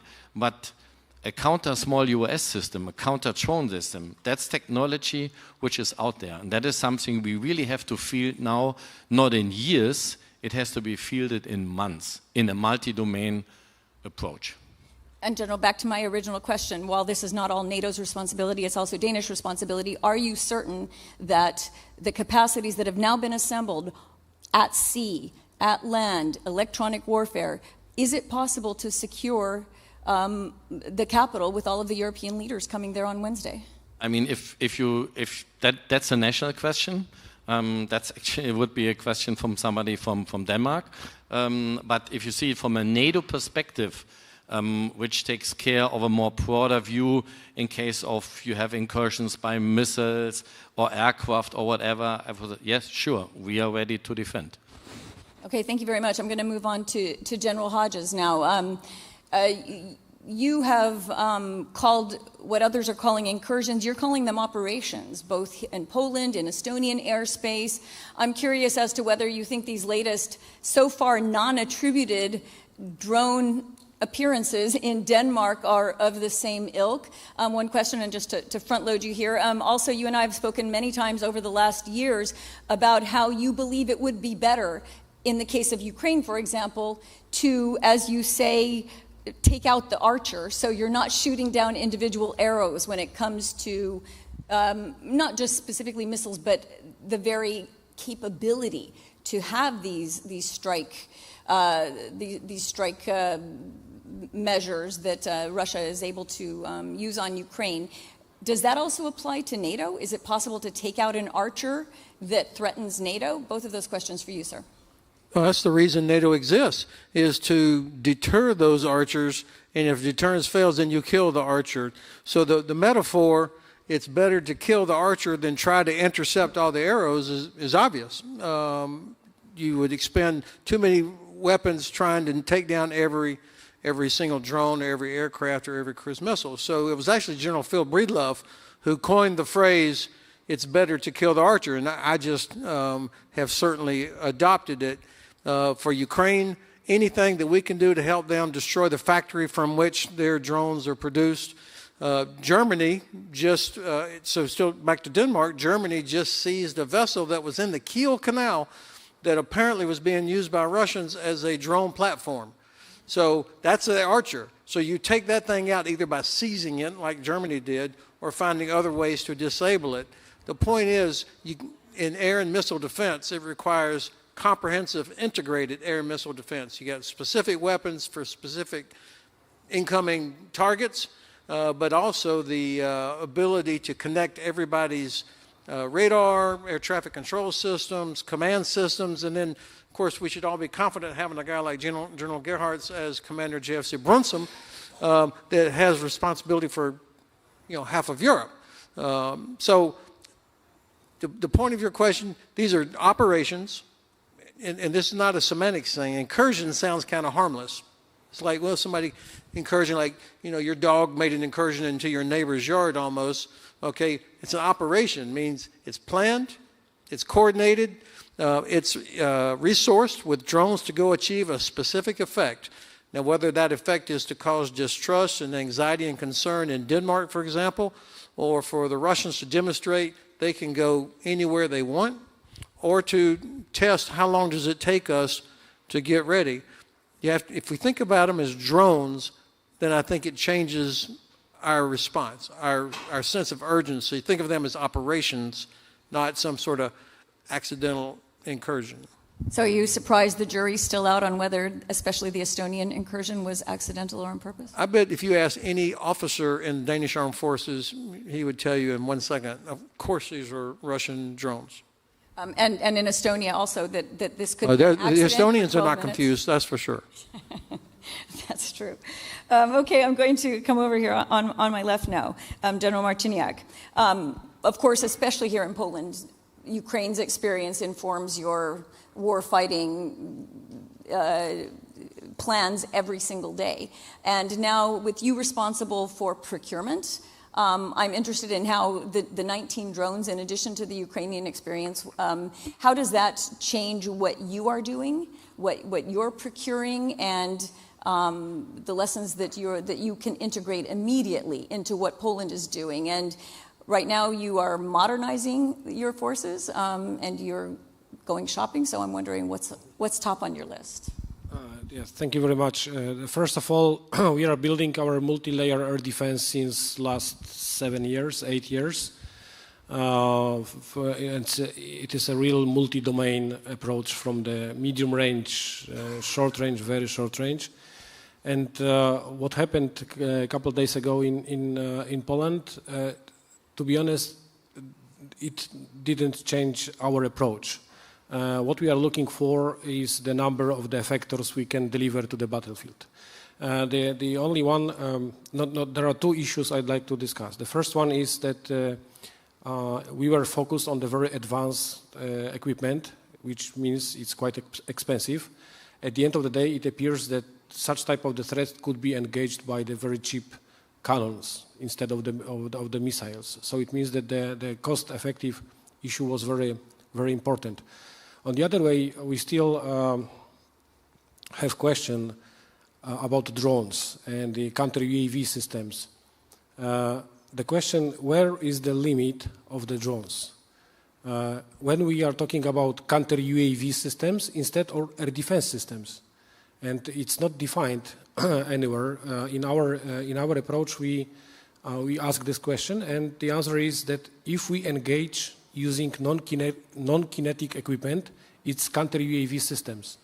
When you have to use kinetic system like the cannon, missiles, or whatever, it's air defense. And air defense is well known, defined, and it has rules since I remember. So, and of course there are some limitations, because if we name Shahed as a drone, why we shouldn't name cruise missile as a drone or ballistic missile as a drone? It's the same drone. And I cannot use the jammers against the Shaheds because it's not that effective. So the question, I think this is the good lessons for the NATO, to say, okay, when up to which point we are talking about counter UAV systems, and when we are starting discussion about standard air defense. And this is what we are doing right now. We just launched the urgent operational need to acquire a lot of kinetic systems and deliver it to the air defenders, not other services, to air defenders to manage and to engage in case of. The problem we faced with in counter-UAV systems was that we delivered systems with the jammers to the units. They don't know the third dimension. I mean, air defender has to define not only land, but air as well. So this is the third dimension. And there was a problem to absorb the knowledge about targets, not having imagination about third dimension. That was the reason we decided to deliver any type of kinetic systems to air defenders, because they completely know how the system works. So this is the way we are doing. And as I mentioned, we are not changing our approach. We need to speed up with delivering in the iteration mode. I mean, I'm not thinking about, Star Wars equipment. If I get the cannon with the proper sensor and I can engage, it's good enough. The next couple of months, I will deliver more and more and more. So this is the question. This is the issue we are trying to speed up the process. And you don't have the luxury of deciding which system is top of your list then. You need all of them. I have 5 systems on top of my list. Okay. And all are very important, because you cannot deliver a SHORAD system to the battlefield not thinking about medium range, because your enemy exactly knows what's the limitation of the systems. So if you deliver, for example, system for 25-kilometer range, or let's say 20-kilometer altitude, it means that 20 kilometer plus 100 meters they can fly over. So this is the reason why we need to think as a multi-domain, as a combined synergy between all this stuff. And the problem, of course, is how to manage how to create C2 or how to create procedures which will manage from the Patriot system up to the jammer. So it's a technical challenge, but I believe that we are doing it in the proper way. Okay, and General Shepro, that this leads very well into what you were going to speak about, and that is, what is the place for manned defense? Of course, as we've discussed and as became very obvious, you can't use fighter jets to take down these 500-euro drones. So what is the role in multi-domain layered air defense for actually manned aircraft? No, thanks. Actually, you can use manned aircraft you can, to take them down. You just need a lot of them. So that's why the mix is so important. So you're right. This question dovetails very nicely with General Gerhardt's and General Hodges. And I'll just repeat a couple points from what they said. First is the integration piece. It really is like General Marcinek said, it's really a multi-domain approach, and you have to make sure that all of your systems are networked, right? And the ability to cooperate together. And that's what NATO does well. I mean, we've been training at this for decades. It's been NATO's strength, the ability to interoperate across allies and across systems. So that's worked well. And I think on September 9th, Dutch F-35s, Polish F-16s proved that well, working with the Italian AWACS. I think the second piece is really the readiness. Ben talked about the incursions. But really, if you want to deter a threat, you have to show yourself ready to persist, to go back again and again. I mean, we're sensitive as Pratt & Whitney because we've got the engines on both the Polish F-16s and the Dutch F-35s. So we have to support that readiness. But it's not just they're ready to go out and engage and network with all these other systems. They've got to be able to go back and regenerate again and again, because it's not just stopping your neighbor's dog from going into your yard once that's going to deter. It's the ability to continue to be able to keep the dog from going in or killing the owner if it comes to that. That's the business we're in. But that's how you deter. I would say the final thing, too, is that as you look at drones and you look at aircraft and their communication together, in the future, you've got to look at the power behind it. In other words, an aircraft doesn't only generate thrust, it generates electricity. And that's important because, like in Poland's case, in General Marcinek's case, as you look at advanced sensors and the ability to improve your reach, the ability to improve your networking, that demands a power draw. And so you really have to look at the ability, in the case of a jet, the power plant, to be able to provide that power to enable all those systems to operate. Thanks. And I think that's, again, Janice follows nicely. It's almost like we organized it this way. Janice, to talk about the other strike measures that are possible, which Northrop Grumman is developing, including with Poland. You have a very intense cooperation with Poland, so that's another good example. And so talk about the other strike measures that your company is developing. Thank you, and I just wanted to say it's an honor to be up on this panel with all of y'all, and thank you for the time today. So when you think about the complexity, right, of these strike measures and the fact that the diversification and the quantity absolutely affects the IAMD systems that we have, right? But we can't have this one giant impenetrable shield that comes at infinite cost. That's not sustainable, right? So when you think about the effectiveness, you think about three things. Think about, does that warfighter have the decision space that they need? And do they have the ability to make the decision first, right? Super important.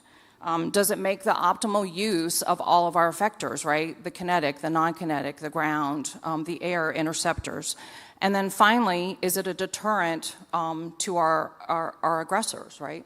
So from that perspective, Poland, I very much applaud Poland's acquisition and foresight for buying and procuring the IBCS system, right? It's with phase 2 with the Wisla medium-range air defense program and the NARIV short-range air defense program. That's going to create the largest target air and missile defense system within NATO.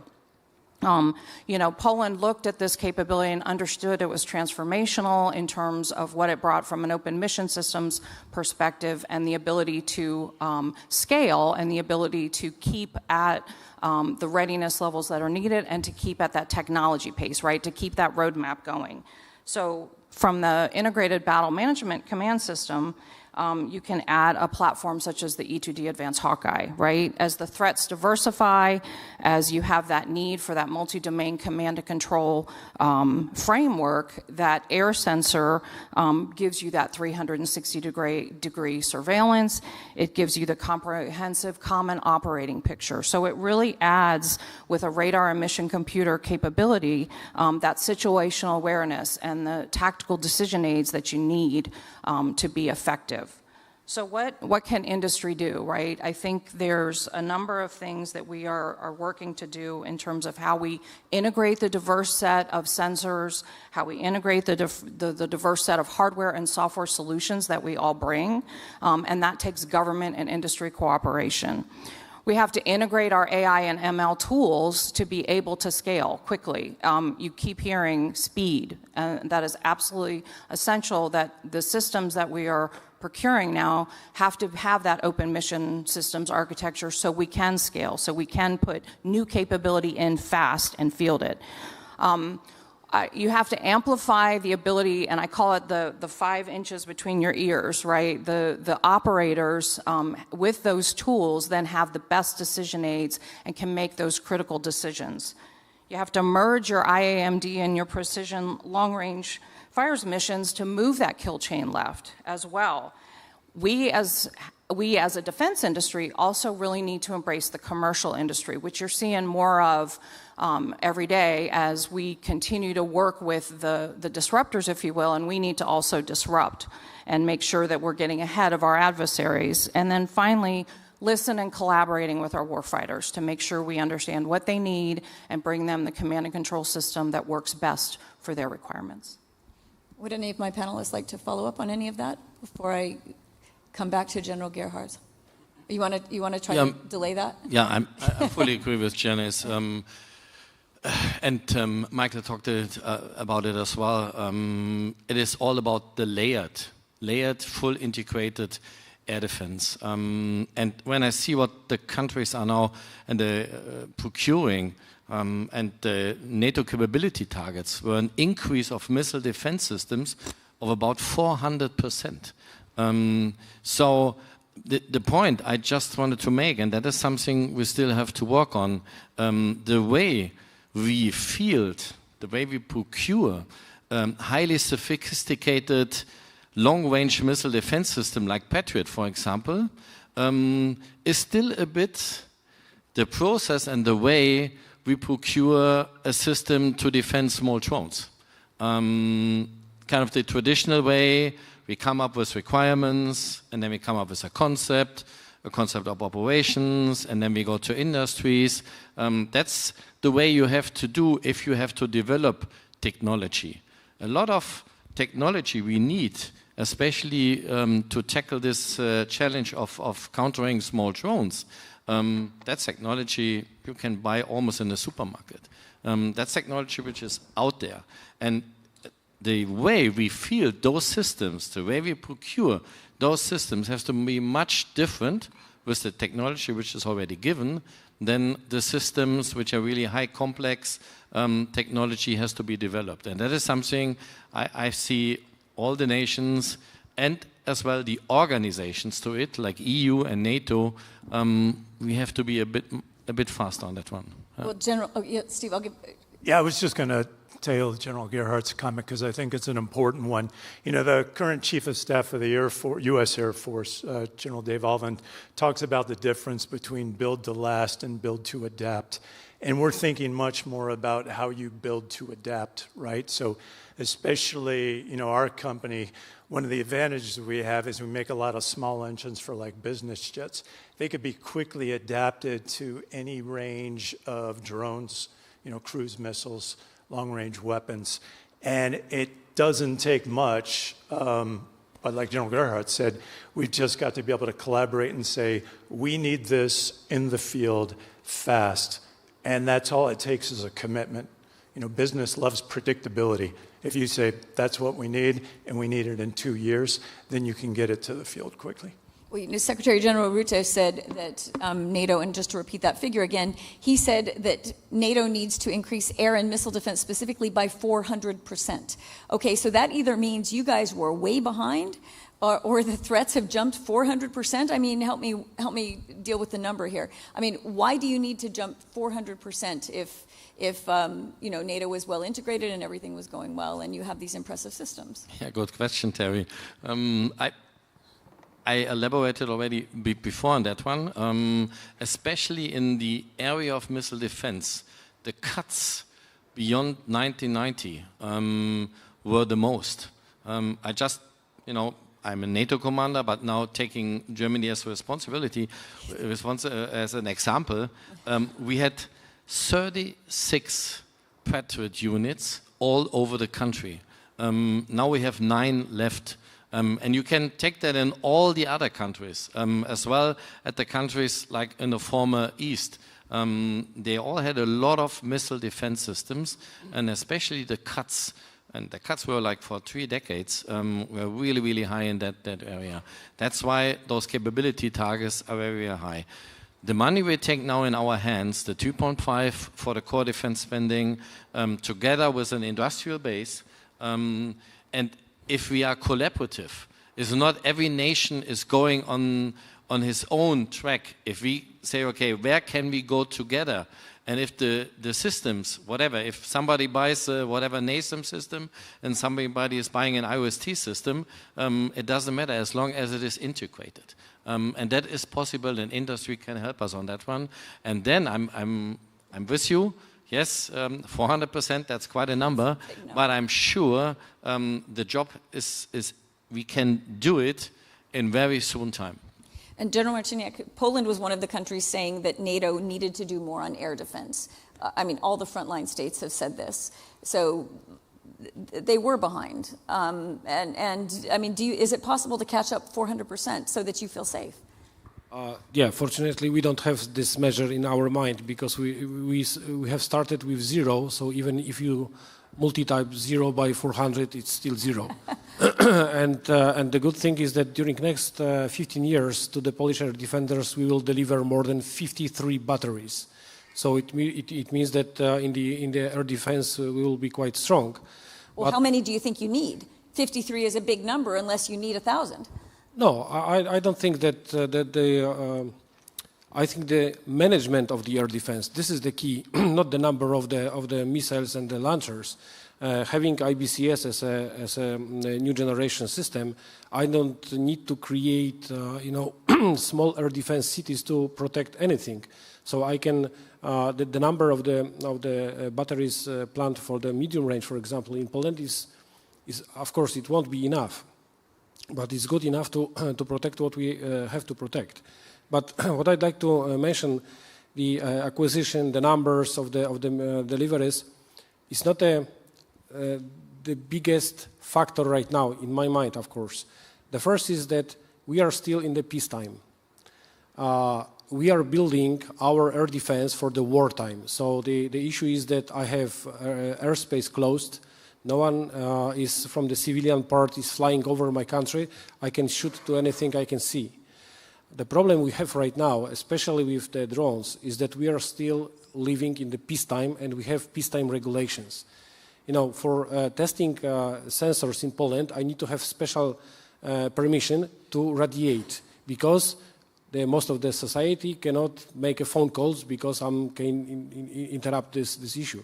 So the problem, how to engage, how to protect the country, not being in the war, this is the biggest problem.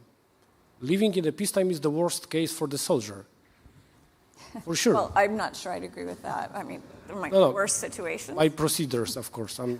It's not that we want to have the war, but again, during when the military controls some areas, it's more simple. No one can fly. If someone is flying over this area, I can shoot. But these rules are changing. I mean, for example, Poland has changed its regulations so that you can have foreign forces on your land. This was just, what, a couple weeks ago during peacetime, right? So yes, and we have some limitations in the eastern border that no one should fly there because we need to focus on the real threats. And on the other comment is that the perception for the air defenders is different in different NATO countries. Yeah. For the eastern flank, our threats are different than for Germans or the France or even Portugal, for example. So the equipment should be different, but I'm more than sure that we should be interoperable. I'm not sure if we should be integrated, because this is the other step of the interoperability. But at the end of the day, someone should control what's going on over the NATO skies. General Hodges, this is just quickly because I want to give our audience some time for questions as well. I think you're the right person for this. President Zelensky called in his opening address this morning, as he has before, for integrated air defense with Ukraine. Would this work? Is there any serious consideration being given to this? And I think probably not, but I'd like... Integrated, you mean like with NATO forces helping inside Ukraine, helping protect Ukraine? I mean, what he said is that Ukraine offers its expertise, which is better than ours, and he thinks this would be a more efficient way to protect also NATO territory. So I've never understood why we are willing to put U.S. Air Force, Royal Air Force, French Air Force, Jordanian Air Force up in the sky over Israel to shoot down Iranian missiles. We have U.S. Navy and other allies out in the Red Sea shooting down Houthi missiles to protect international shipping, but we're not willing to do that for Ukraine. I think this is, I understand why it is. I just completely disagree with it. So it's feasible, but that would take political courage to say, of course we're going to shoot down a Russian cruise missile or drone that's about to hit Lviv. And you can do some of that without having to be actually inside Ukraine. But I don't know if we're close to that yet. Now, look, I'll tell everybody in here, I guarantee you, if we had 5,000 Patriots, we would not be able to protect where you live. So everybody let's be realistic about this. You'll never, ever be able to protect everybody and everything. So every country, every commander has to prioritize what do we absolutely have to protect? That's what Ukraine obviously has to do that. So you think about the Russians know that NATO response to any attack will be rapid reinforcement. So that means that everywhere there's an airport, a seaport, rail, critical transportation infrastructure, or power structure, they are going to hammer the hell out of that. It's not going to be 21 drones. It's going to be hundreds of systems coming against Gdansk, coming against Klaipeda, coming against Bremerhaven. And we have not mentally prepared for that, and we absolutely have not exercised for that. As I was listening to Janet describe, this system, Hodges would not be able to do that without being able to practice a lot. And it's not going to be Polish air defense or German air defense or American air defense. It's going to be multinational, covering multiple countries with sensors in one country, shooters in another country perhaps. It's going to be air forces. It's going to be our navies. It's going to be land-based systems. So it's a very sophisticated, we have capability. We have not exercised it enough. And that's why on that night when 21 Russian drone operation landed all over Poland, and by the way, think about it, 10,000 American troops in Poland, and the Russians are willing to launch 21 drones into Poland, that tells you they are not concerned that we were actually going to do anything about it. And our response, great pilots, great platforms, but if that's our first response, that tells you we are absolutely not ready. At least credit to the nations that had given their pilots rules of engagement, allowing them to shoot. Not every nation has even done that yet. So I think if you exercise against hundreds of drones scenarios, and then we get better at this interoperability, communicating with each other. And of course, if the Russians have made the terrible decision to do this, they're going to be jamming the hell out of every communication system we have, all the radar, cyber attacks on all of it. I don't think that we have exercised to the level of rigor yet to be able to stop that. Janice, from industry side, where do you see the bottlenecks in getting this up and running? If the money is there and the need is there and the urgency is getting there, why are we still so far behind on air defense as NATO? I'm not going to go speak for NATO. Thank you for asking. I'll go back to my original question. Where do you see the bottlenecks? I think what you have to see is continued collaboration across all of these different industries, right? We have to continue to collaborate as a ecosystem. So within the different governments, within the different industries, we have to continue to understand that as we're building these open mission architecture systems, we can bring in capability from another supplier, from another industry partner that will be able to meet a need quickly, right? So the systems that have to get built, and we have very exquisite systems, right? And I think you're hearing a lot of why we need, less expensive and we need cost-effective systems that you can replenish quickly. You also need manned, unmanned teaming as well, right? And that's something that we're doing within the Advanced Hawkeye realm, is working a lot with MQ-25 with Boeing to figure out how to do some of those manned, unmanned requirements. So I think it's breaking down those barriers and understanding that as a collective whole, we have to go faster and we have to be more collaborative. All right, we'd like to take a question from the audience, and I'm going to ask General Gerhardt one quick question. Rules of engagement, as General Hodges mentioned, is that strictly national, or would this also be something coordinated by NATO? It is with the nations. NATO is coordinating with the nations. We've seen in Poland, it worked. All the rules of engagement were in place. Some countries we still have to work with, but into Poland it worked really well. We still have to work with, meaning your preference is that rules of engagement are shoot them down if you need to? The rules of engagement have to be so in place that NATO can act the way it has to be. It's not like I say shoot them down or not. It all depends on the singular case. If it is an imminent threat, today we have already the rules of engagement to act. But if it is not a threat, we really have to think about it. Is that necessary now? Or is it like intentional to provoke us and we shouldn't do it? So you're questioning whether this is intentional to provoke you? No, I mean, if it is intentional to provoke us and it doesn't impose an immediate threat, right. is it then smart to shoot it down or not? Got it. We can come up with a, I heard this today, with a no-fly zone, for example. And that's what Michael told. We are still living in a peacetime region. So we could say, okay, we have a no-fly zone over Poland. How many people came here to this conference by plane? We would be sitting really alone. Come on, we should really discuss it in a more calm manner, I would say. Okay. Ben, you had your hand up? And in the front row. Okay, we'll take those two questions. Thanks very much, Terry. Benjamin Tallis from Helsing. How do we get this cheaper mass into air defense? How do we actually disrupt? How do we get away from those old exquisite platforms that Janice just mentioned? But perhaps even more importantly, how do we get the balance between offense and defense right? During the Cold War, it was us pushing the Soviets to overspend on massive amounts of air defense that helped us bankrupt the Soviet Union and help win the Cold War. How do we avoid falling into that same trap and get that balance between offense and defense right? Okay, we'll go ahead and answer that question because we have 14 minutes. I feel like such a luxury so far. Okay, who would like to take that question?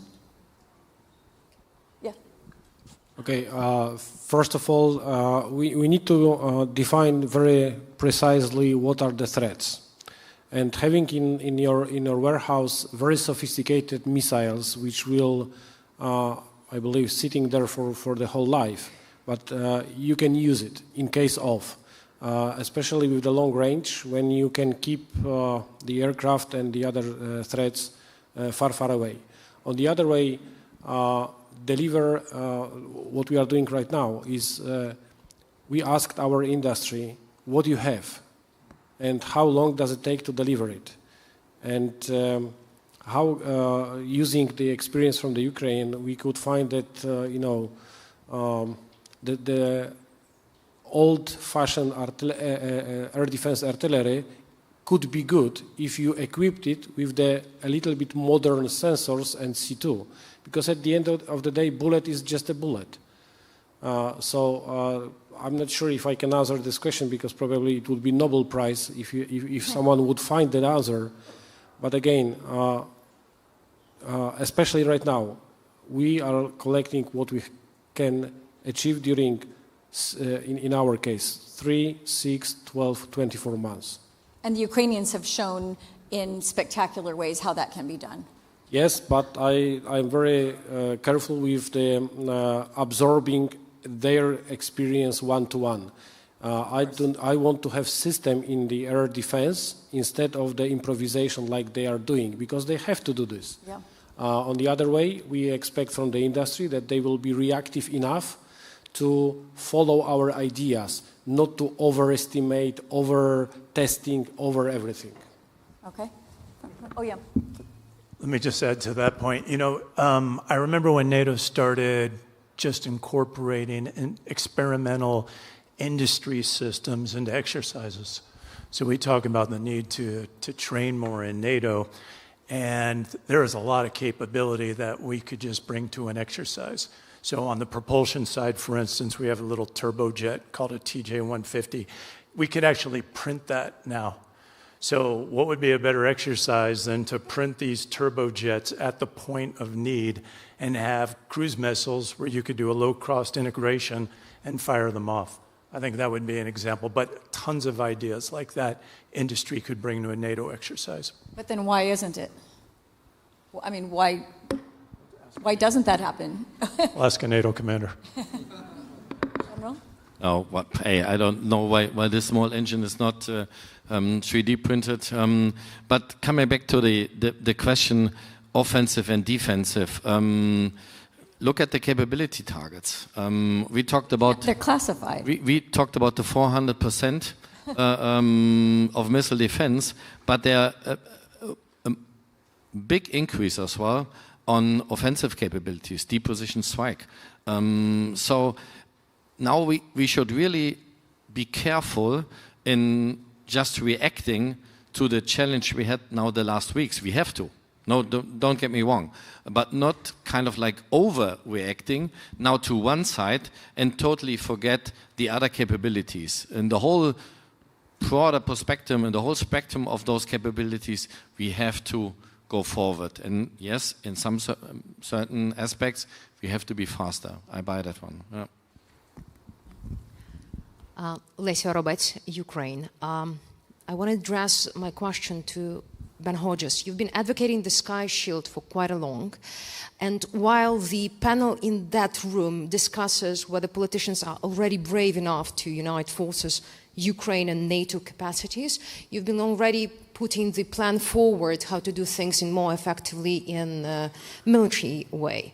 My question goes to you, and it is, first of all, if, God forbid, Poland is attacked with the same number of flying objects, like 600 plus flying objects, when do you think Poland will be ready to shoot it with 80–90% of success rate? And how many missiles and drones will be Russia able to produce till that time whenever you are ready to shoot only 600? So are we playing this time issue quick enough? And is there a sense, does it make sense to do that East Sky Shield of NATO combined with the Sky Shield over at least part of Ukraine to enable us to produce anti-drone capacities and then share with NATO generously, together with our experience? Thank you. So, no, we're not ready yet. But that's why we're advocating for exercises to get to that level, because capabilities are there. It's being able to put them all together, and I think that's what's been missing. And again, it sounds like a broken record, but exercising so that you can communicate, you know the different systems involved, because this is all pretty complicated technologies. But you're talking about exercising within NATO there, Ben? Yes. Okay. Second, of course, the embarrassing part is that we have been watching Ukraine now for years doing this, and we still haven't taken the steps necessary, because this goes to the point of, well, we're not really at war yet, and so we're in a peacetime, exactly as General Marciniak said, we're in a peacetime mindset. Well, the Russians are clearly at war with us. I mean, nobody should be confused about it. They are at war with us, even if we don't think that we're at war with them. And so changing our mindset, and this is where our political leaders have to speak very candidly to all of us, that these are not just a series of random incursions or accidents or things that have happened. This is deliberate. And so if we can transition to a mindset that is, we are at war, which does not mean missiles flying into Russia. It means we have our readiness up, we have the right rules of engagement, the capabilities are in place, and people have this mindset, which frankly we always did in the Cold War. This is not new territory. Lieutenant Gerhardt, you can be sure, was in a go-to-war mindset back in the day.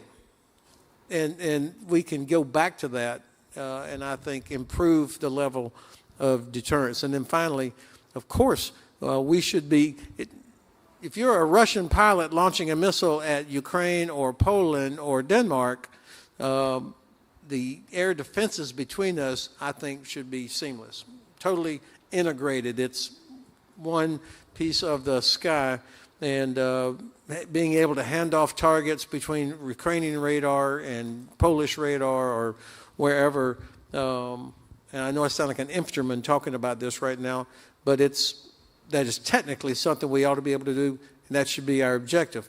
But that would require our political leadership to declare that it's our objective, our strategic objective, that Ukraine defeats Russia. We want Ukraine to defeat Russia, and therefore we're going to do everything we can to help achieve that, short of, I don't think they're not prepared yet to have troops literally on the ground, but there's a lot more we could do, particularly to help ourselves with air defense by making defeat Russia our strategic objective. Any serious discussion, General, about this in Poland? Yeah, but I wouldn't like to mention about it very deeply, because again, what I mentioned, we are looking what's going on the Ukrainian side, and especially in armament agency, we are thinking is it doable from the technical standpoint? Because I love declarations, especially political one, and that we will create. You mentioned shield, yes, Sky Shield, the typical economic initiative.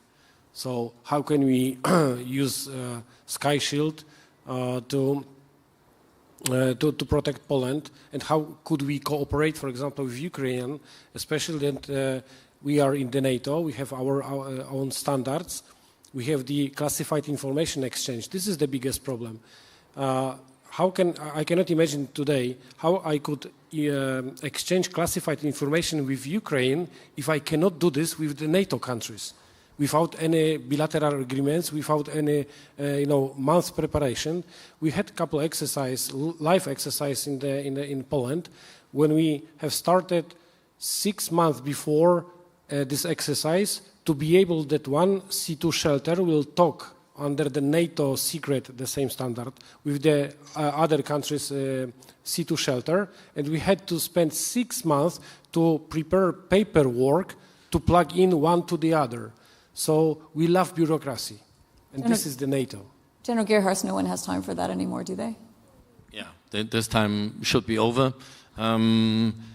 That's what I mentioned. We have to be much quicker and faster in procuring the stuff, bring the stuff into the field, and to take all those bureaucratic hurdles away.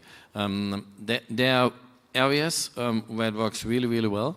So I think fielding the forces more forward, what we do now with the forward land forces, that helps us to train every day together on all the different aspects, as well as the counter-small US. And if you train it every day, I'm fully convinced then we get rid of all those bureaucratic hurdles. Okay, I'm going to take one last question very, very quickly and give my panelists a warning that I'm going to ask you what is the most important thing to do most urgently.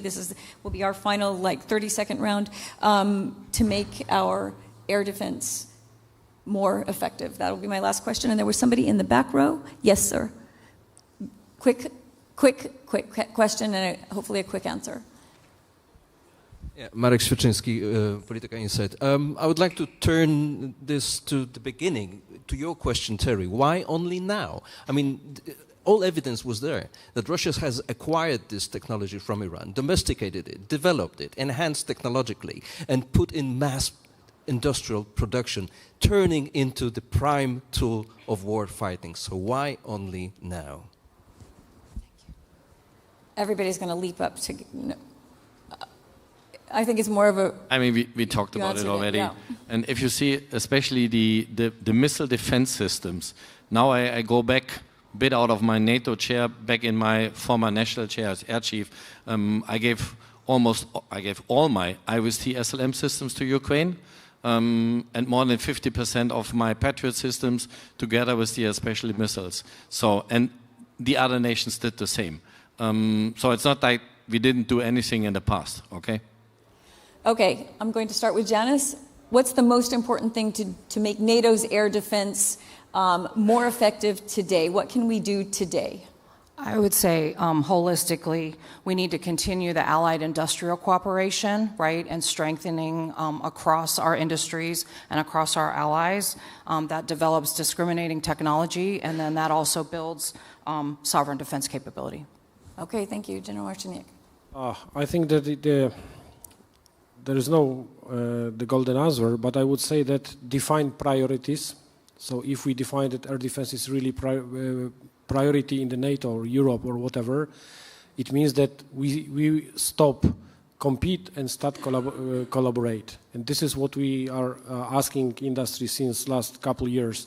Stop competing, start collaborating. And you're saying that like a hypothetical, so clearly that hasn't happened yet. Not yet. Oops. General Gerhardt. The layered approach, the fully integrated approach, and the multi-domain approach, and that as fast as possible. Okay. I agree with that, and prepare to fight for a long time, not just one incursion, but be able to fight for months. You need to have the spare parts, you need to have the munitions, the magazine depth. It's going to take all that. Last word, fair enough. A joint, multinational, multi-domain, theater-wide, integrated air and missile defense exercise against a 500 target per night scenario. Okay, I mean, I don't know how we're going to get all of these things done, but because we needed short answers, they won't be forced to explain them to me. Thank you very much. I really appreciate everyone who came to our panel again. The competition here at Warsaw Security Forum is always fair, such excellent panels. And also thank you to those people joining us online. I know that sometimes I have to watch them online. Thank you to my panel, 4 generals on stage at once. And thank you.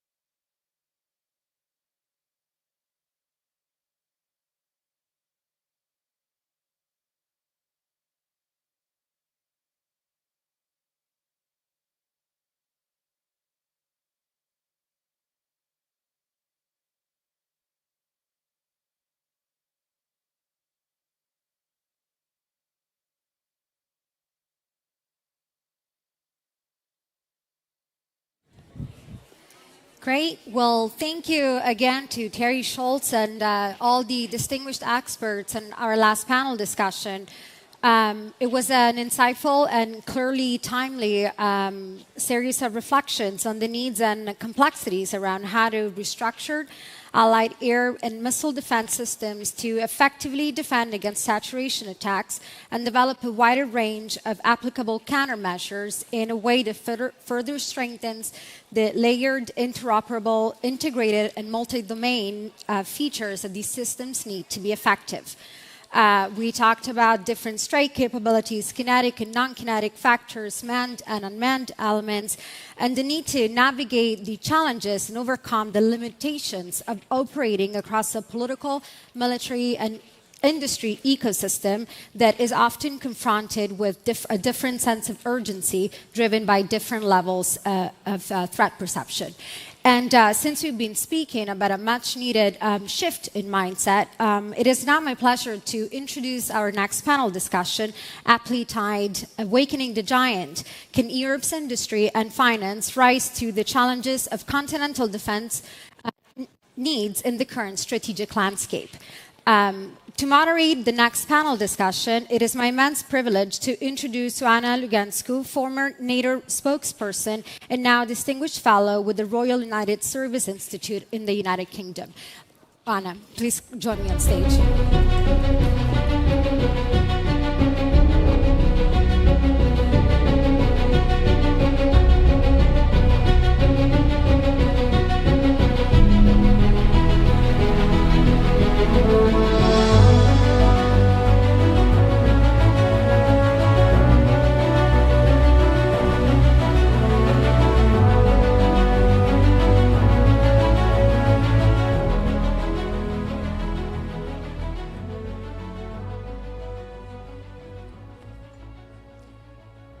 Good afternoon.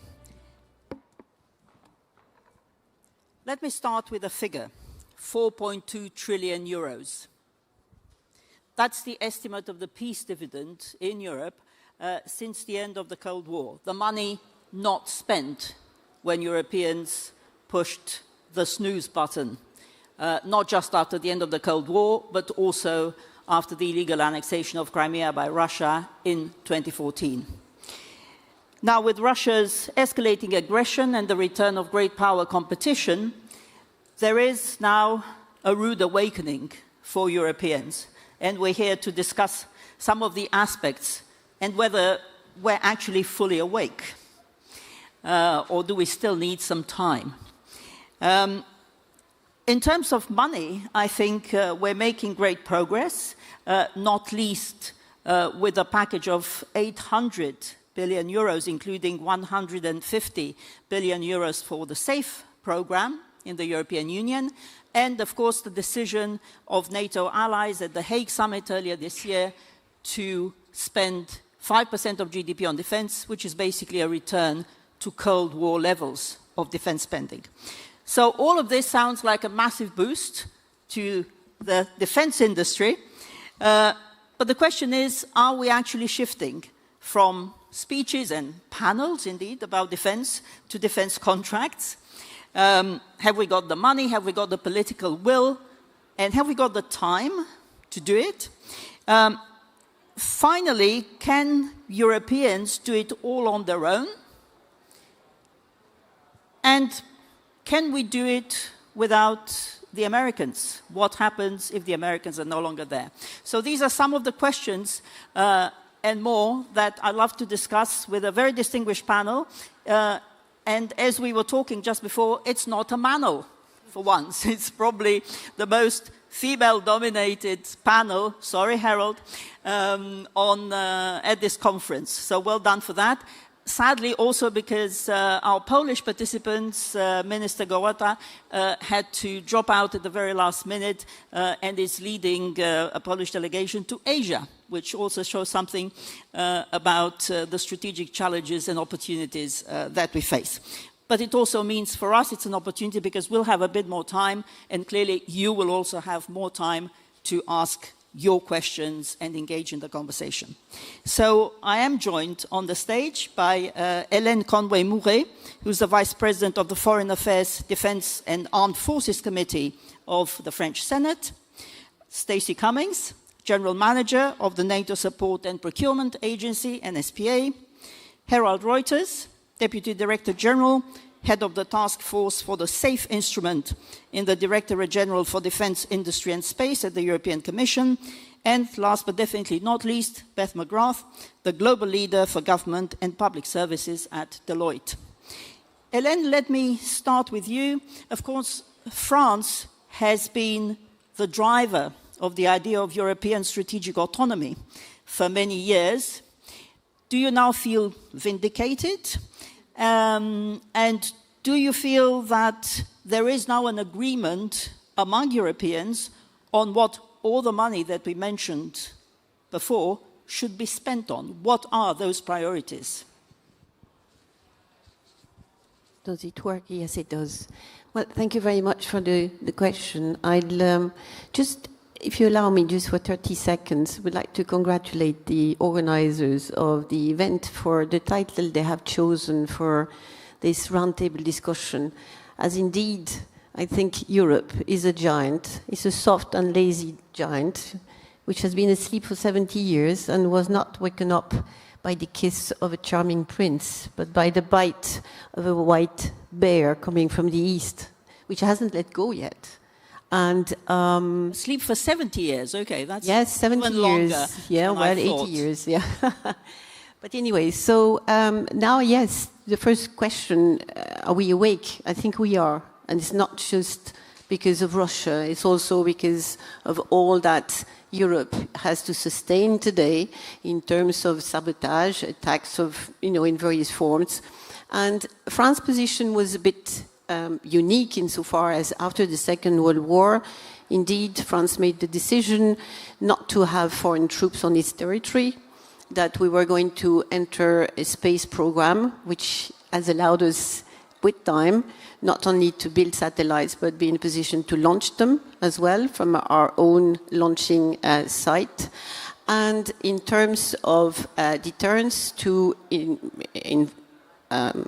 increase it with time and also invest a great part of our defense budget. Now, with time, France has also chosen to have a professional army, which we didn't have, as we had conscription to start with, which was then stopped. So to say that we were right before the other European countries is totally unfair. It's just the decisions that were made a long time ago by the decision-making politicians of the time that we have inherited. Now, to say, can we do without the Americans? I do not think so, because a lot of our partners cannot conceive their defense without the Americans. They have not been in a position to build an army or to build a defense system simply because they had that protection for all that time, and that cannot be changed suddenly. Now, the problem that we have and that we're facing today is that we are involved in a race, and it's a race against time, that we need to do things very quickly while it takes time normally to change a culture. And I think, that's the dilemma that we have to deal with by saying that Europe is too slow. It is slow because we need to change that. And that's why some countries are still in denial of what's happening. But one needs to spend time in the States to understand that, yes, the Americans today, daddy is fed up with Europe being a big girl. I go back to my first image of what Europe is. A big girl, 500 million, 16.5 trillion GDP, combined GDP for all of Europe, and a spending power of about 380 billion just for defense. So yes, Europe is a big girl and she needs to just fend for herself now, and Daddy has told us to do so for some time. And Harold, you must be the most popular man in the European Commission right now, and actually across the EU, because you have the purse strings. You're in charge of the SAFE program, the 150 billion euro loans. And it's oversubscribed, I understand. So what exactly are the priorities that you're focusing on? I see that Poland, I think, has got the lion's share out of SAFE. So is your focus basically on the eastern flank? Well, thank you very much. And it's really a pleasure to sit on such a panel with such distinguished female leaders. It's really a pleasure. And to your question, yes, I think that the SAFE instrument is a real success, which was not something that was given on the moment it was launched. I mean, let me be very frank. When it was launched on the 19th of March, we were not expecting that there would be such an oversubscription of around 25 to 30%. So it means that there is a real eagerness to move forward. And we're moving forward very, very quickly, Juana. I mean, we had the instrument adopted after 3 months, then member states had 2 months to express their interest, and now we have already the repetition of the budgets into the 19 member states that have taken up the SAFE instrument in loans. And that demonstrates that we are really moving in terms of what we have seen before in past years at light speed. So just for the audience also to know, we are turning that into plans per member state. That has to be ready by the end of November, after which we then have the approval process, and we hope that the money starts flowing in around 22 billion at the start of 2026, so within 1 year. And on what? On what? What are the priorities? So on these areas that have been described as the real, let's say, most important needs, which are the 9 capability areas, and they go from ground combat, maritime, integrated air missile defense, all of the 9 capability areas. We have to see, of course, the plans of the member states to see exactly what projects will be in there. But the expression of interest that we had covers the 9 capability areas very well. What I would say, Joanna, that is crucial for us is to really have also per the regulation common procurements and not national procurements, where we are really fortifying the industry, because there's a balance in the instrument. On the one hand, it's speed. We need to ramp up fast. We have no time to lose. On the other hand, we also want to have more quality, because we would like to see more common procurements, thereby more standardization, more interoperability and interchangeability. So I would say the proof is in the eating of the pudding at the end, like how much common procurement will be there, and what exactly are we then also achieving through this instrument. Common procurement, that's exactly what the NATO support and procurement agencies is doing, Stacey, and I think since the start of this year, you have signed framework agreements worth 4.7 billion euros for critical munitions, for instance. But how are you working together with the European Union to make sure that this common procurement isn't fragmented and that we're actually all focusing on the same priorities? Or should we not? So we do have a very close working relationship with the with EDA, with the European Defence Agency, as well as OCCAR. When you look at all of the different framework organizations there are in this space, we all have a role to play. We're not duplicative. I don't see us either being overlapping or being in competition for one reason, because there is so much need and there is so much funding, especially as a result of the agreements made at the NATO summit at The Hague. And so when we talk about our different roles and responsibilities, you can see a great example, one that we were talking about earlier, which was the MRTT, which is where the EDA determined that there was a gap. Multi-role tankers. Multi-role tanker transport fleet, exactly. EDA identified that there was a gap, and the nations came together, agreed to rationalize their requirements. In other words, they didn't have national requirements, they had multinational requirements to fill a gap, and came to both NSPA and OCCAR for us to each play our part in order to deliver a capability that is not only delivering, but that is growing, because nations can see what great value is being added. And what you can see there is that an individual nation doesn't have to invest in a fleet. An individual nation can work together with other nations, create a fleet that can be shared, which reduces the cost for everyone. And this is just one example of many.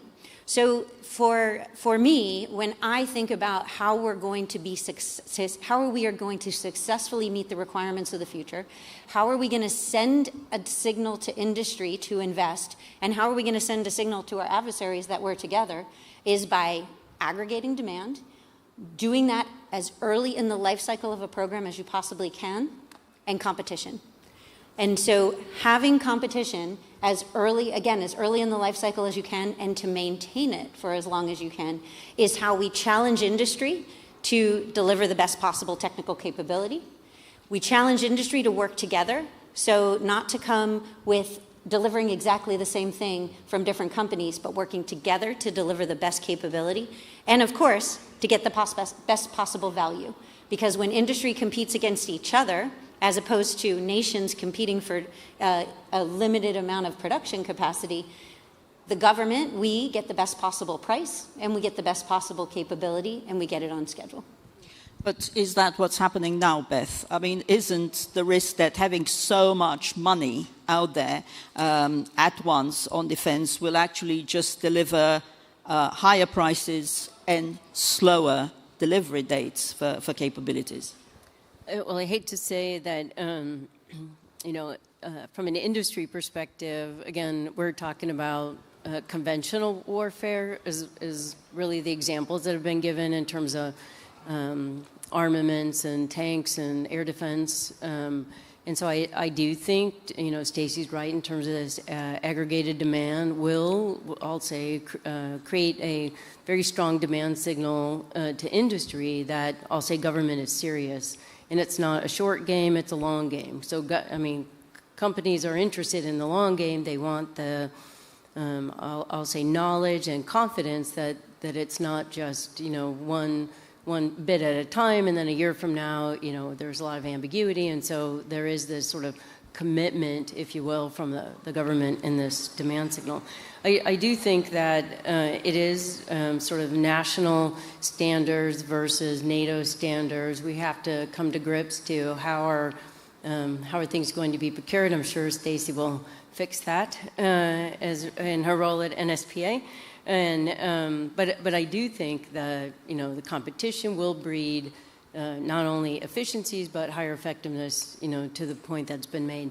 Maybe the other thing I'll say is there's conventional warfare, and then there's asymmetric and hybrid threats. And this is an area where I think industry really is positioned to help innately, especially as we talk about dual use and capabilities. Industry wants to invest in innovation, modernization, and its speed and its agility. So I think you sort of wake up another part of the industry when you talk about hybrid threats in terms of cyber and some of the other sort of critical infrastructure type areas. But from what you're saying, it sounds as if not even now industry is getting the demand signal. Is that how you feel on the panel? Are we still not sending the right signal? Well, I think industry, and I can't speak for every company out there, and I am not in a company that develops weapon systems capabilities, but I do think that industry is positioned to help and wants a stronger partnership with government. And so I do think government is sending signals to industry like, we need your help, we want you at the table. But I think some of the practices that are in place in terms of procurement and things like that, they somehow inhibit the strength of the partnership that could be there. So I think the signals are out there. I think it's the execution of the processes and things aren't exactly where they need to be. I spent a lot of time with industry as I'm rapporteur for the budget of the equipment of the French Armed Forces. And what I hear from industry is that we do have a problem in Europe. We sell and buy outside of Europe. We export, but 80% of most national champions export outside of Europe. So if the equipment is good enough for the others, it should be also for the Europeans. And, we don't buy. So we have that problem of national champions being in competition with one another, not trusting each other, and we see it with some projects that are taking a lot of time and are not very successful because not only have they never worked together, but they have been in competition with one another. And what they're saying to me at the moment is that while there are a lot of announcements of a lot of money being put on the table, a lot of countries are tempted to buy off the shelf, which means outside of Europe, following on the long European tradition to do so, and not developing the industry within Europe. Those industries can produce, open a new line, production line. They can double the production, they can shorten the length of a delivery if they get the orders, and they're not getting them. So there's a paradox of having all this money being announced, and yet those national champions in the various European countries not getting the orders from the States. So we have a problem there to solve, and we have to solve it quickly if we want to have a European industry that is able to stay up, with the competencies that we have, not lose them, but also to actually create jobs and create growth within Europe, to, if one thing, to actually repay the loans that most European countries will have contracted through SAFE. National champions, of course, can also mean industrial fragmentation. And we have, I don't know if you were referring to the current situation with FCAS, the sixth generation jet fighter in Europe. Of course, we have two different plans, because we also have GCAP between UK, Italy and Japan. And of course, with the current rift between France and Germany over FCAS, we may end up with 3 rather than 2 different sixth generation fighters in Europe, which may be a good thing, but perhaps it's not the direction in which we create a very strong contender. Did you want to come in, Tracy?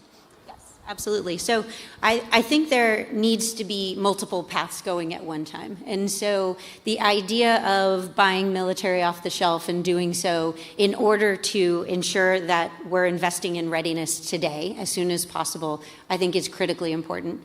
One way to continue to make forward progress on the goal we're all talking about, which is to have a more robust industry here in Europe, is co-production.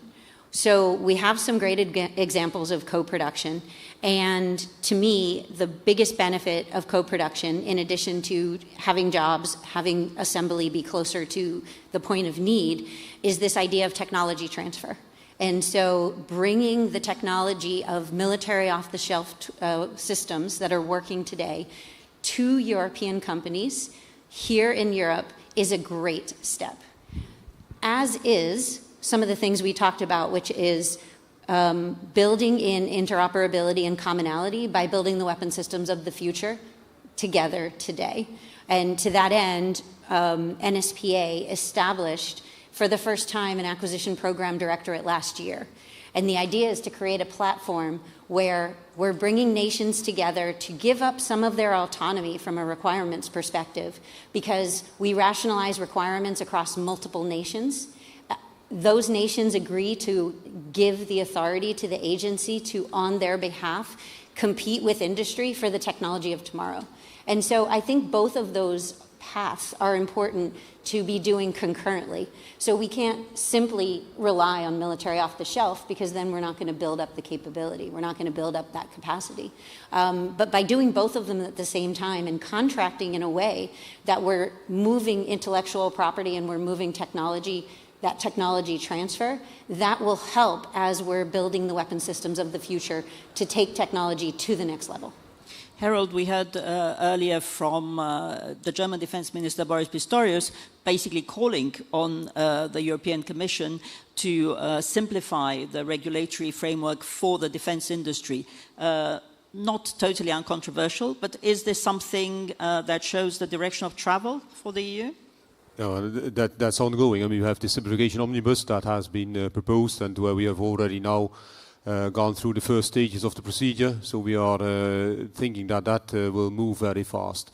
But just to come back also what was said by Stacey, and also referring to what the opening panel said, we need that readiness 2030.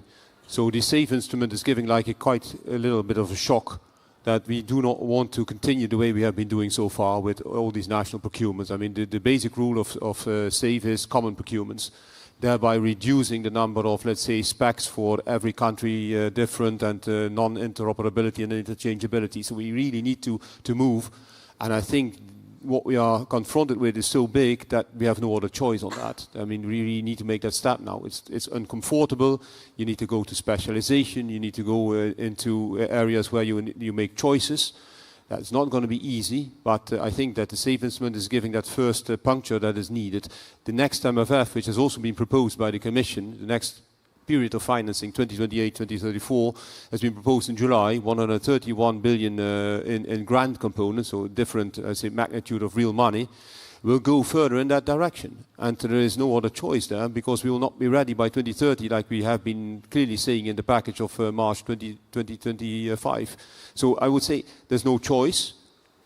But again, it will not be an easy journey, because finding the balance between swift investments and readiness now, based on existing framework, and then moving out of that into more common and reducing the number of specs and reducing the number of bases is going to be the uncomfortable situation for the next months.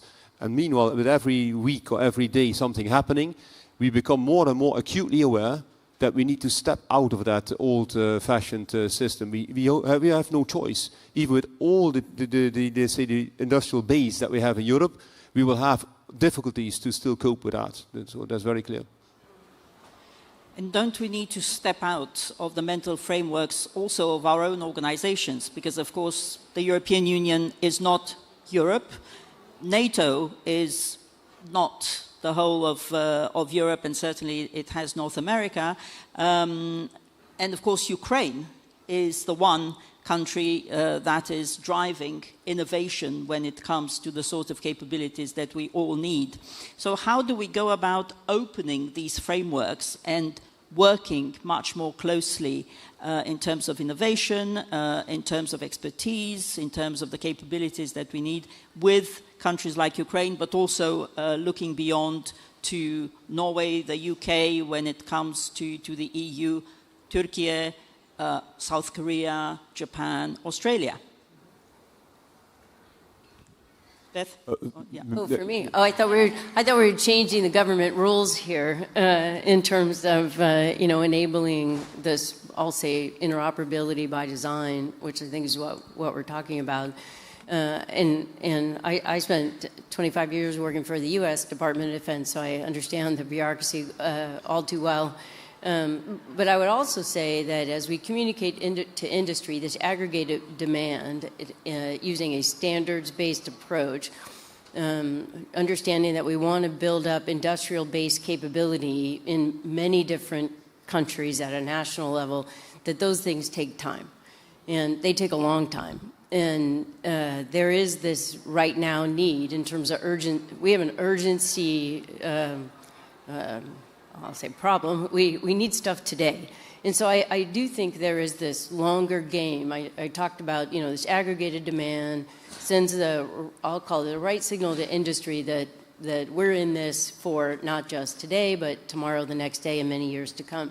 And that we're completely changing the posture of industrial base and what both at the national and the European level, I would say, and also same would hold true for Asia Pacific countries and also North America.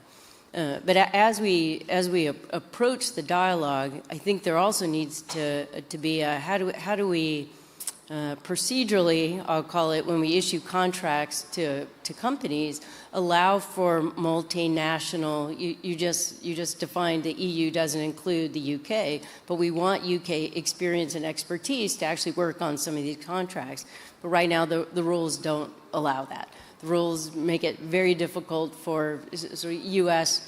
Personnel to engage. And so I think this fundamental shift in sort of mindset and how we're thinking, how we act from a procedural perspective is absolutely what's needed. Industry is ready, definitely to work across all these boundaries.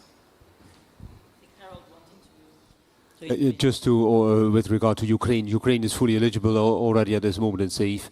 So they're very close encounters between the two sides on the industrial base, on the governmental base. So that's happening full speed.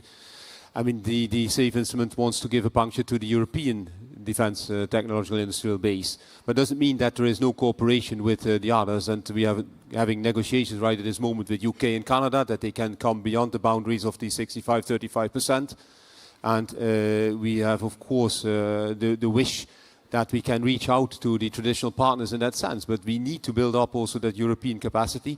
The package of ReArm was much bigger. I mean, the package is not only the 150 billion of SAFE, it's also the 650 where we have, let's say, the space for member states to engage beyond the, let's say, the boundaries of the depth and the compound, so that they can go and step up now also within the traditional procuring with the United States and with others. So I think that is quite a comprehensive package where we're moving the cursor in particular for the European base with this loan instrument, but the other parts shall not be forgotten.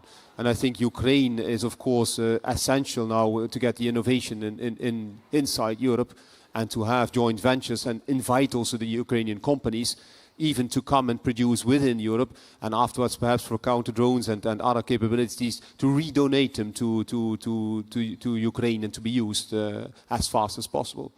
And countries like Denmark and indeed the UK are starting to show the way.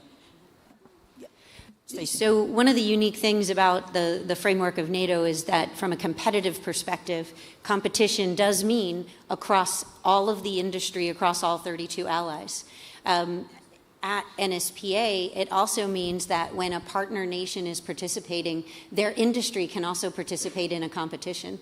And I think there is a desire, a move within NATO to be more inclusive, and especially from an industrial perspective. And so looking towards those nations that share our values, and then how do we incorporate them into our framework so that they can also compete. So if you are getting a bit of a theme from me, it is going to be competition today.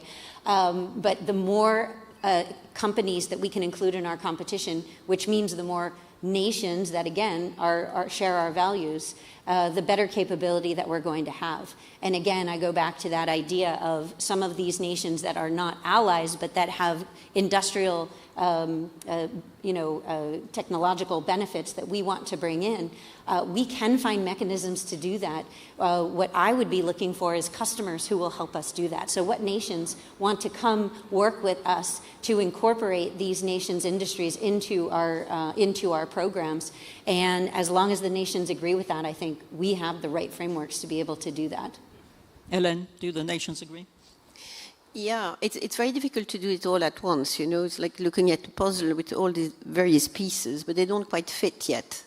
And maybe from the macro, I could come back to the micro level, and let's think about the pan-European, maybe, initiative that, you know, with co-design, co-production, and on the basis of the tools that have been designed by the EU, which has a financial power that no individual country today has, to actually build the specs and indeed attract the outsiders of this pan-European meaning, of course, the UK being included in it, perspective, having outsiders coming in, because I find it very difficult to reconcile NATO, EU, you know, all of these have to come together before something happens in terms of regulations and so on, and then we're back into being too slow and taking too long, you know, too much time. So, well, that's just one concrete proposal to your question. Thank you. And I think there's actually even less time because, of course, the elephant in the room, or maybe the elephant that's not going to be in the room, is the possibility that the United States will withdraw at least some capabilities from Europe with the global posture review. We don't have the outcome yet, but obviously that is a possibility as the US looks to other parts of the world.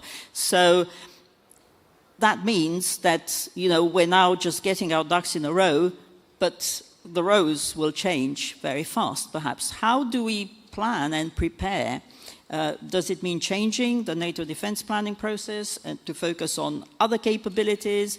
Does it mean getting even more money for programs, for Herald and for programs such as SAFE? How do we deal with that now? An easy question. Who wants to answer? I'll take it first. Stacey, please. So I'll shift away from weapon systems, and I think this is when we really need to be talking about logistics and enablement. So I think in the vernacular of thinking about how you're spending money, it's easy to explain large weapon systems and things that you can see. But in reality, there's a quote that, professionals talk logistics, right? And so in looking at readiness and logistics as an investment instead of a cost, and right now thinking about how, from a NATO perspective, but from a European continent perspective, what are the logistics enablers in addition to those other space-based and cyber enablers across the different warfighting domains? But what are those logistics enablers that European nations can be investing in today to make sure that, should it be necessary, that they're in place? By and large, we're going to rely on contract support for logistics and for enablement. So we can have our military focus on those things that are specifically military and uniform service. How do we start engaging industry now to make sure they're not just building up industrial production capacity, but actual services capacity, mobility, fuel, food, all of the things that our warfighter will need in order to move from their home to the place of operations? Those things, I think, are the U.S. does very well and has a lot of capability in place. And how do we take those investments and really start focusing on them now so they're ready when we need them? Well, and then I would add, and thanks for taking the sort of non-platform. So private equity and portfolio companies, I'll say every company, probably every person has a risk meter. And they want to invest in certain capabilities, some around direct lethality type of things, others not so much. They want some of these enablement areas. And so I think you are seeing, again, the demand signal coming from, I'll say, government, certainly across Europe, to say we need to invest more such that we've got the deterrence and other capabilities if needed to do things. And so I think it is really explaining the whole suite of capabilities, again, from lethality to some of these logistics, but also radars, drones. There's surveillance capability, intelligence, open source intelligence. So there's a lot of innovation happening on the enabling side, I would call it, where you'll see, I think, more companies want to invest because they're staying away, if you will, from the true lethal capabilities. And so I actually think opening up the aperture will increase investment across Europe from industry.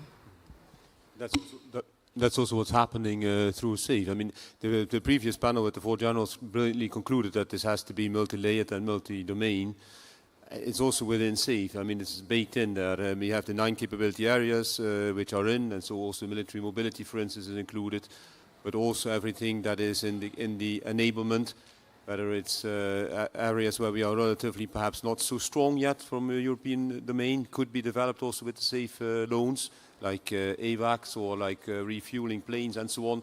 And we need to do that. So even if the eligibility period of SAFE is relatively limited for 5 years, I think it will give the initial impetus to do those things, and we'll have then the next MFF instruments coming, still even the EDIP, which is under negotiation. MFF is the next EU budget. Next 7-year budget, and that can help, of course, then translate what has been pushed ahead now to deliver in a relatively short term. So I think that SAFE is also looking at those areas that you were describing, Stacey, and that needs to be done.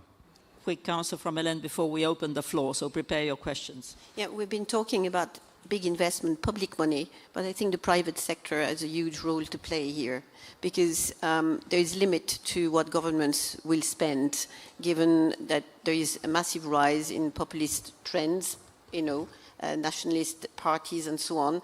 And we need to have the public opinion behind us if we are to make these choices. So I think the private sector really has a big role to play and should be invited to do so. Absolutely. Tough choices ahead. Questions? Okay, let's start with Ben, second row here. Please wait for the microphone. Thanks very much, Joanna. Benjamin Tallis from Helsing. We don't just need a wake-up, we need a shake-up. Too much of our defense industry is still too slow, too expensive, and focuses on producing too complex things and too few of them. So we've heard about the need for competition, we've heard about the need for cooperation, and we've heard about the demand signal. So why are governments around Europe still continuing to reward those companies that are uncompetitive and uncooperative, rather than actually getting disruptors into programs of record to actually inject that real sense of competition? Because if we stick with the current model, we risk a massive injection of money and consolidation of a failing industry that will not get us the scale of capability that we need in the time that we have to actually defend ourselves. So how do we get this disruptive technology and disruptive companies out of the innovation corner and into programs of record where they can be used at scale by our militaries, experimented with, and mass produced? I'm happy to start. So I would say that, again, working as long as I did in the U.S. government, the procurement process is I can't look at Stacy. It's not very good. But I would say people like Stacy are here to help and really drive innovation throughout the process. I will say that the contractors must adhere to the terms and conditions and the requirements of these contracts. I will say, working in the U.S. government, we did find other avenues for innovation and modernization to come in outside the, I'll say, normal channels with this Defense Innovation Unit, and we said, hey, we need to get right to Silicon Valley. We need to give them the door to walk through and drop the bureaucracy. And so you have seen, and we are seeing these OTAs, other transaction authorities, that says, hey, we're going to put the rule book aside and we're going to do something fast. And that has been successful. I think also within the UK's recent defense reform, they're also looking at least segmenting and not treating everything like a weapon system, to say not everything takes 5 years, we must have something faster. So I would, I think, agree with your sentiment that we are at risk of having a lot of money and doing the same thing, which is why it's so important that, I'll say, leadership and government and industry all work together to really answer the call, to your point.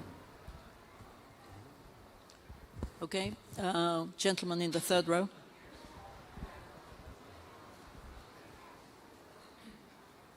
Thank you. Dr. Chris Lewis from Babcock International.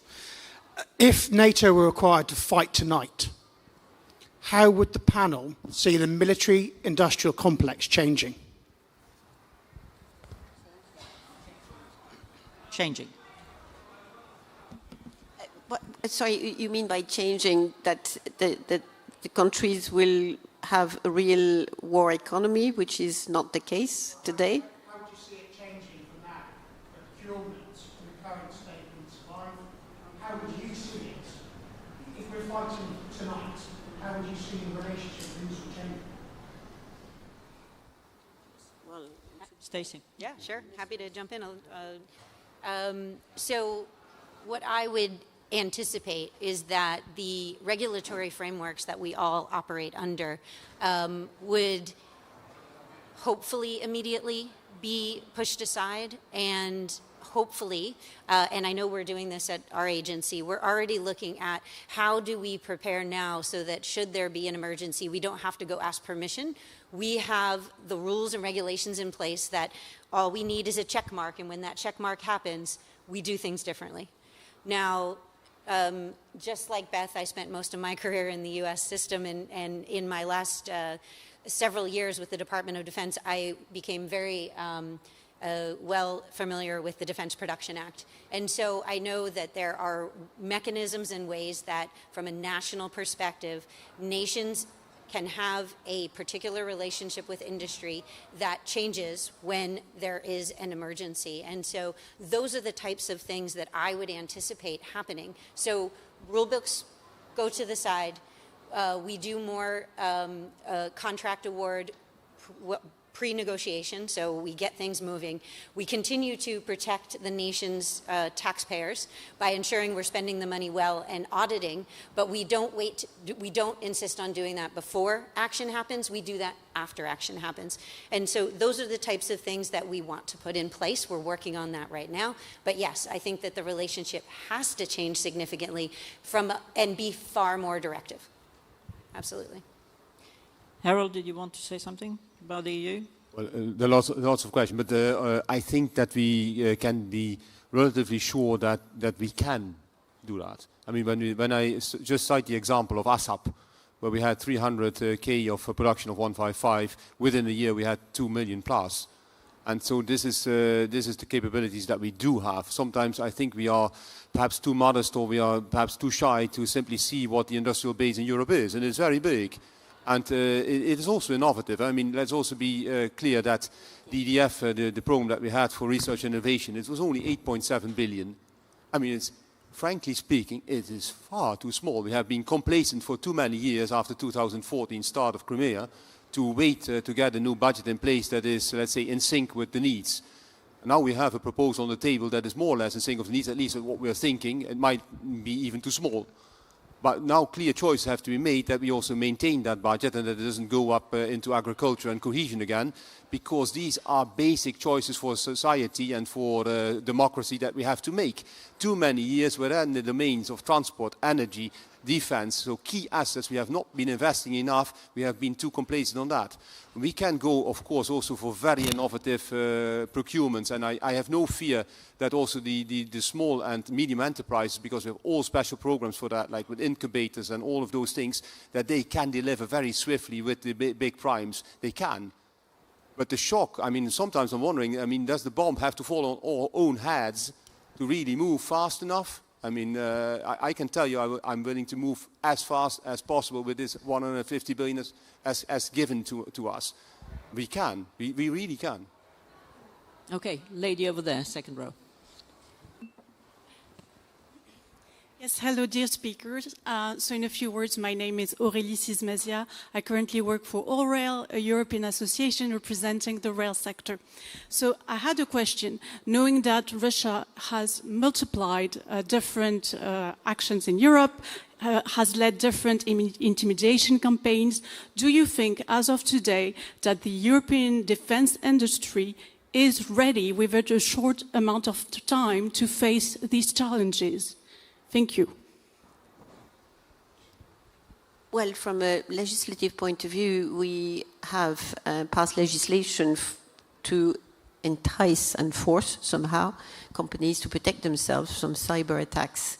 60% of SMEs that are sustaining a cyber attack just go bankrupt.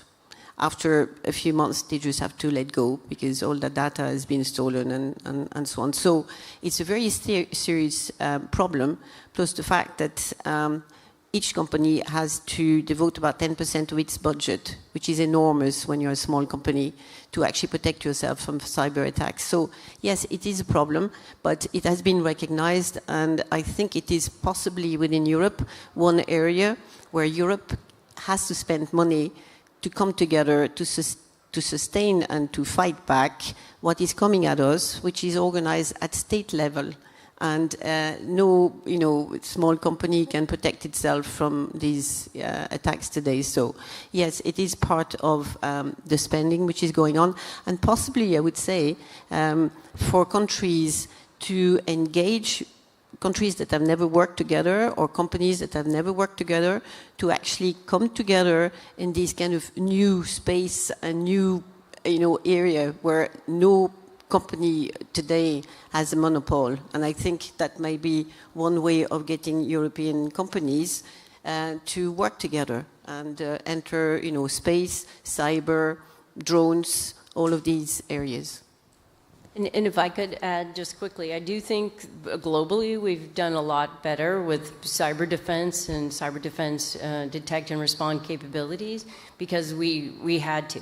I don't think we're fully connected yet in terms of the disinformation, warfare activities going on, and then around critical infrastructure. I think there's a lot of capability that exists in industry that is not yet connected to the government, but as critical infrastructure becomes a target, either financial institutions, undersea cables, power grids, it just really reinforces the need for government industry to really understand sort of what is the threat that we're looking at.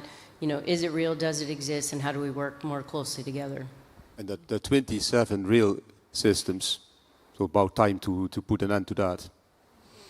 Okay, third row there.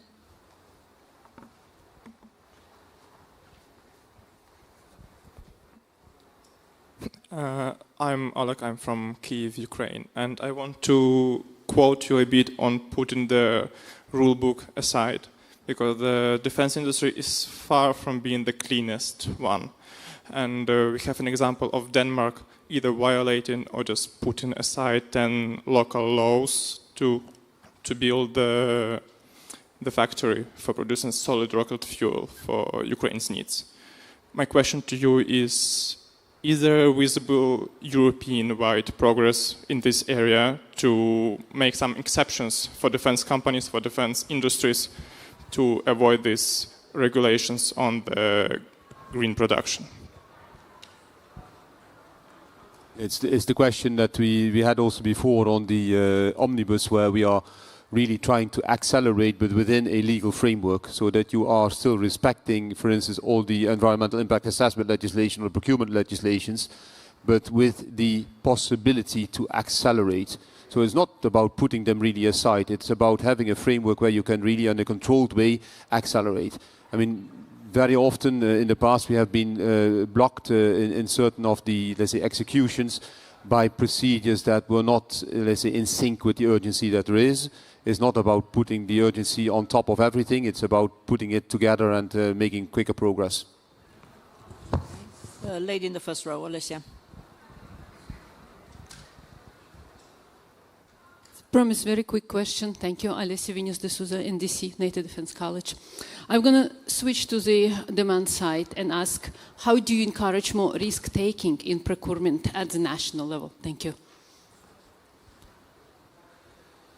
At the national level?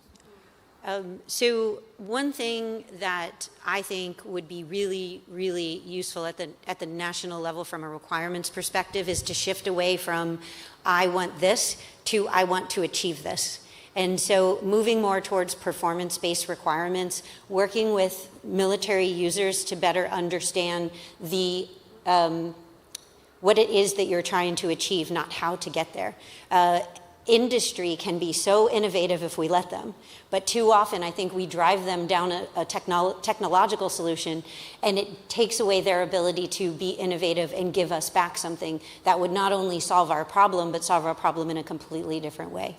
And it a little bit goes back to your innovation question about, how do we incorporate more innovative technology? Well, a big way we do that is through modular systems. We do that by having a single system that can solve multiple problems through open system architecture by using different modules at different times, and then most importantly by enabling it with software so that it can be mission ready, but a different mission every time. And again, if we go back to changing the way we ask for things, we'll get something different from industry if we do that. So thanks. That was a great question. Question over there. Even if you have a microphone, please wait for the lady to come with a microphone.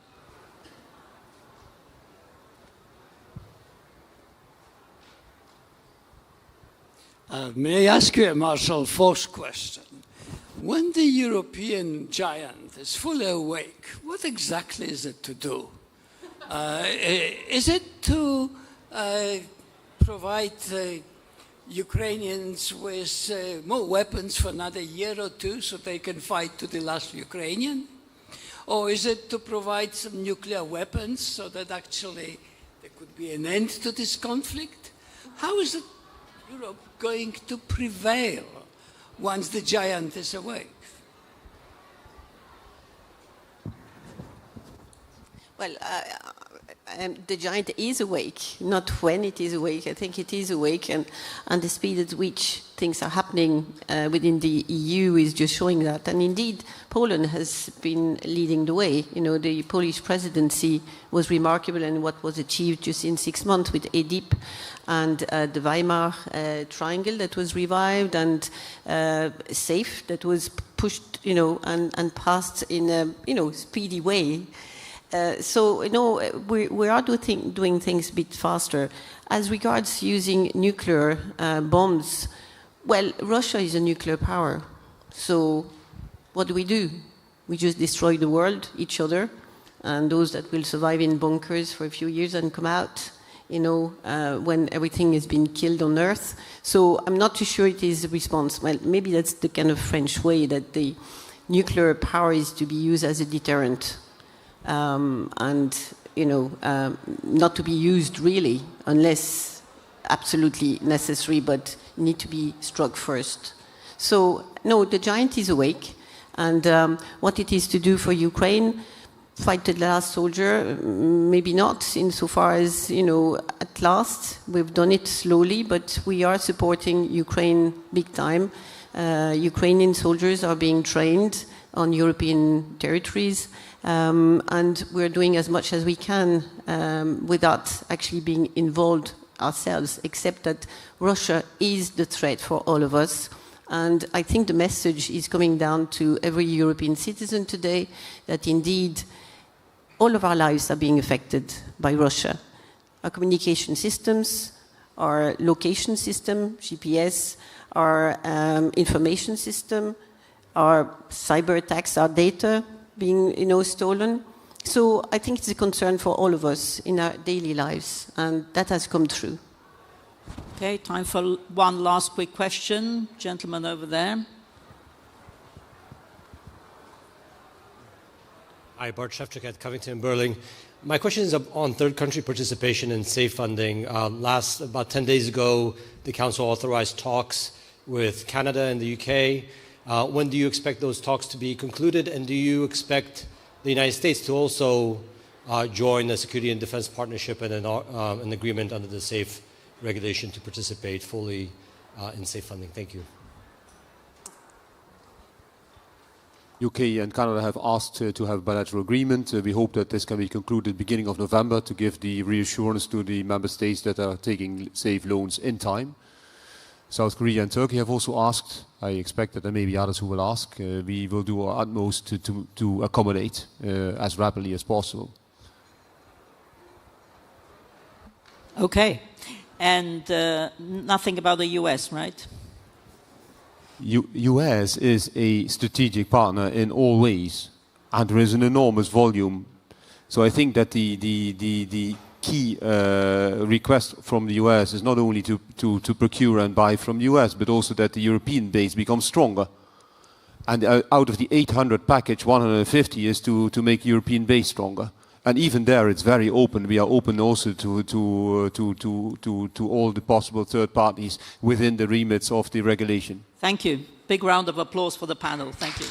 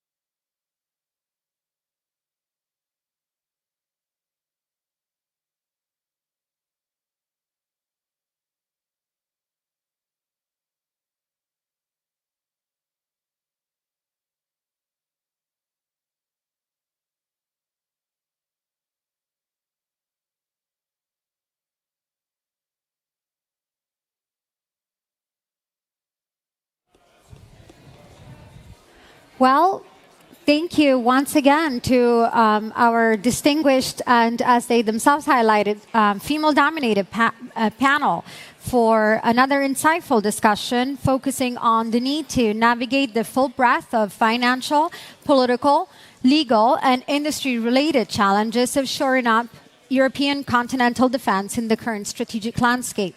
Our panelists discussed what to expect from the SAFE plan and how EU member states can make the most of this and other instruments that have become available, the need to overcome challenges around competition among national champions in various European states, while leveraging innovation and performance-based requirements, among other opportunities, to achieve cost efficiency alongside maximum effectiveness, and the need to coordinate and balance off-the-shelf procurement with increased co-production and technology transfer, including through co-development among European and transatlantic partners to achieve and sustain a capable European defense industrial base. But of course, it's not just a matter of capabilities productions. It is, as they highlighted, also a matter of focusing on generating the full range of services the warfighters need to operate effectively. And now we continue the discussion by honing in on something that has become extremely topical given recent drone incursions in European airspace and more generally the role that drones have come to play in contemporary warfare. To discuss what we've learned so far, including through the experience and innovation of our Ukrainian partners in the front lines, and on how to balance manned and unmanned power on the battlefield of the future, please join me in welcoming to the stage our next panel moderator, Defense News' Elizabeth Gosling-Mallow. Elizabeth, please join me on stage.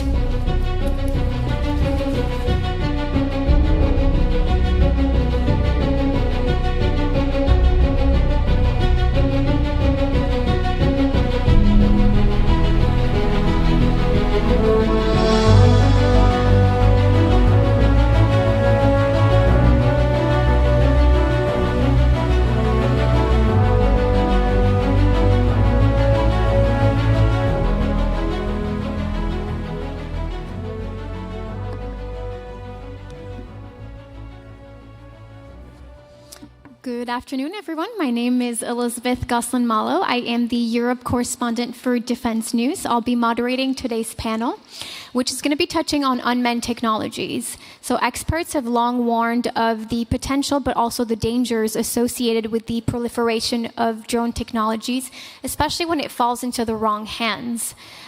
You've seen recently militaries across the world are heavily investing in these technologies, but at the same time, we're seeing an increase and a bettering of the quality and quantity of drone attacks from Russia.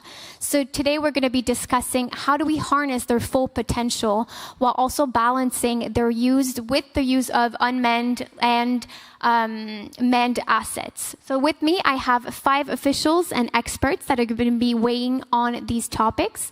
So first off, we have Christopher Bailey, who is the General Manager at Global National Security with Amazon. Next, we have the General Thierry Caspar-Fee-Lambie, who is the Executive Vice President of Babcock Aviation France.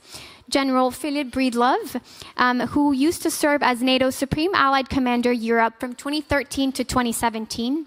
Major General Wisniewski, the Deputy Commander of the General Command of the Polish Armed Forces. And last but not least, General Todd Walters, who used to be the Commander of U.S. European Command and NATO's Supreme Allied Commander from 2019 to 2022. So let me start off with you, General Walters.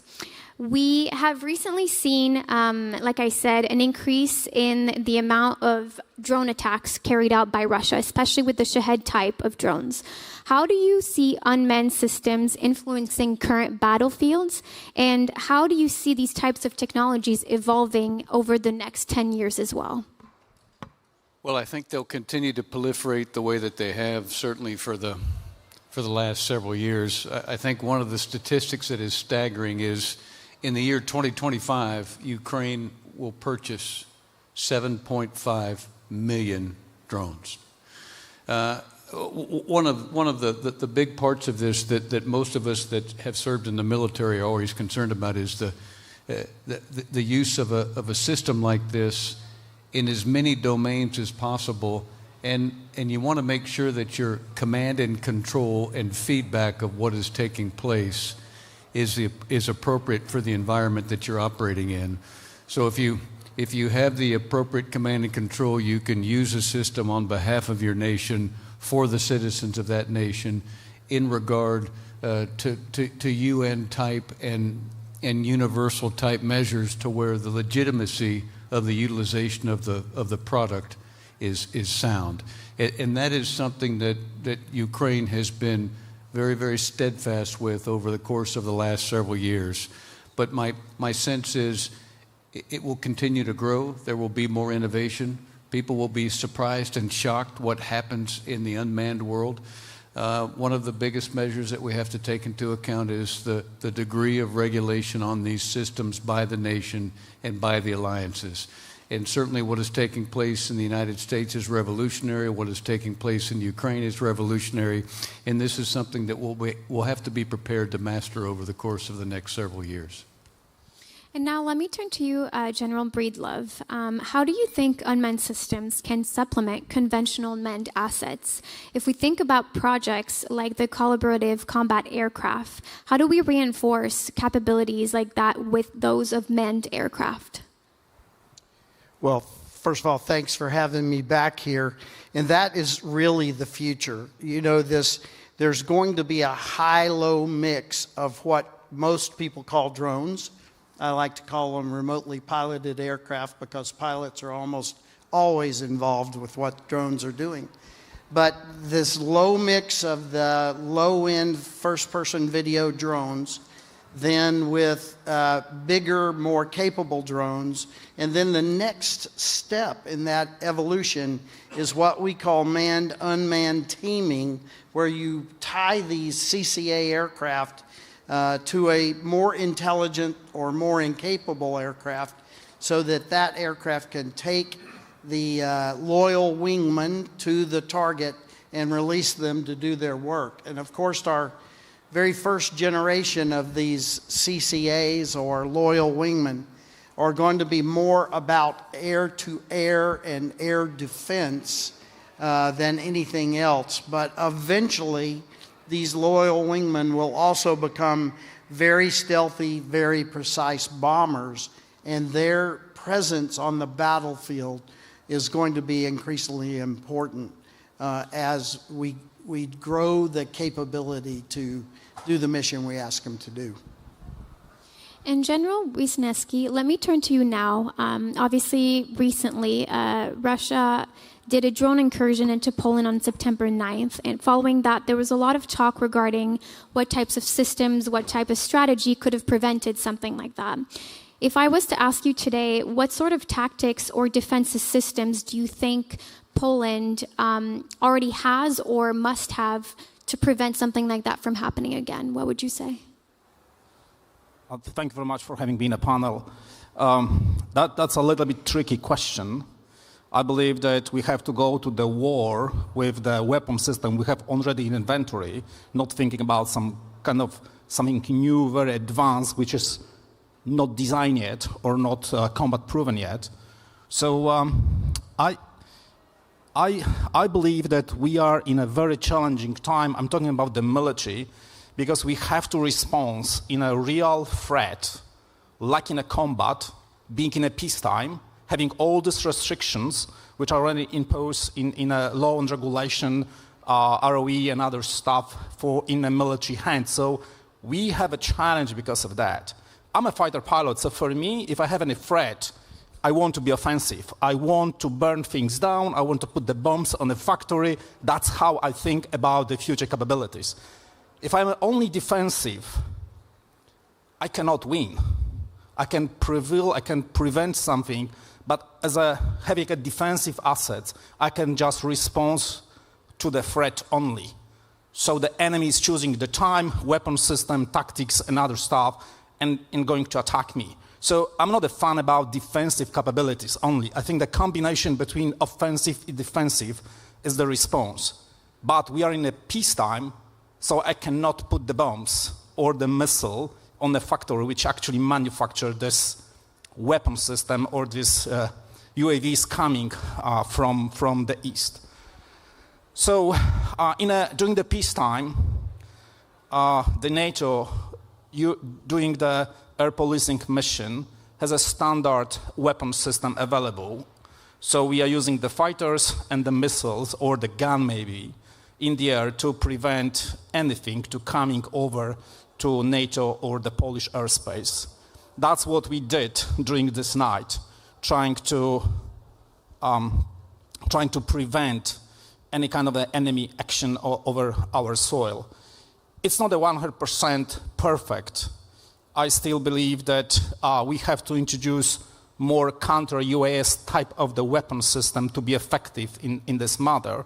But the problem is that technology is not available. If I want to cover all my long border with Ukraine, Belarus, and Russia, I have to buy thousands of this kind of the systems, which first of all are costly. The second, the technology is aging so fast that even though I spend millions of dollars today, I have to upgrade tomorrow, which is insane. I mean, there is no country all over the world which can do this. So coming back, I need more missiles, more bombs to damage the facility which can manufacture these UAVs, but it's not possible. So I believe that Poland, moving forward, we're going to upgrade our system we have right now in an inventory. We are working on a TTPs for our pilots to be more effective in the air. Sometimes you have to change, like in our F-16, we have to modify the jets with the better hardware. But the jets are not the only one tool to answer such kind of the threat. And now let me turn to you, General Gaspard Filambi. Despite the clear strategic potential that unmanned systems possess, it seems that many European institutions are too slow to adopt and integrate them at scale, a little bit like the General just mentioned. Do you think that Europe is at risk of falling behind? And if so, what do you think needs to change to fully unlock their operational value? Okay, on that topic, I think that the risk is coming from, I would say, firstly, from operational culture and lack of doctrine. Mm-hmm. The second one is the political caution and too many regulatory hurdles. We need to work on that. The third one is the fragmented defense landscape we need to work on, and also the underinvestment in research and development and procurement. So it's the main risk that we have to face that. And so I think that we need to work maybe not firstly, but in parallel on a better doctrine and the change of culture in the different armed forces. We know that the pilots, they prefer pilot a real aircraft than going to the simulator or pilot unmanned. And because of that lack, you have a lack of doctrine. General Breedlove said, okay, we know that unmanned and manned, they are a team, but in the real fact, we think to the future, but we are not really preparing the future. And if we don't have the real doctrine, we cannot ask to the industry to do the good. So, and the second one is really to focus, and maybe thanks to NATO and EU, to focus on interoperability, good standards for the needs of the drones, the UAVs we want, and clearly we need a public discussion about the different constraints, and I think around the ethic. I was the air defense commander and air operation commander in France some years ago, more than 10 years ago, when we introduced the Reaper, and when the Ministry of Defense accepted to launch bombs from the French Reaper. And it was really necessary to explain to the public to have this acceptance. And clearly, we need also a company like my company, like Babcock, to invest and to support and to build the capability with the armed forces. And now if I turn to you, Chris, the star of the show recently when it comes to unmanned technologies has been artificial intelligence. So if I was to ask you, how can AI and other technological advancements influence unmanned systems operations, and what kind of role do you see AI playing in modern unmanned systems operations? Thank you. Thank you for hosting, Elizabeth. And I'm honored to be on the panel with all of these guys. They're amazing, all have amazing backgrounds, and somehow I squeaked in. And thanks for everyone joining the discussion today. I would just say, when it comes to AI, I mean, AI is foundational to how these drones are going to operate in a more autonomous mode. And with that, you've got to collect a lot of data. You've got to process that data rapidly. But you need massive compute and capabilities to collect all of the data, analyze all of the data, and then build the right models to use in the field.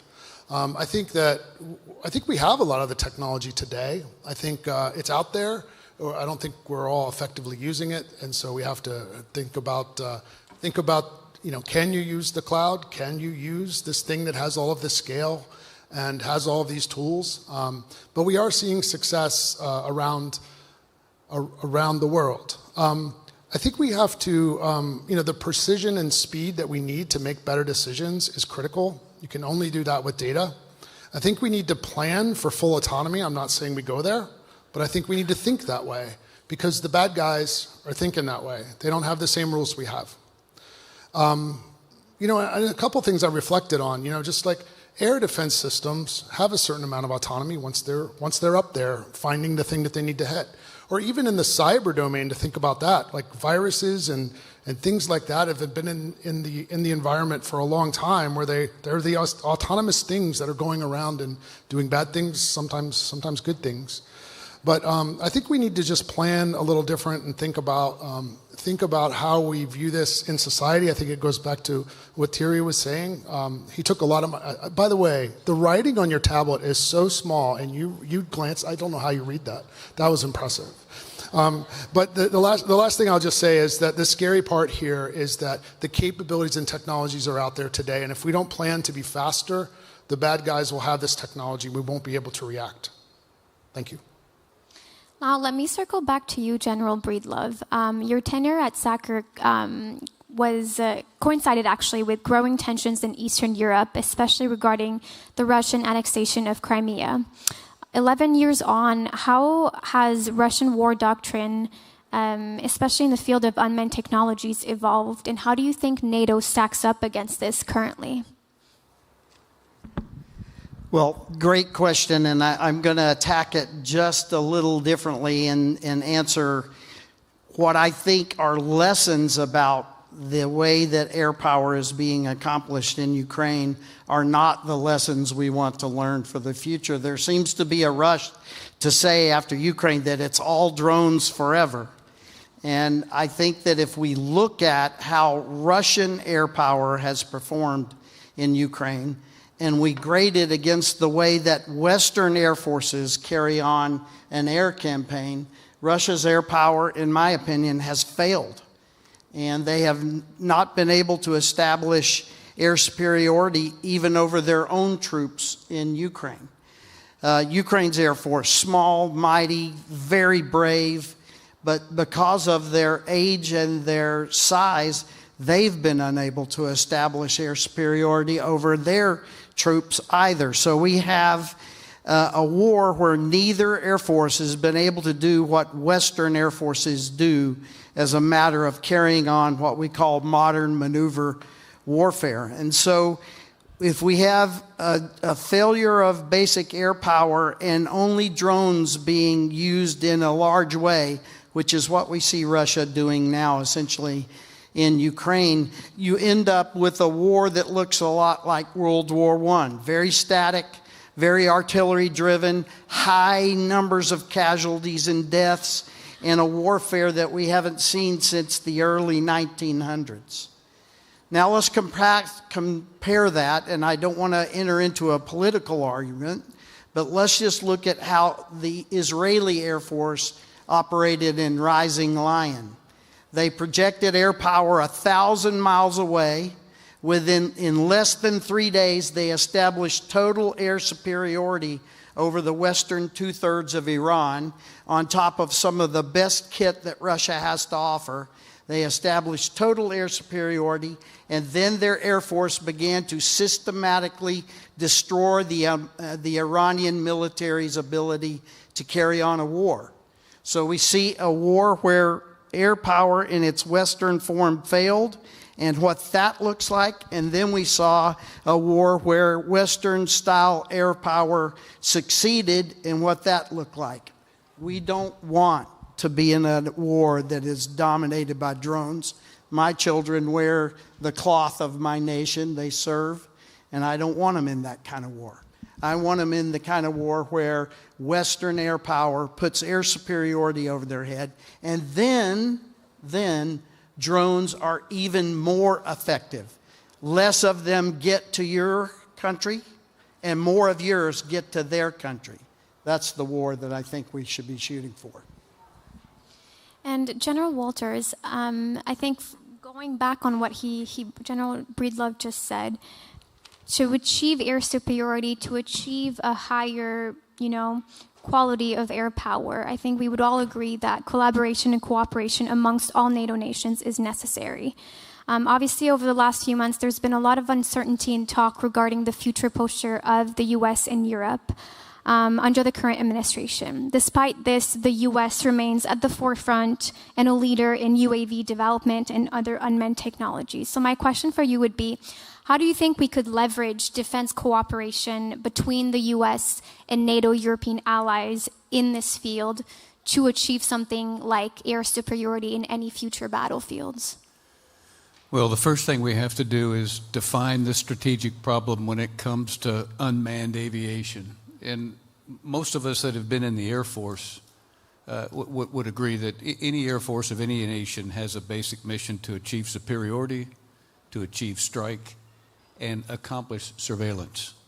And as we proceed into the future, what's going to happen with just exactly what Chris said, the way that you strategically and operationally and tactically, that's from big to little, mesh strike superiority and surveillance with manned versus unmanned over time is critical. And it has to be by, with, and through the nation's government. It has to represent their values. It has to represent their people. It's just not easy.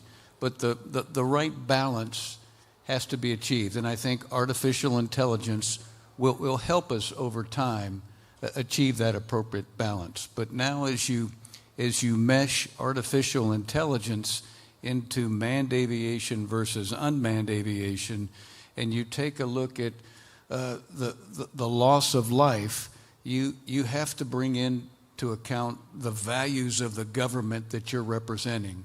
And I say all this just to remind us, it is just pretty dadgum complicated to get it right. And one of the hardest things to do is to take an unmanned system and push it upon a nation's Air Force and not understand the balance between manned and unmanned, and not understand how the government of that nation is going to accomplish oversight of the percentage of manned versus unmanned. How much regulation will there be? But at the end of the day, just going back to what Chris said and what my dear friend Phil Breedlove said, if you're going to fight a battle, you have to get all this worked out.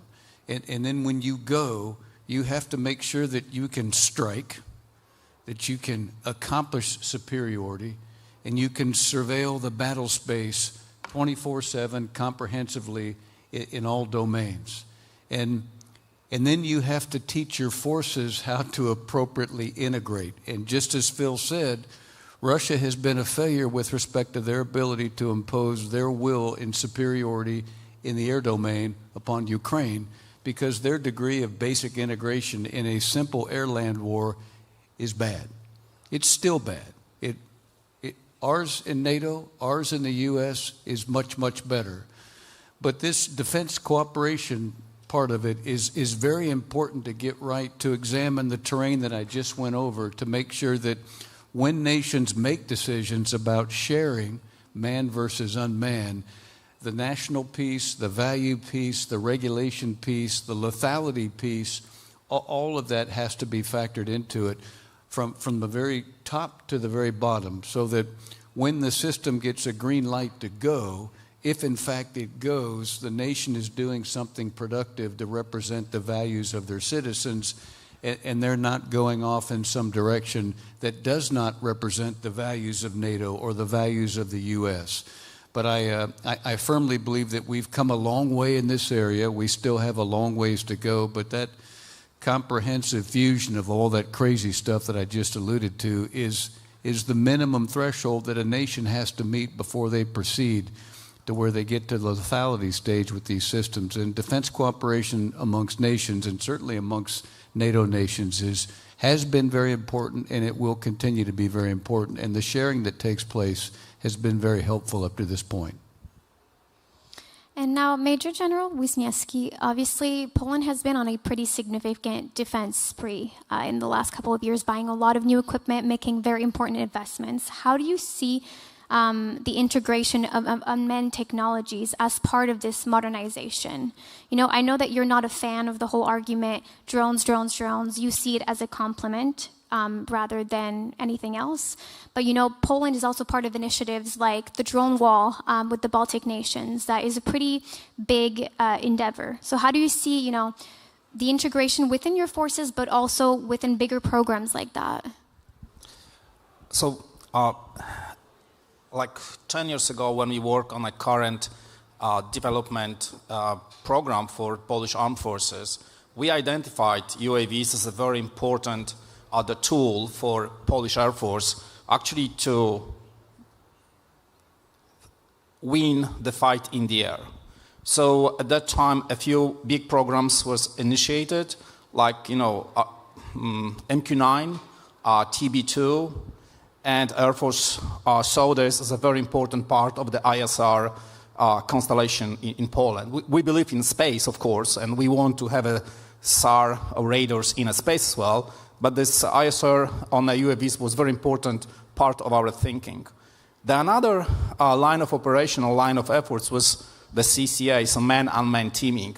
We had a program of record actually to jump in this bandwagon to acquire these capabilities as soon as possible. Unfortunately, at that time, US Air Force made a decision to work on a CCA as a platform for next generation air dominance, not F-35. Thanks God, it has changed. Right now, it's a pure program to support F-35, and we are very happy about. Still thinking that the CCA Increment 1 is more about the Asia-Pacific region. We're looking for a little bit different capabilities here in Poland. Why? So, geography is important. Poland is located at the NATO eastern flank or front. So when I take off in my F-16 of F-35, at the 10 or 15,000 feet, I get the first indication that S-300 is tracking me. My RWR will be red, and the noise.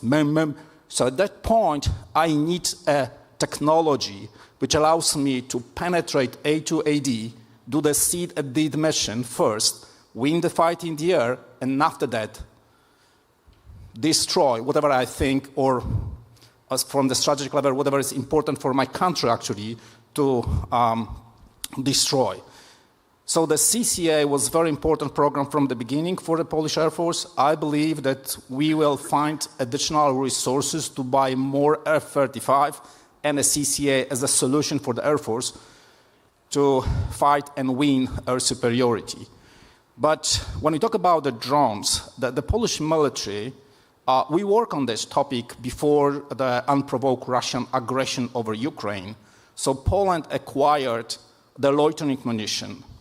And we really thought at that time that loitering munition is very important for us from the strike capabilities. And, you know, the connection between the sensor and the shooter, you know, have this in the same vehicle, which can be delivered anytime we want on the battlefield. It was, you know, part of our artillery, part of our the infantry units solution as a new capabilities.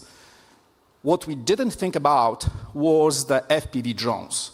So at that time, we didn't think about that. We don't even though we didn't test and evaluate anything. I mean, we didn't experiment with this.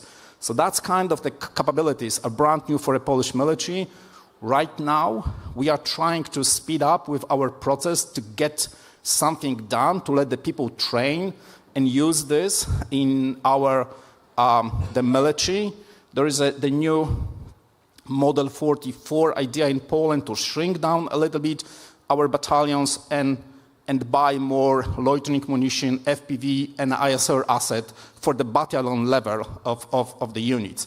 So I think that we thought about these UAVs before the war, we introduced, but the scale and the speed wasn't good. So right now I believe that we can speed up the process. It is difficult. You know, there's no technology in thousands on the market. If we talk about the big military, you're not buying 100, you're buying 1 million of the piece of something. It's aging very fast, so there is a war economy piece of the discussion, how to spend the money smart today. So we can use this technology like 2-3 years from now. But we are in this process, and I think that we have to do more experimentation, we have to do more test and evaluation to be sure that whatever direction we go, we have to be sure that is a proper way how to develop this technology to the military. And several times during this panel, we've touched on the concept of manned-unmanned teaming. So now let me turn to you, General Kasper. How do you think we can ensure high availability of both manned and unmanned training capabilities? And how do we facilitate that with the increasing demand for drone training as well? Yes. When we speak about training capabilities, we need to consider a global training system. A global training system included assets, man and unmanned, real, but also simulator, different synthetic system like LVC, everything connected with data center, and with the people running them. And as it has been said by the different general, and we know well when we have leading operation that the performance in the air or in real operation and between man and unmanned is really linked to the level of the training, and you need to train again your people before sending them in the air and in operation. And we need global system, and we need to aim the availability of the global system. There is two types. There is the technical availability and the human availability. Concerning technical availability, we need dedicated people for that, helped with different technologies of data management to improve with predictive maintenance to avoid, as possible, to avoid a down. To avoid to stop the training system. We need also data management to optimize the different resources. But we need also a close cooperation with industry to share their practices, to resources and technologies is key. We are Babcock, we are providing the training solution to the French Air Force, to the Royal Air Force, not for unmanned and manned, but it is this partnership with industry is a very powerful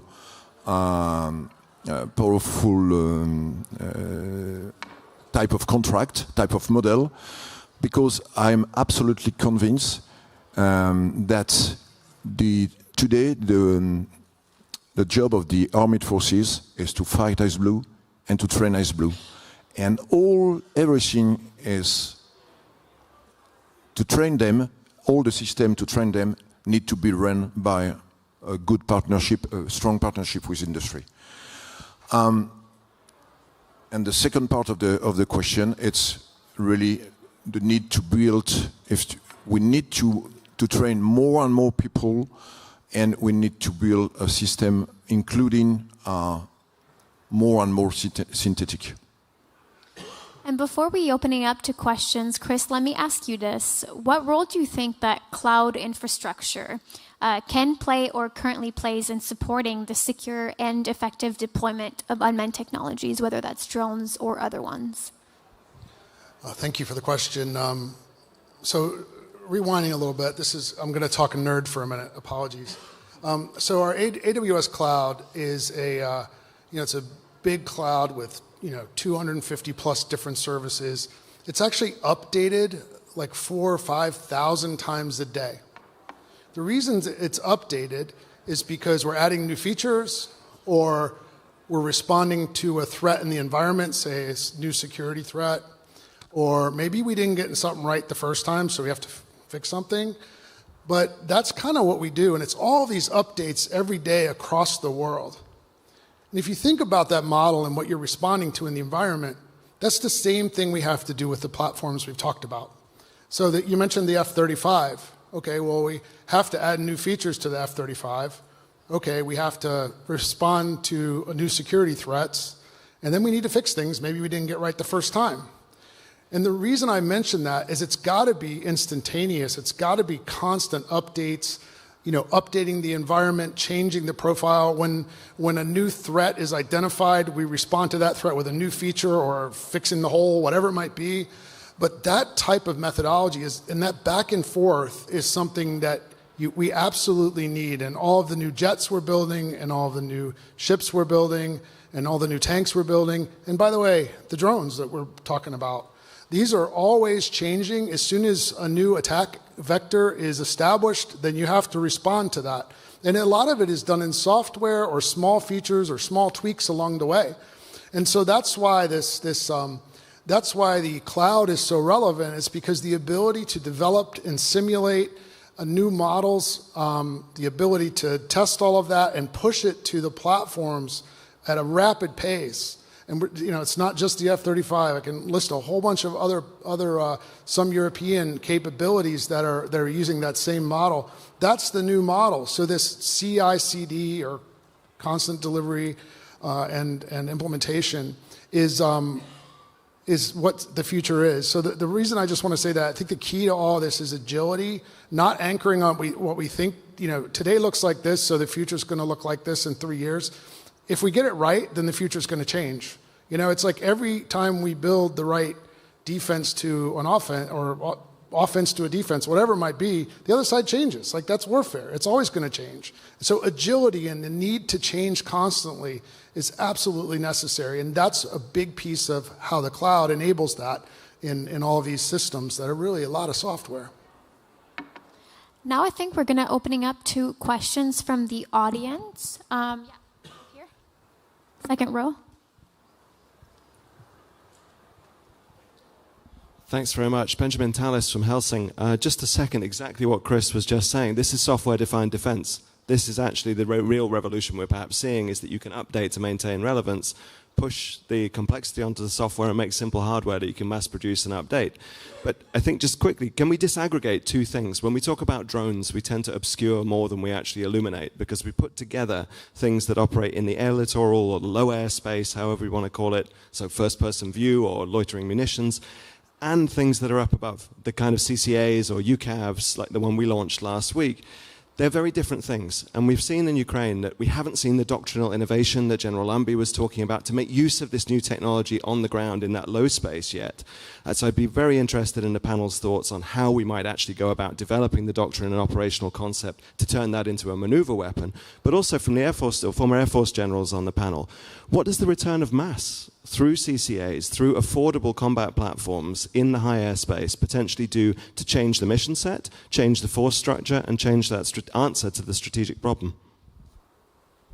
Who would like to start? That's a very good question. I'll start in one quadrant. The mass piece.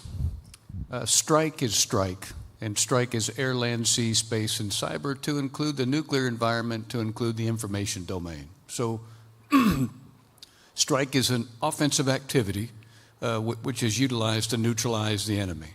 And all of that, in all domains, should be simultaneously used.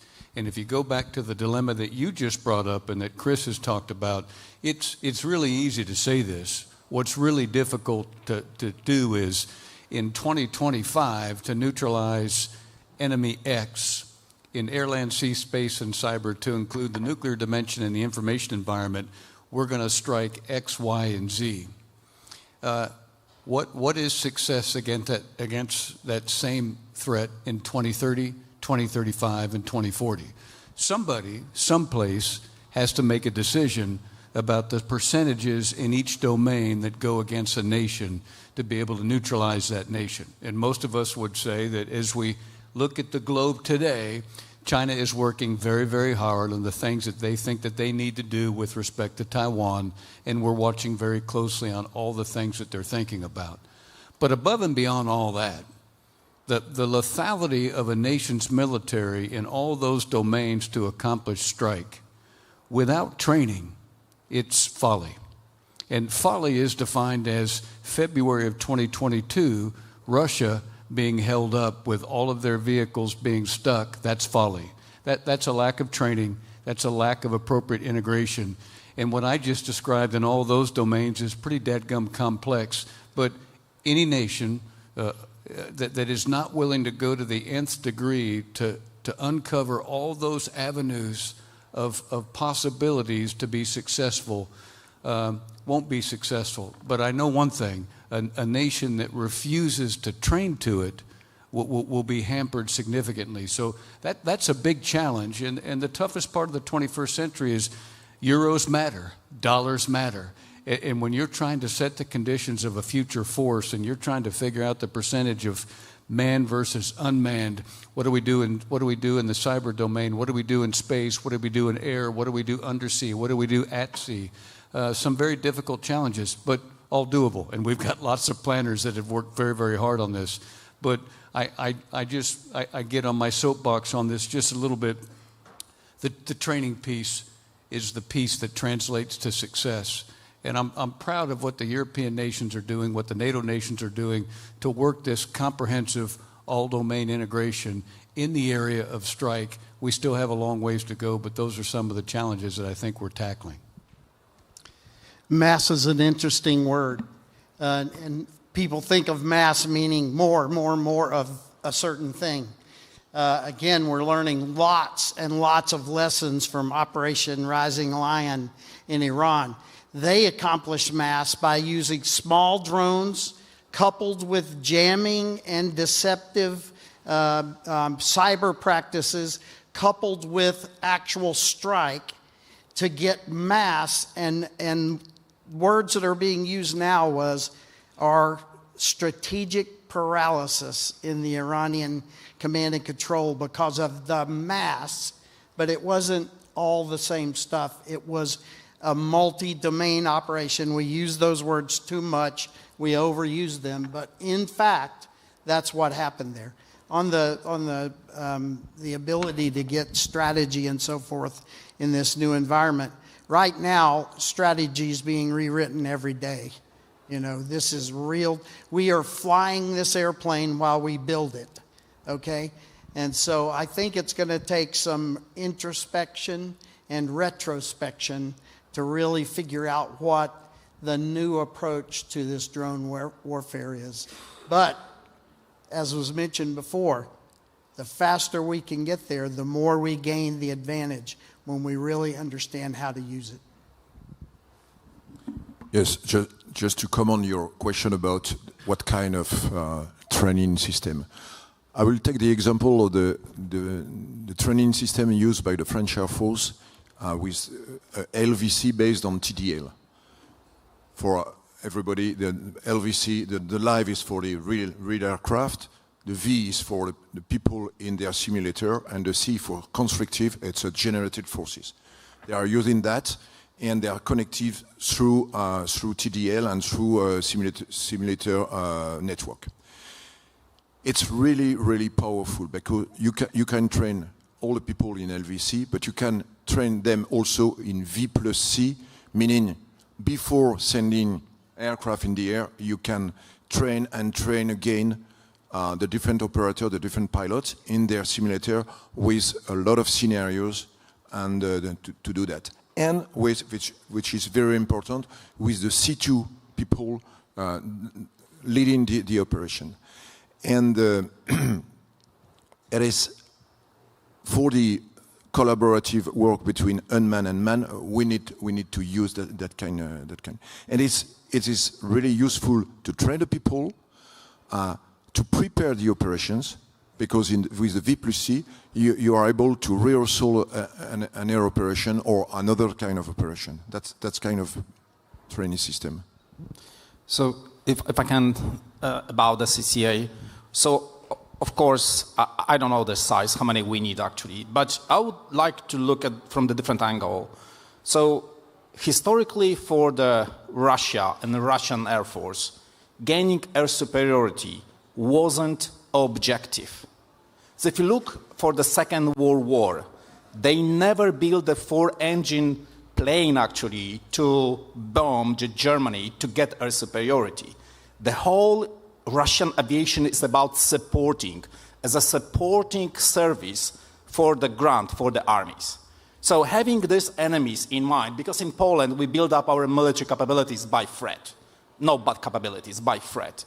So having this in mind, my target initially is a ground-based air defense assets.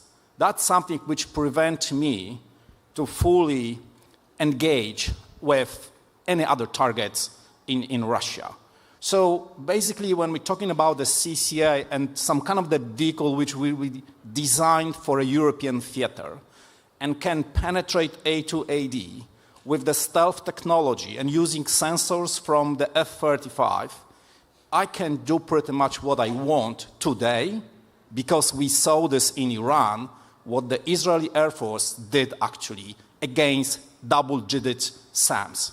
It's workable, it's durable, and I need just an assets to do this. However, the doctrine is very important, this piece. When I look for the Polish strategic documents, like National Security Strategy and other, there is no words about the mission for the Polish Air Force to gain air superiority. Most of the people in Poland thinking like in Russia, as an Air Force, as a supporting service to the land-oriented operation. And it drives me crazy.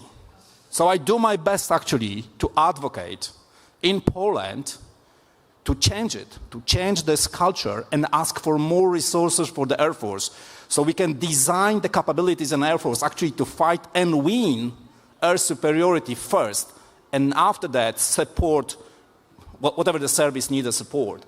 And I think that we are getting better and better. Our CHOD, General Kukua, special operation operators, self-operators, he understood this. He knows how it works. The challenge is that in our culture in Poland, we are heavy land-oriented nation. But we have to adopt. Ability to adopt is one of the most important factors right now for all of us. So we are conservative as a military, but we have to adopt. We have to change ourselves. But it's workable. It's possible. Technology is available. I believe the money is available. Even though the people are available in Poland, even though Poland is a medium-sized country with some kind of the limitations because of the number of the population and the size, we don't have a strategic depth. But Israel and Israel Air Force shows us that it's workable, but you have to start thinking like that. So if you ask any Israeli officer right now about the Israel Air Force, they usually briefed us that the best daughters and sons of Israel are serving in Air Force. That's the answer for the situation what we see right now in Eastern Europe. Yes, second row here. Thank you. My name is Anna Richards. I work with a range of legal think tanks, especially in the UK context. And I want to ask you, what are the main regulatory challenges that you encounter on the European and the British stage, especially when it comes to unmanned weapons? And how can we, as legal policy experts, bring things to the attention of politicians to make things easier for you? Yep, go ahead. So I just want to say that the regulatory process is often missed in answering questions. And how do I describe that? I was asked not long ago, what is it that we need to give Ukraine today? And everybody was thinking, because I'm an F-16 pilot, I was going to say lots of F-16s.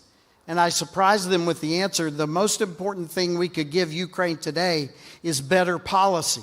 A Western policy that would allow them to use any weapon they had or were given to strike deeply into Russia and start taking the fight to Russia in Moscow like they're taking the fight to Ukraine and Kyiv. So, I still stand by my word. The most important thing the West could do for Ukraine today is turn them loose and allow them to use everything they have to begin to take the fight to the Russian people in their capital and other places. This will make a big change. And the word regulatory means a lot of different things to a lot of different people, and I couldn't agree more with Phil. The other side of the coin is the one that you have to deal with. You have to understand, we all have to understand that this weapon system represents a nation someplace. And in order to hook that weapon system into the government, into the will of the people, it has to represent the values of the citizens of that nation. And that starts to get into the degree of regulation that goes into it. And as Phil was alluding to, sometimes the less the better for speed of fielding equipment to be able to save your nation. And that has to go into the equation as well. And we in the U.S. have been through about a 4-year gauntlet of the degree of regulation on AI as it applies to its utilization in manned versus unmanned. And it goes into how much kilotonnage, what's the precision, what's the willingness of a system to penetrate human flesh. All those considerations have to go into play. And ultimately, on the regulatory side of the house, most of us would agree, certainly those of us that represent democracies, which is everybody here in this auditorium, we want Ukraine to have everything. But at the end of the day, in the International Court of Law, we want Ukraine to represent the values of their citizens. And that's easy to say, but it can be difficult to do, especially when you start to get into this subject. So it's something that still has a long ways to go. It's not fast enough. It's not risk averse enough. It needs to just go a heck of a lot quicker. But at the end of the day, what typically happens is everybody gets pretty excited about throwing something to somebody, and it starts to get stalled just a little bit because you get into the practical application of this has to represent the citizens of the nation it's coming from, and that happens to be Ukraine in this particular case. So that's pretty difficult to navigate. I think we have time for one more very quick question. Yes, here, third row. Hello, Dr. Chris Lewis at Babcock. Industry's been mentioned a few times.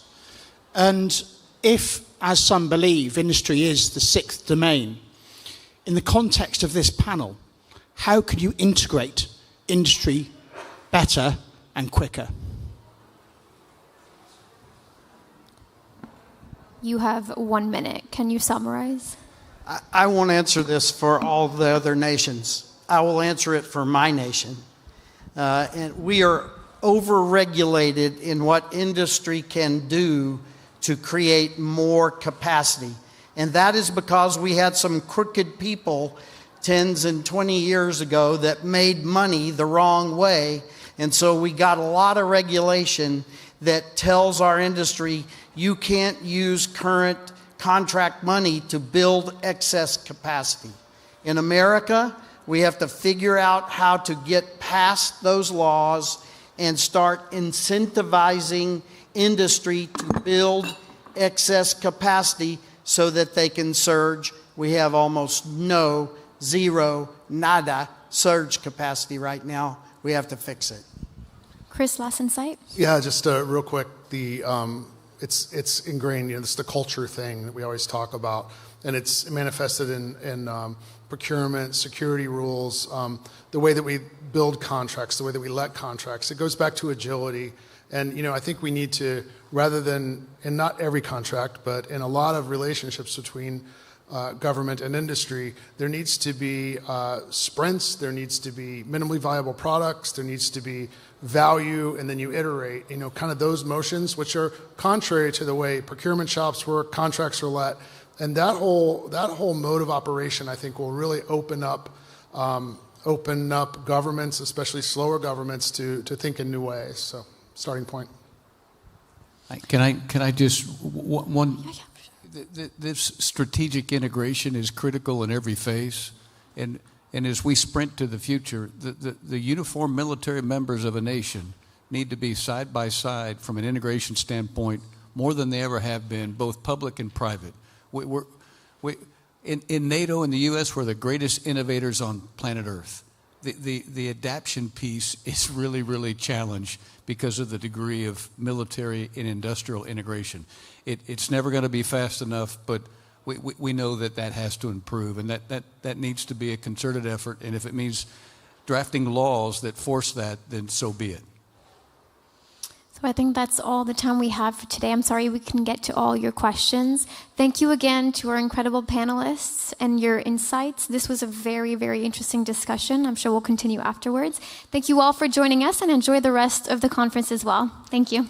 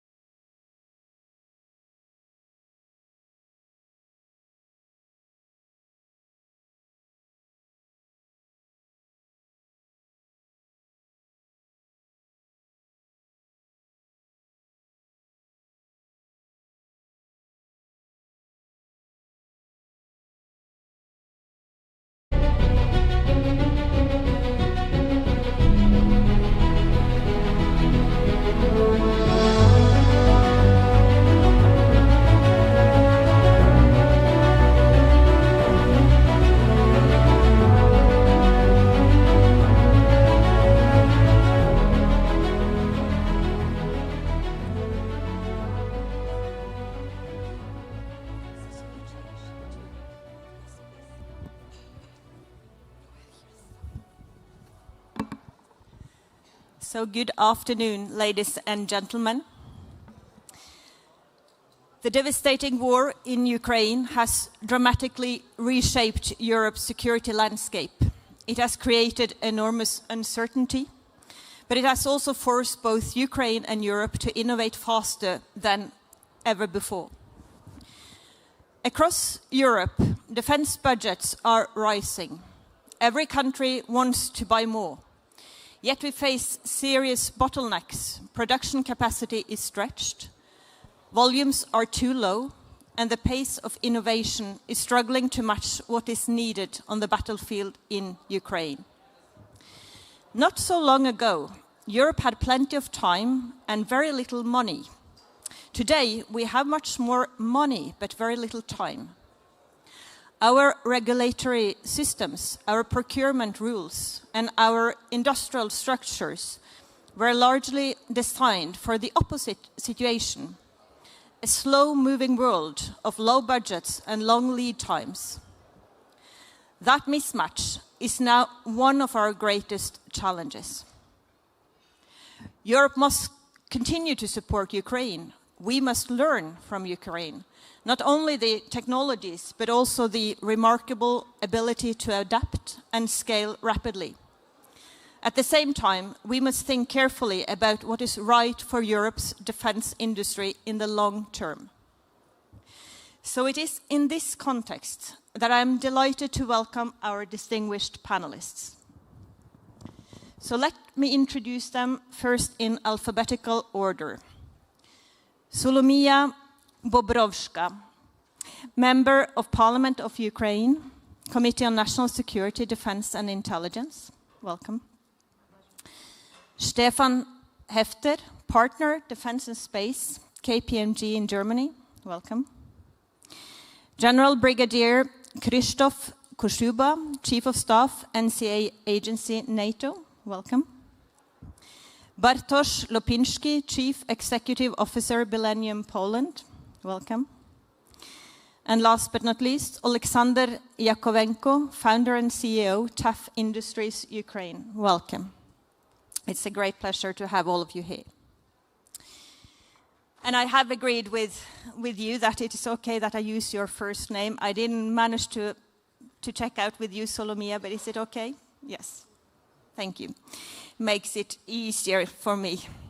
So we will keep this interactive, and I will pose a few questions to each of you first, and then I will also ask some questions to all of you, which you can choose to answer those that you would like to. And then I will open up the floor for questions and answers. So let me start with you, Alexander. Drone technology. So airborne, land, and naval systems has developed at unprecedented speed in Ukraine. So how can these capabilities supplement or perhaps even replace existing weapon systems in Europe? First of all, I would like to say that there is no sense to replace something. We have to implement our experience, Ukrainian experience, that we received during the last 3 years to pay a lot for it, our blood, first of all. What I would like to say, on the first year of invasion, we did not have enough experience, we did not have enough amount of money to produce something expensive. And what we try to do, we try to implement the civil technology, which does not cost a lot, into the battlefield. Our first step was rather simple, to produce FPV drones. It's very low-cost technology, which cost approximately $500. But, for example, yesterday, these FPV drones destroyed Russian helicopter Mi-8, which cost approximately $12 million.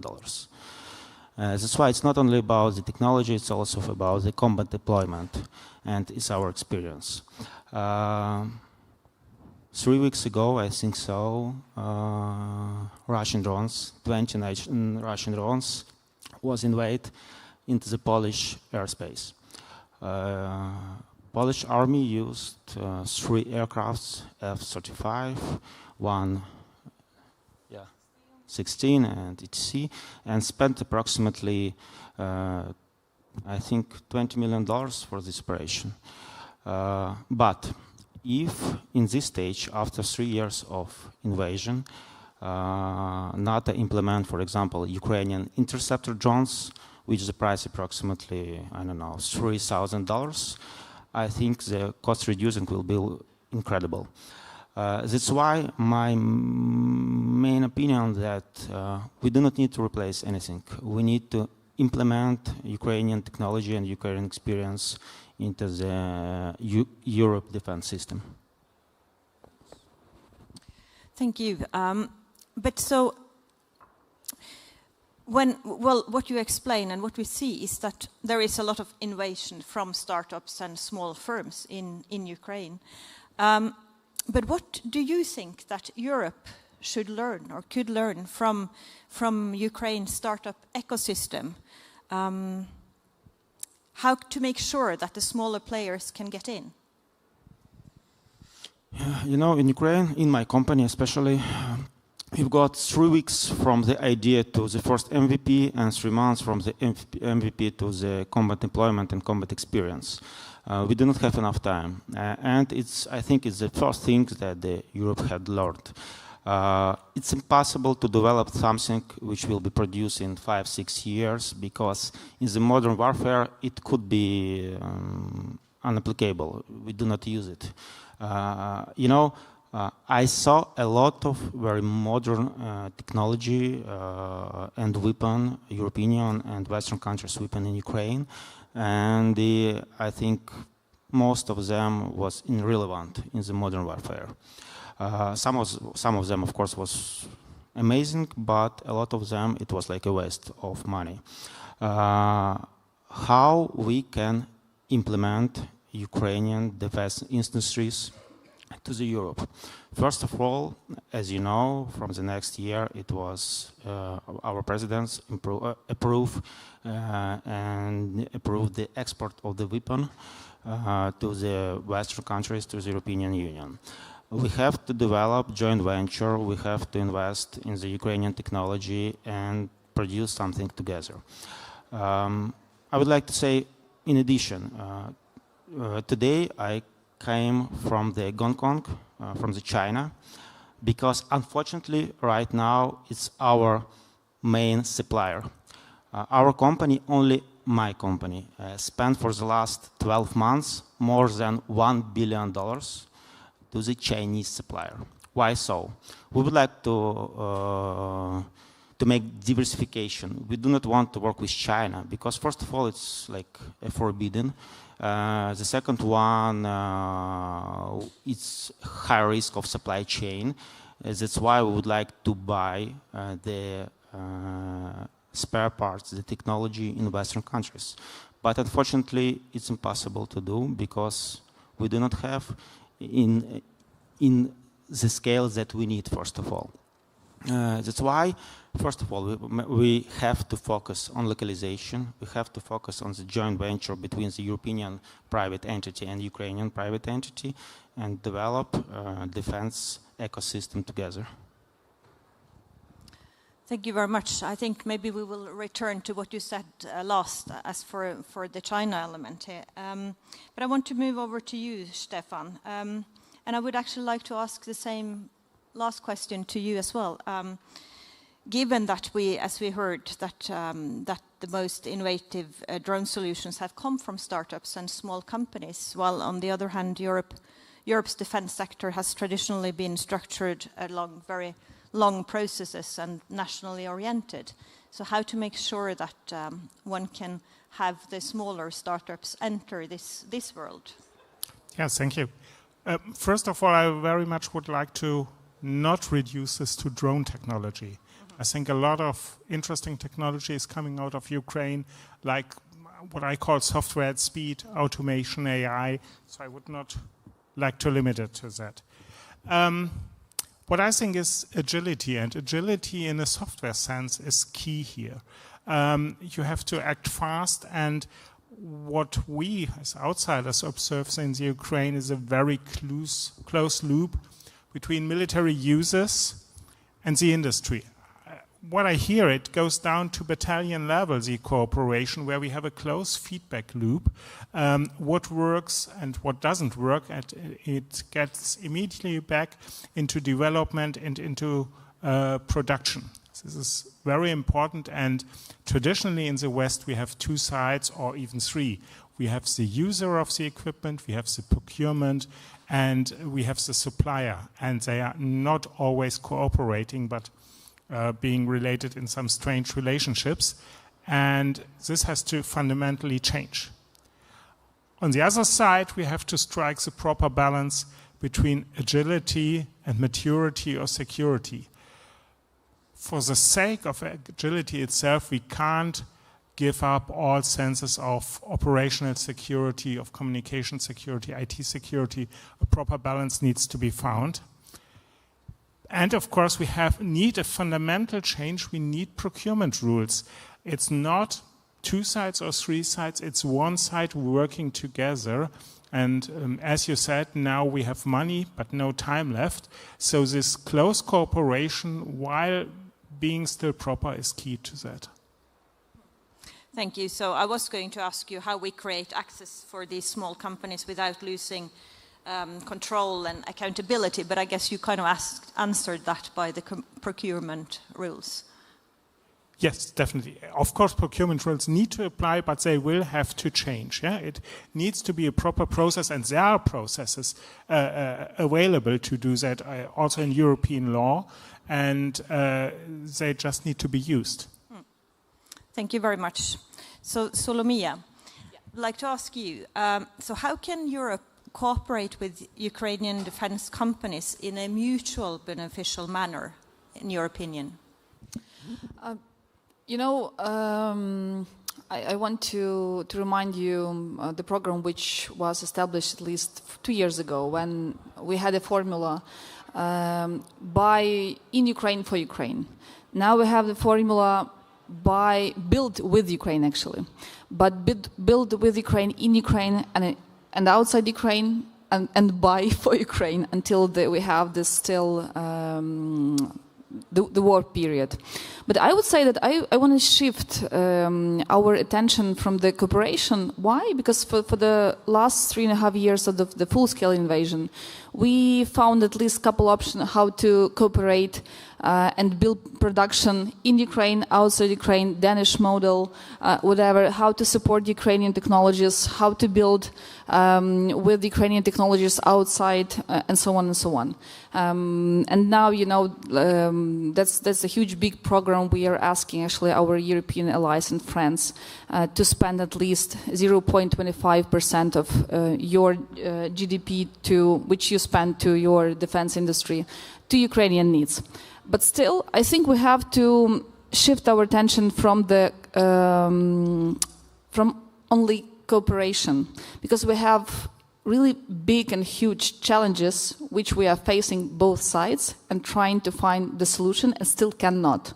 And it's not only about bureaucracy and legislation of the procurement, where you have the problems. I mean, Europe and collective West have the problem, and Ukraine still have with the procurement. But at the same time, that's first of all the very basic things which we need, starting from the drones, ammunition, whatever.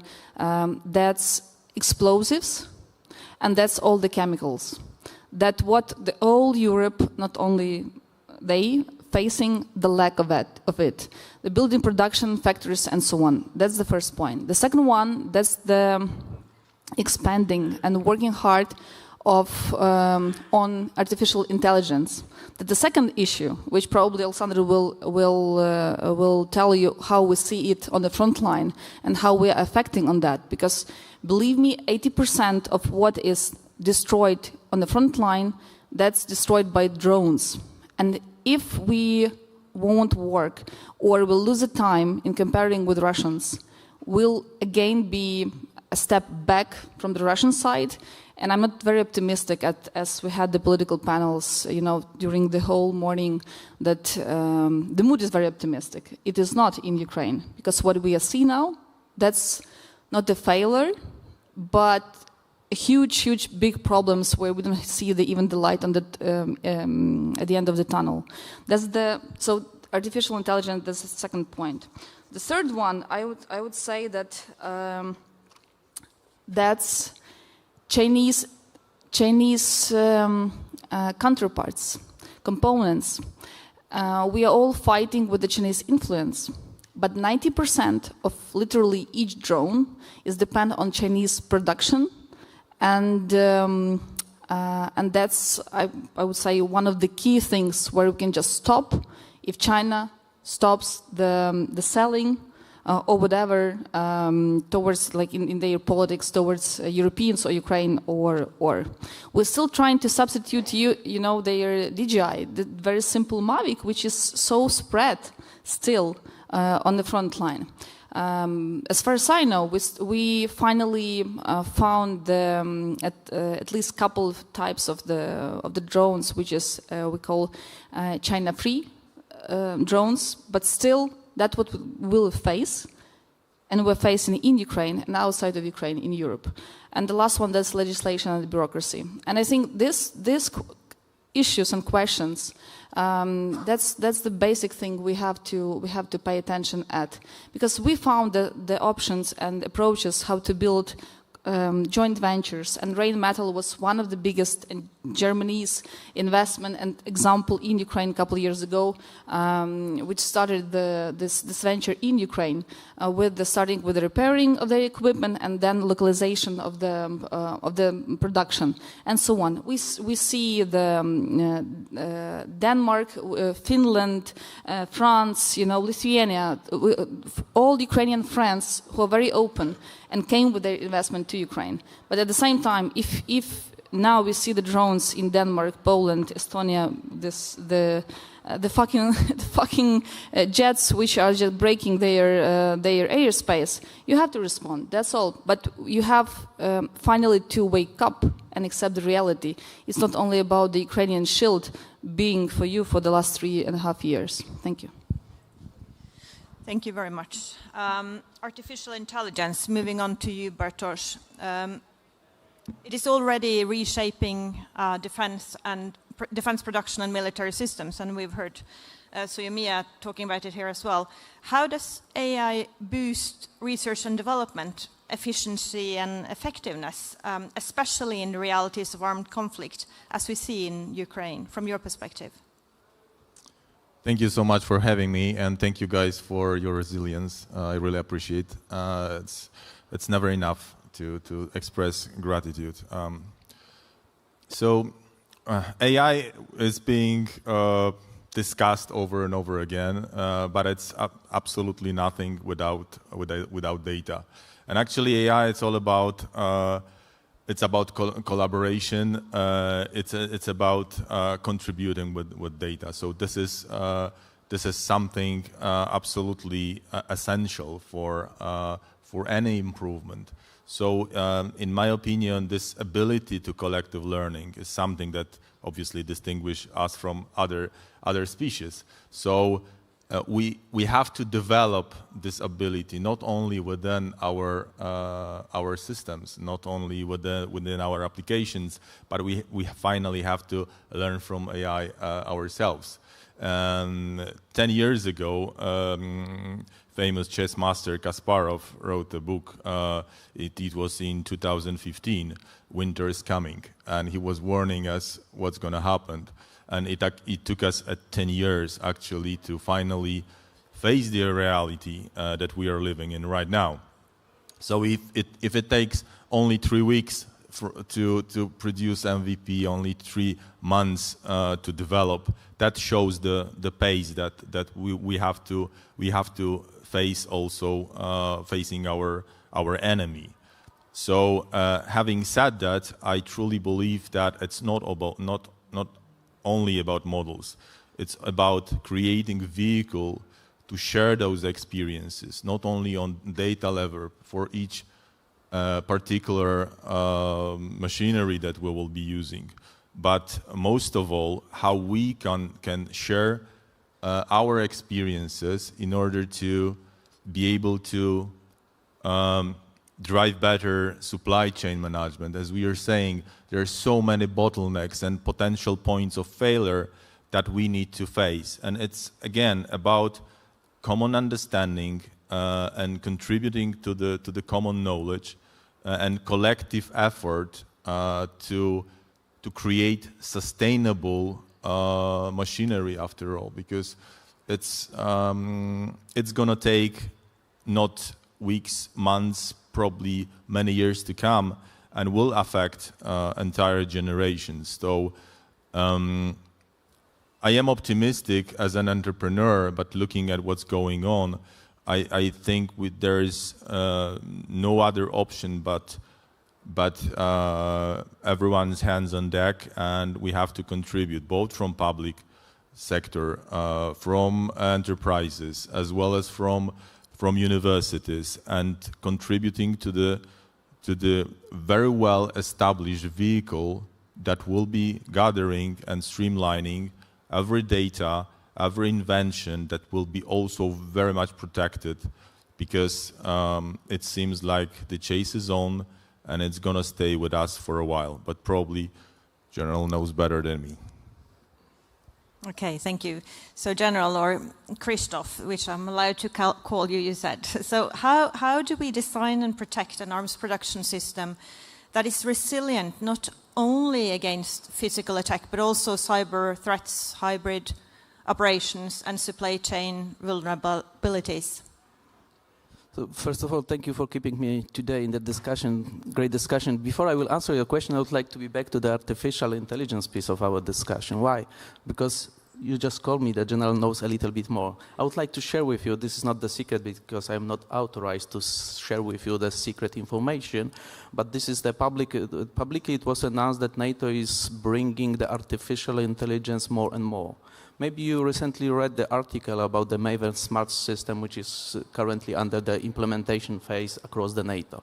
Because I'm even in the Polish uniform, as you see, but I'm come from Brussels, so, and we as an agency, we are working with that, with the civilian vendor who is introducing that in practice. But going back to the question, designing and creating the arms production system is which is resilient to the hostile action, especially the cyber operation, involves a comprehensive approach and address not only physical, but also the digital security.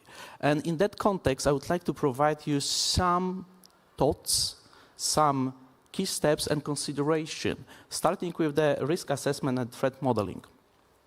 We need to conduct the risk assessment. Why? This is obvious. We need to identify the potential threats and the vulnerabilities. Why? Because we need to patch our systems. And also, to be better than our adversary, we need to develop the threat model to understand how the adversaries are trying to reach and enter our systems. What we are doing in NATO at large, and especially in my organization as a NATO Communication Information Agency. At NATO at large, we have a lot of, maybe not a lot, but a few bodies who are engaging in the risk assessment and threat modeling. There is a so-called, in the big picture, there is an operational authority and the technical authority. In that case, we as an agency, as the primary service IT and cyber provider to NATO, we are playing the role as a technical advisor and technical authority for those systems. That's why we are deeply involved in that topic. The second thing that I would like to point it out, this is the cybersecurity framework and mechanism. So to be sure that our systems are robust, are secure, we need to implement the robust cybersecurity frameworks. And also ensure that continuous monitoring and detection and response capability are in place to mitigate the cyber threats. And the example, recently in NATO, we introduced the NATO Integration Cyberspace Center. What is that? This is an amalgamation of the military and the civilian skilled personnel who are working together, sharing the information. There is also the person, so-called the civilian coordinator, who is focusing and talking to the industry and academia, because we would like to be we would like to have the best knowledge from the outside NATO organization as well. Also, to be better protected, we need to also use the network segmentation, so to isolate the critical system and limit the spread of the potential breaches. We need to implement the strict security access to the system and allow that only authorized personnel to enter. And the next example, what we are doing, based on the Ukraine conflict, we are just moving and accelerating the movement business to the cloud. This is nothing new. But we are accelerating that, and we are working not only with that on the unclassified level and the higher classification, but all of them. Also, the one information for you, if someone is thinking that NATO unclassified, this is not classified information, you are wrong. NATO unclassified information is a classified information because not everyone can have the access to that. So to summarize that subject, we are moving business to the cloud on the unclassified level, restricted, and secret level. Because, as I said, we need to have the network segmentation to avoid the potential intrusion to our premises. Oleg just mentioned about the supply chain. This is also quite important in our endeavor because we are looking from the supply chain security perspective. We need to vet suppliers and the partners for the security, compliance, and establish secure communication channels. We need to monitor and audit how those elements are provided to us. And the example, what we are doing in that case. Recently, in the agency, we introduced the new acquisition reform, I can say, the new model of procurement of the equipment for the NATO use. This is not only the acquisition part, because acquisition part is supported by the technician, by the engineers, so-called the early engagement team, who engage with the potential vendors before even the contract is signed. We need to know what they can offer, and they need to know what the NATO is expecting from the potential vendor. The next point, which brings us closer to our security world, this is, of course, the redundancy and backup systems. This is nothing new. As you could suppose, we are doing that daily. Why I'm talking about that? Because maybe you are not aware the agency is displayed in the 3 continents, in North America, Europe, and Asia. And our people, our technicians daily are doing that backup system and doing the exercise to checking if those processes are in place. As I mentioned at the beginning, when we are talking about the security, we also need to pay attention to the physical security, because this is the arm-to-arm to the CIS security. Recently, we introduced in the agency so-called the Agency Security Office. What is that? This is a combination and collaboration of the physical security expertise and the CIS Communication Information Systems security expertise. It gave us a better visibility and transparency across the entire organization, and with that we can better support our operational partners. I just talked about the people, processes, and technology, but I would like to be back to the people component, because from my vantage point, this is the best value, people, talent. So, and we are providing the regular training for our IT and the cybersecurity colleagues. How we are doing that? At NATO, we have the few NATO academies. One of them is located in Oreirash. It is in the agency structure. So there we are providing the cybersecurity trainings for the individuals, starting from private soldiers through the leaders. We are increasing the awareness of people how it is important. To have the mechanism, people, and technology in place, we need to have also some script. So that's why I'm talking now about the incident response plan. We have a plan at NATO, how we can react properly for the intrusion, what needs to be done, and how we need to progress, because this is not the matter of days, this is a matter of minutes. We need to be faster than our adversaries. So, and annually in NATO, at large at NATO, we have at least the annual exercise and Enterprise Plan Finder, where we are training those procedures And we are taking the lesson identified, which are changing in the lesson learned, and introduced in practice in the new updated documents. Of course, the regular audits and assessment is needed. We are doing that for evaluating the vulnerabilities and identify and address the potential weaknesses. How we are doing that? We are inviting the external third-party vendors who are doing in our system penetration testing, and then based on the outcomes, they suggest to us what can or should be done to make our system more resilient. So not to prolong, because I'm speaking, I think so, too much, but you know, just one sentence more. So we as an agency, we are ready to support the alliance and partners in that endeavor.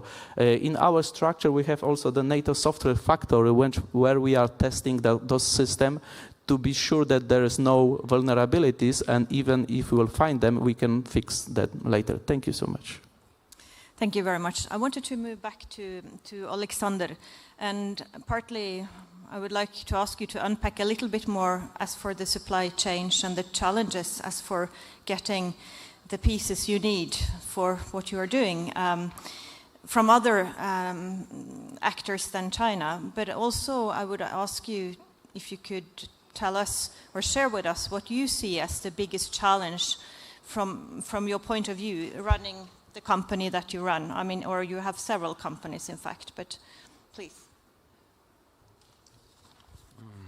Of course, first thing that we have to do, we have to diversify our supply chain and to do it in Europe. Right now, we try to do it in Ukraine, but it's very complicated due to the few factors. First of all, we are always under attack, and to do the huge production of some components is very complicated. We understood that it will be more expensive to produce the drone components in Europe. In this way, unfortunately, right now, we, like Ukrainian drone producer, can't afford it to do. We can't to buy something in Europe or in US more expensive than in Asia countries. Why so? Because we are limited in our budget. That's why for me the first step that European Union with Ukraine have to do is to boost the localization of the spare parts for the defense industries. Grants, I don't know, credits, etc. The second question, what about the companies? My company, what kind of problem we have, first of all. Of course, the main problem is a shortage of money that we, right now, most Ukrainian companies have more capacity and capability to produce than we did right now. Before the global invasion, it was only 10, 12 companies which produce unmanned vehicles. Right now, it's more than 2,000. And I think approximately 500 have officially government contracts. What we can do? As I said previously, we can develop our technology with European partners. It's rather complicated because there is a high level of bureaucracy, first of all, and we have to apply for different kinds of restriction. That's why it's very long way for us right now, because we have to move fast. It's our advantages. That's why I think it's the main problems that we have to find solution for it. I saw how the UK, the Northern Europe, support us. First of all, our first joint venture will establish in Northern Europe. And I think it will be a rather good joint venture, because right now we've got like a previous agreement for the first contract. That's why we go step by step, but as of me, it's too slow right now. Thank you, and I will open up the floor very soon, but I wanted also to ask another question, maybe to all of you, but perhaps start with Solomia. From your perspective, what are the key lessons Europe should learn, and perhaps also not learn, from Ukraine's wartime experience, and also looking at an innovation in particular? Very good question, but I think you'll get the very tough answer. Not to avoid the war in Ukraine, first of all. I mean, first of all, to bring back instructors to Ukraine, at least on the western part of Ukraine, to train our soldiers and to get our experience back, because that's what everybody needs. The second one I cannot mention about the very old initiative. That's about the closing the sky and the sky shield. That's actually what we asked and requested at least 2 years ago, 3 years ago, 3.5, when the full-scale invasion started. Because now you need this experience, and Poland shows this literally the situation in which you are facing, and you don't know how to react, to be honest. Denmark, Norway, the same. Estonia, again, the same. And I'm pretty sure that it will be the very lasting challenge from the Russian side. That's the second thing. The other one. If you need the technologies and you need Ukrainians and you need to see how front reacting, you have to go to invest and cooperate and build together the companies, ventures, whatever, but not to be afraid to come at least to the western part of Ukraine and to find a solution how to build underground or near the borders or in the eastern part of Ukraine the companies producing. But what you didn't learn, I mean, Europe, you waste the time. 3.5 years you are relaxed, and I remember each year of the Warsaw Security Forum, and finally, here we have the huge discussion of the drones. But drones is not the new thing. That's what we faced almost on the second year of the war. Shaheds. That's what we're still thinking how to prevent them, about all these interceptor drones, how to sleep finally, at least in Kyiv, safely, not only in the shelters. Not to wait 20, 30 years where you have, according to the white paper of defense, Russia has to attack you. It's not only Ukrainian war. It becomes, unfortunately, the war in between two civilizations, Russian and European side. And as long as you avoid, as fast Russia will move and show you their force. And you know probably from the historian lessons, there is nothing except force, and rockets actually, which Russia can actually understand. Not the diplomacy, unfortunately. Do you want to comment any of the others of you? If I may comment, thank you for that comments. I would like to bring one topic more. At least this is my vantage point, that we need to reduce the bureaucratic and bottleneck, because we need to be more agile and faster, because the adversary is not waiting for us. We need to be in front of them. That's why I'm kindly ask you, us as a NATO nations, if you have any influence, please talk to the respective people, and we need to try to change that together, to take the decision faster. I'm not talking that we are not taking the decision, but from the cybersecurity perspective, we need to be ready minute by minute. So waiting for the new solution is too length. That's why I mentioned in my intervention that recently, due to the willingness of NATO nations, we introduced the new procedure of the acquisition process. You know, this is thank you for nations to make us that happen. But this is also our lesson how we may find something in the different areas as well, not only in acquisition but also in the production and so on. Thank you. Thank you. Bartosz, did you have a comment? Yes, I will probably add to this that absolutely collective effort, it's what we need. Since awareness is there, we have this sense of urgency, It's already very late, hopefully not too late, but we have to take this strategy into tactics and then move to the plan and actually execute this, because we talk a lot, we discuss a lot, we are participating in different panels as well, but what we need is actually action. And as an entrepreneur, I would like to do something with it, like creating accelerator, to meet with you, to really discuss on the field what can we do together in order to reshape the supply chain management, how to transfer both technology and data, how to work on synthetic data in order to be able to learn from all the experiences that you had in a very safe way for both NATO and EU. And this is something that I guess this collective effort needs everyone, like Army. We have, by the way, the best cybersecurity defense component in Poland, one of the best in NATO. I'm very proud of it. But we need more than this. We need everyone that will be contributing to this effort, because it's the time to do it for generations to come. Thank you. And then Stefan, and then I will open up. Yes, thank you.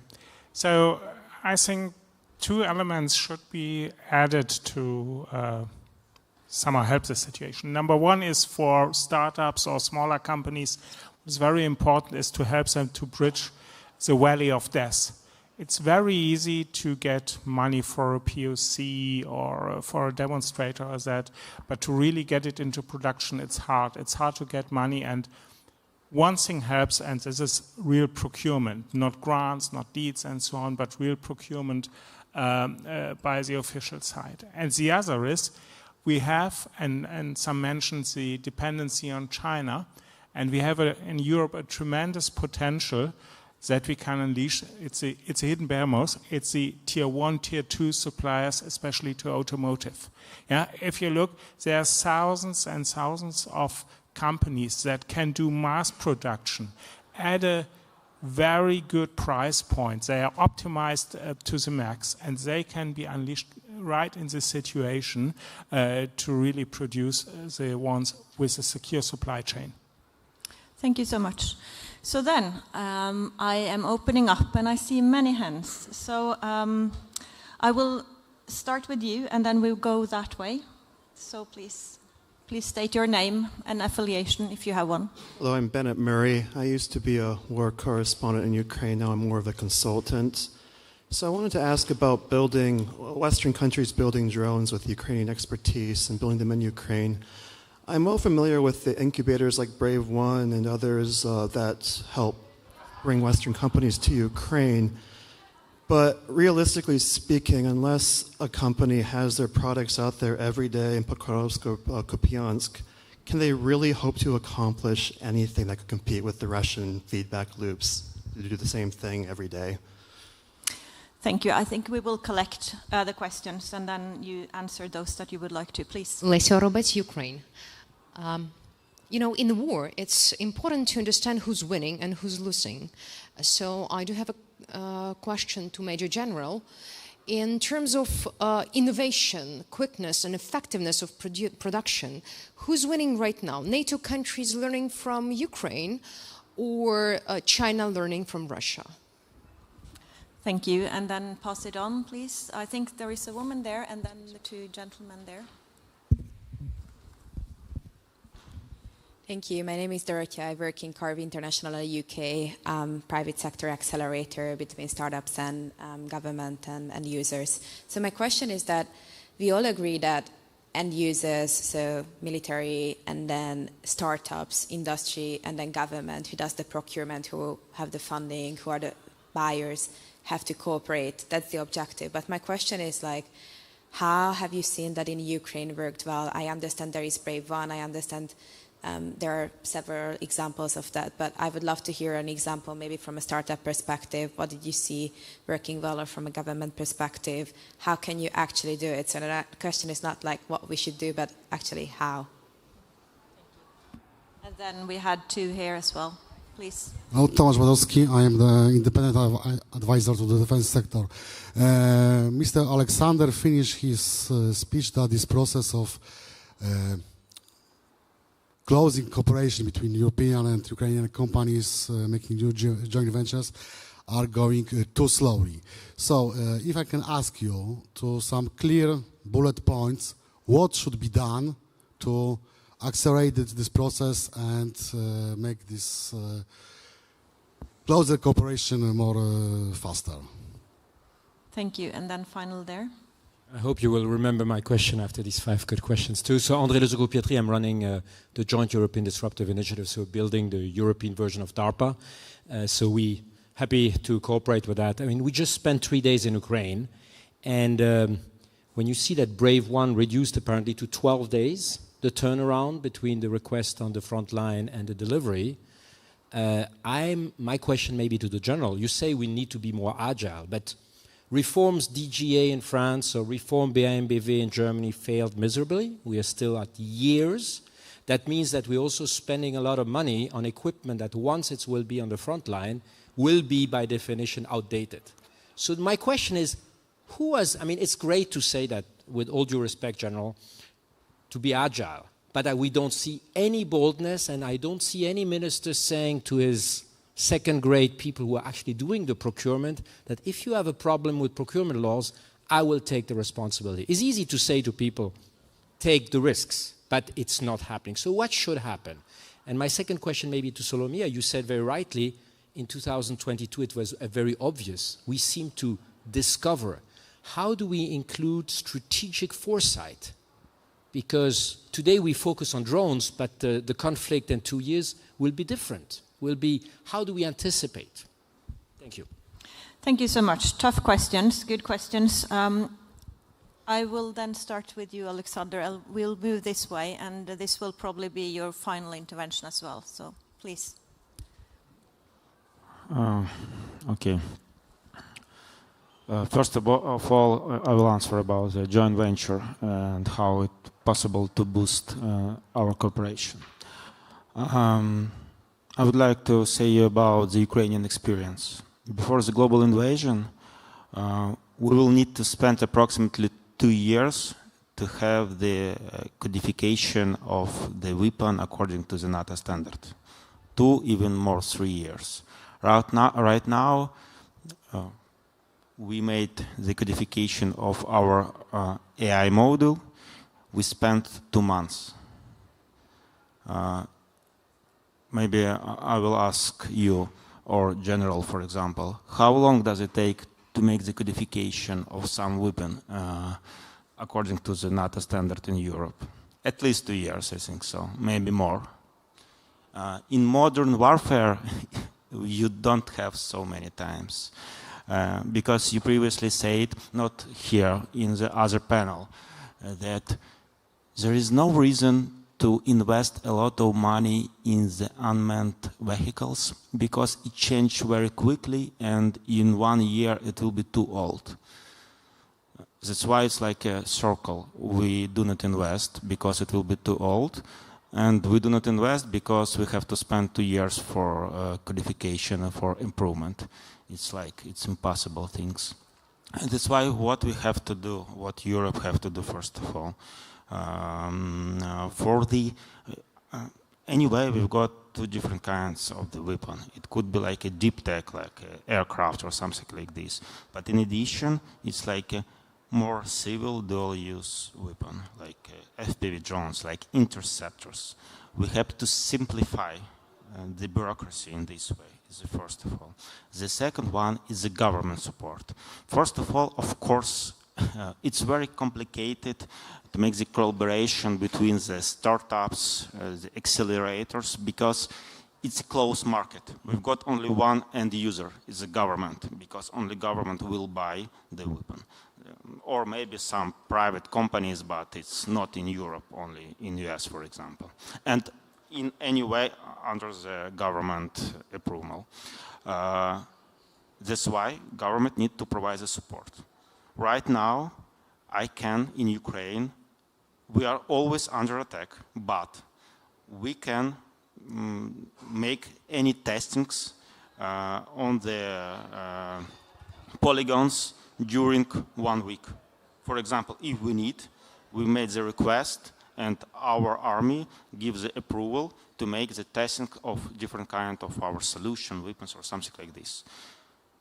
In Germany, I think we will spend 3 months at least to have this access to any, I don't know, any polygons or testing fields. That's why it's impossible to do quickly. In 3 months, it will be irrelevant, maybe so. That's why we need to provide the support in this way also. And of course, you know, as we've got only one end user, it's like a financial support. This should be like different kind of grants, because in other way, as we know, venture fund does not want to invest in military.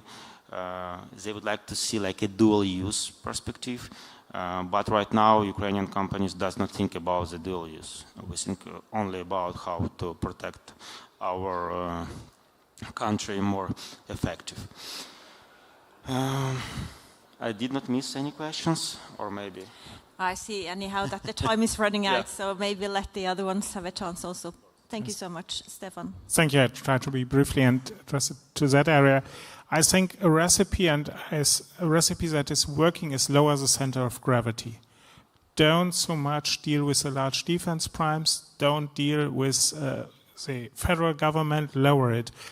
The mid-sized companies, state government or local government works fine in creating solutions and bringing up stuff. So really lower that center. Thank you. Solomia. Foresight in future. You know, when the state is in the survival period, it's hard. It's hard to rely on. But my recommendation for European states, you have still time, and it's a part of political will for presidents and prime ministers to rely on your foresights and see. Now what they have, that's Ukraine as a foresight, and frontline is a foresight.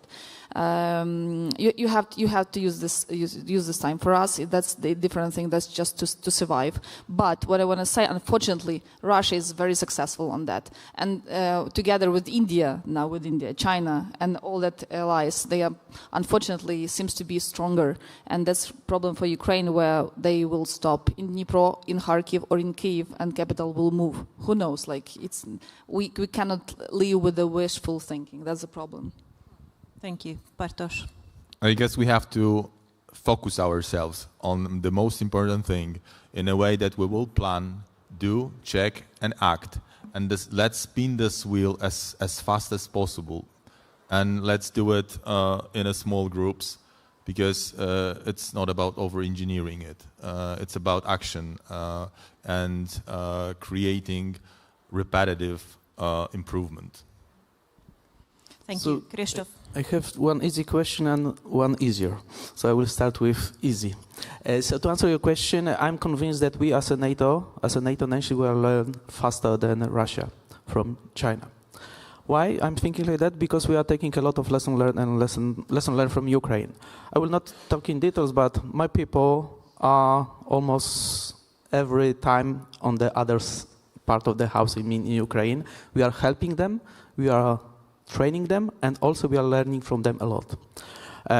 Regarding the China and Ukraine support, as this is public now, Russia is looking for that support from China. They are doing that, but hopefully we are better. And as Bartosz said earlier, at least in Poland and in the other countries as well, but I would like to underline the Polish contribution to the cybersecurity. We have the great, brilliant team for the cybersecurity, and we are on the frontier. We are daily attacked by the intruder, our networks, not only the military, but mainly the critical infrastructure. And answer your really easy question. To understand it, we need to. I need to draw some picture. We have that there is NATO is different layers. At the top, there is a North Atlantic Council who is taking the decision, and the decision is based on the consensus. All 32 nations need to decide we will go or not to go. Below that, there is a NATO committees and boards, and below them is the working groups. And we need to pass all of those entities to reach the NAC decision, and the NAC decision can be taken when the 32 nations approve it. This is quite complicated, I can tell you, because I have 20 seconds. When I joined the NATO HQ more than 4 years ago, I was thinking like you, it's easy, but I can convince you, it's not. Thank you. Thank you so much. I think there are many lessons that you have mentioned here already, and I think one key lesson is the ability to adapt quickly, scale rapidly, and integrate new ideas in real time. But I also think that that agility in itself may be even more important than any single technology, I mean, as for Europe to learn. Anyhow, let me thank our panelists for their insights, and all of you for your engagement. Thank you so much.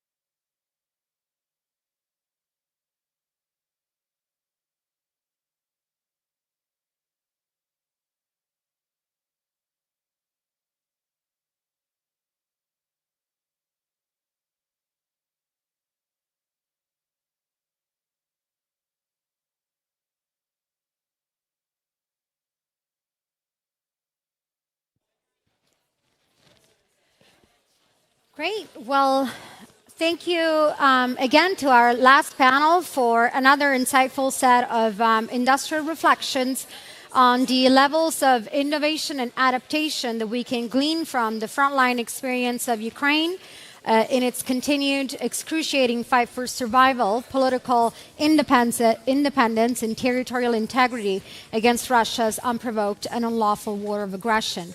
As they highlighted, Ukraine will be a crucial partner in European security and defense, and might as well be considered Europe's future security engine, given, among others, its efforts to develop indigenous solutions to overcome dependency on Chinese components in drone manufacturing, its successes in shortening and localizing certain supply chains, its approach to developing a whole of society defense ecosystem, all of which, of course, can be instructive through EU-Ukrainian cooperation and partnerships to the development and strengthening of European companies' technology and innovation in defense. Our panelists, of course, also highlighted how, given the experience and insight gleaned in the war in Ukraine, there might be a need to also rethink European bureaucracy and the legal frameworks that might hinder or at least slow down rapid research and development in key military technology. And now, ladies and gentlemen, we have touched throughout the day on the security threats that Russia poses to the European continent, not just through conventional means, but also through its hybrid campaign, cyber attacks, information warfare, political interference, espionage and sabotage, and of course, cross-border pressure and provocations via land, sea, and now, of course, intensifying and ever more brazen breaches of European and NATO airspace. to discuss what can be done about all of this and how to counter this hybrid warfare campaign. It is my privilege to welcome to the stage our next high-level panel to discuss in further depth how we might want to think about comprehensive strategies to counter Russia's shadow campaign.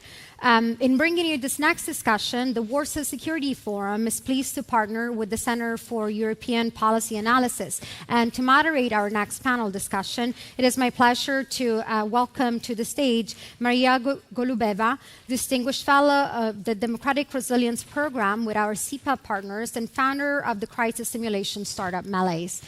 Maria, please join me on stage.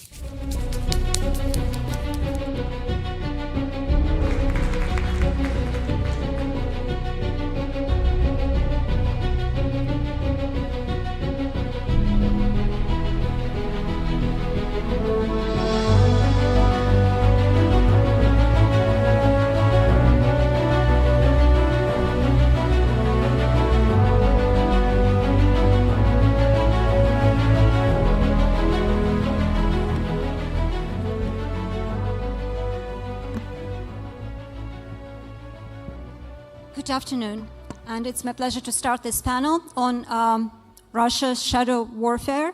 We will have a very distinguished set of panelists today. So starting from my left, from the far left, General Philippe Lavin, who used to be Supreme Allied Commander of Transformation at NATO. Ex-Ambassador Julie Smith, who used to represent the US in NATO. Former Vice President of the European Commission, Margarita Schines, and also a current Fellow of the Atlantic Council. And finally, on my left, Sir Robert Wallace, better known as Ben Wallace, the former Defense Secretary of the United Kingdom. So just to introduce the topic very briefly, we all hear about Russia's hybrid attacks on the West on a daily basis.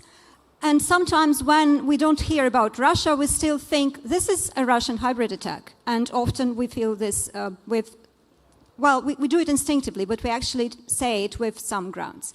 So Russia's strategy about hybrid warfare is peculiar in the sense that there is no strategy, there are no clear goals, but there is a tendency to escalate.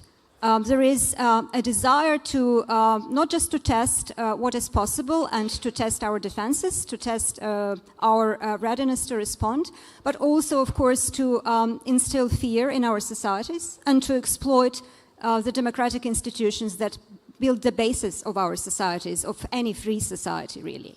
So what is happening is actually the weaponization of the everyday. We see attacks on not just on undersea cables, but also on energy companies producing electricity, wishing to cause blackouts. We see attempts to undermine democratic elections.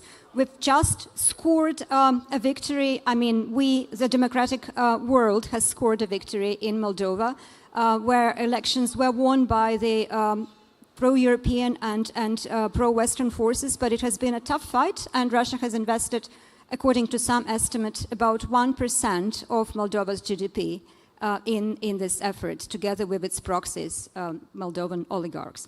So there is, in fact, a constant attempt by Russia to undermine not just Ukraine, but also the West, and especially Europe.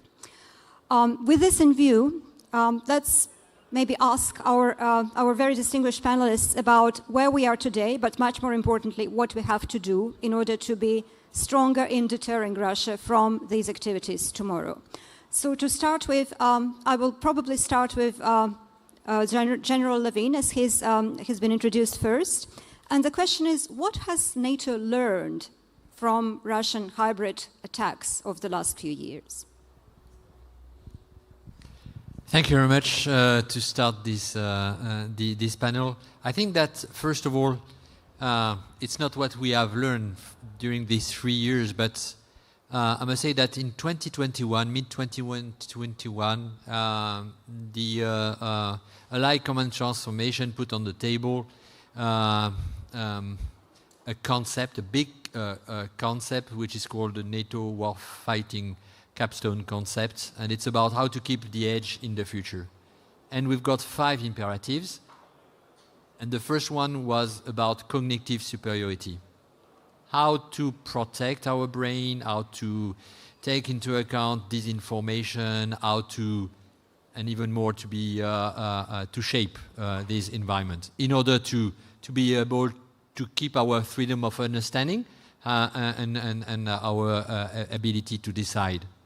The second imperative is about layered resilience. What does it mean?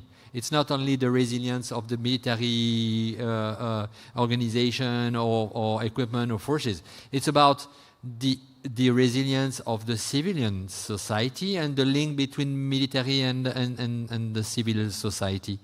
And it's about civil-military coordination, cooperation, in order to be more resilient. And of course, in this, it's about protecting the critical infrastructure. You mentioned energy. We can talk about the medics and etc. The third imperative is about influence and power projection. It's not only physical; it's in the cognitive domain. Influence, how to shape and contest. Because when I'm looking at the question, how to respond. But to respond is, for me, to be defensive, to be reactive. So you can foresight the future, but today, because of this competition, you have to build your future. You have to shape and contest the reality, and it's what Russia is doing, and I must say it's what we must do. And so we didn't wait for Russia to push a lot of hybrid threat to react. We put that on the table. Nations validate all these concepts, and now we are in the phase, it has begun in 21, to deliver, to implement all these things. And I remember the last Washington summit we had, and I was around the table, and a lot of people here was around the table. And during the defense session, it was more about this hybrid threat than the hard kinetic threats. Over to you. Indeed. Many people believe that one of the possible scenarios of how Russia could escalate with Europe would be not really conventional military escalation, but specifically scaling up the hybrid attacks. So as we are here in Europe, and as the EU is also a player in protecting European societies from hybrid threats, Commissioner Schinas, can you please do an honest evaluation of what your Commission has achieved on this front and what the current Commission still has to achieve regarding protecting Europe? Well, in Europe, since the Battle of Salamis, we're fighting the same enemy. Authoritarian leaders who want to destroy what we represent, what we stand for. That's the pattern, it has never changed. The difference was that in 479 BC, the Persians came with ships. Now the Russians are coming all possible ways, with all possible means. And in the Ursula I Commission, we have experienced just this. The instrumentalization and the hybrid attacks were structured in a way which was continuous, intense, deep, and in certain ways unprecedented. Of course, we had the classical cyber attacks, which by now we more or less know to detect and cope with. But we also had novel forms of hybrid attacks, the most surprisingly novel of which was migration. During the 1924 mandate, we saw three major instrumentalization, weaponization of migration used against Europe, first in the Greek-Turkish border in 2020, then in the Belarus border with your country, Latvia, Poland, and Lithuania. And we also saw the Russian version with Finland and Norway. So We also saw energy attacks. We saw the full array of tools, which was mainly meant to undermine our capacity to react, to test our way to respond. I think they were trying to go through our cracks, and they were attacking in areas where clearly there was not enough cement, enough glue to keep our systems compact. But in a way, all this string of attacks rather provoked the opposite effect. On migration, we saw that the European Union is too big to be harassed. And we did what we had to do on the ground. In the Greek-Turkish border, for the first time I can remember, the presidents of the 3 EU institutions took a flight, a plane, and arrived on the border the day after the attack to symbolize, if you like, a no pasaran moment. In the Belarus crisis, we managed to stop in a week hundreds of flights from third countries to Minsk, from Beirut, from Tashkent, from Dubai, that were flying massively poor people into this ice-cold Belarusian forest. And in the cyber field, we have completely rewritten, as you know, the regulatory framework for NIS2, the Network Information System Protection, the critical infrastructure, the critical entities resilience. So if you ask for an honest and with all due respect, humble assessment, I think we managed. We managed. When we left 1st of December last year, clearly the Commission at least was a better place for all this. We were more studied, more prepared, more resilient. There were regulatory and operational responses, dedicated teams, a lot of resources. And I really hope that this is the path to follow in Ursula II Commission.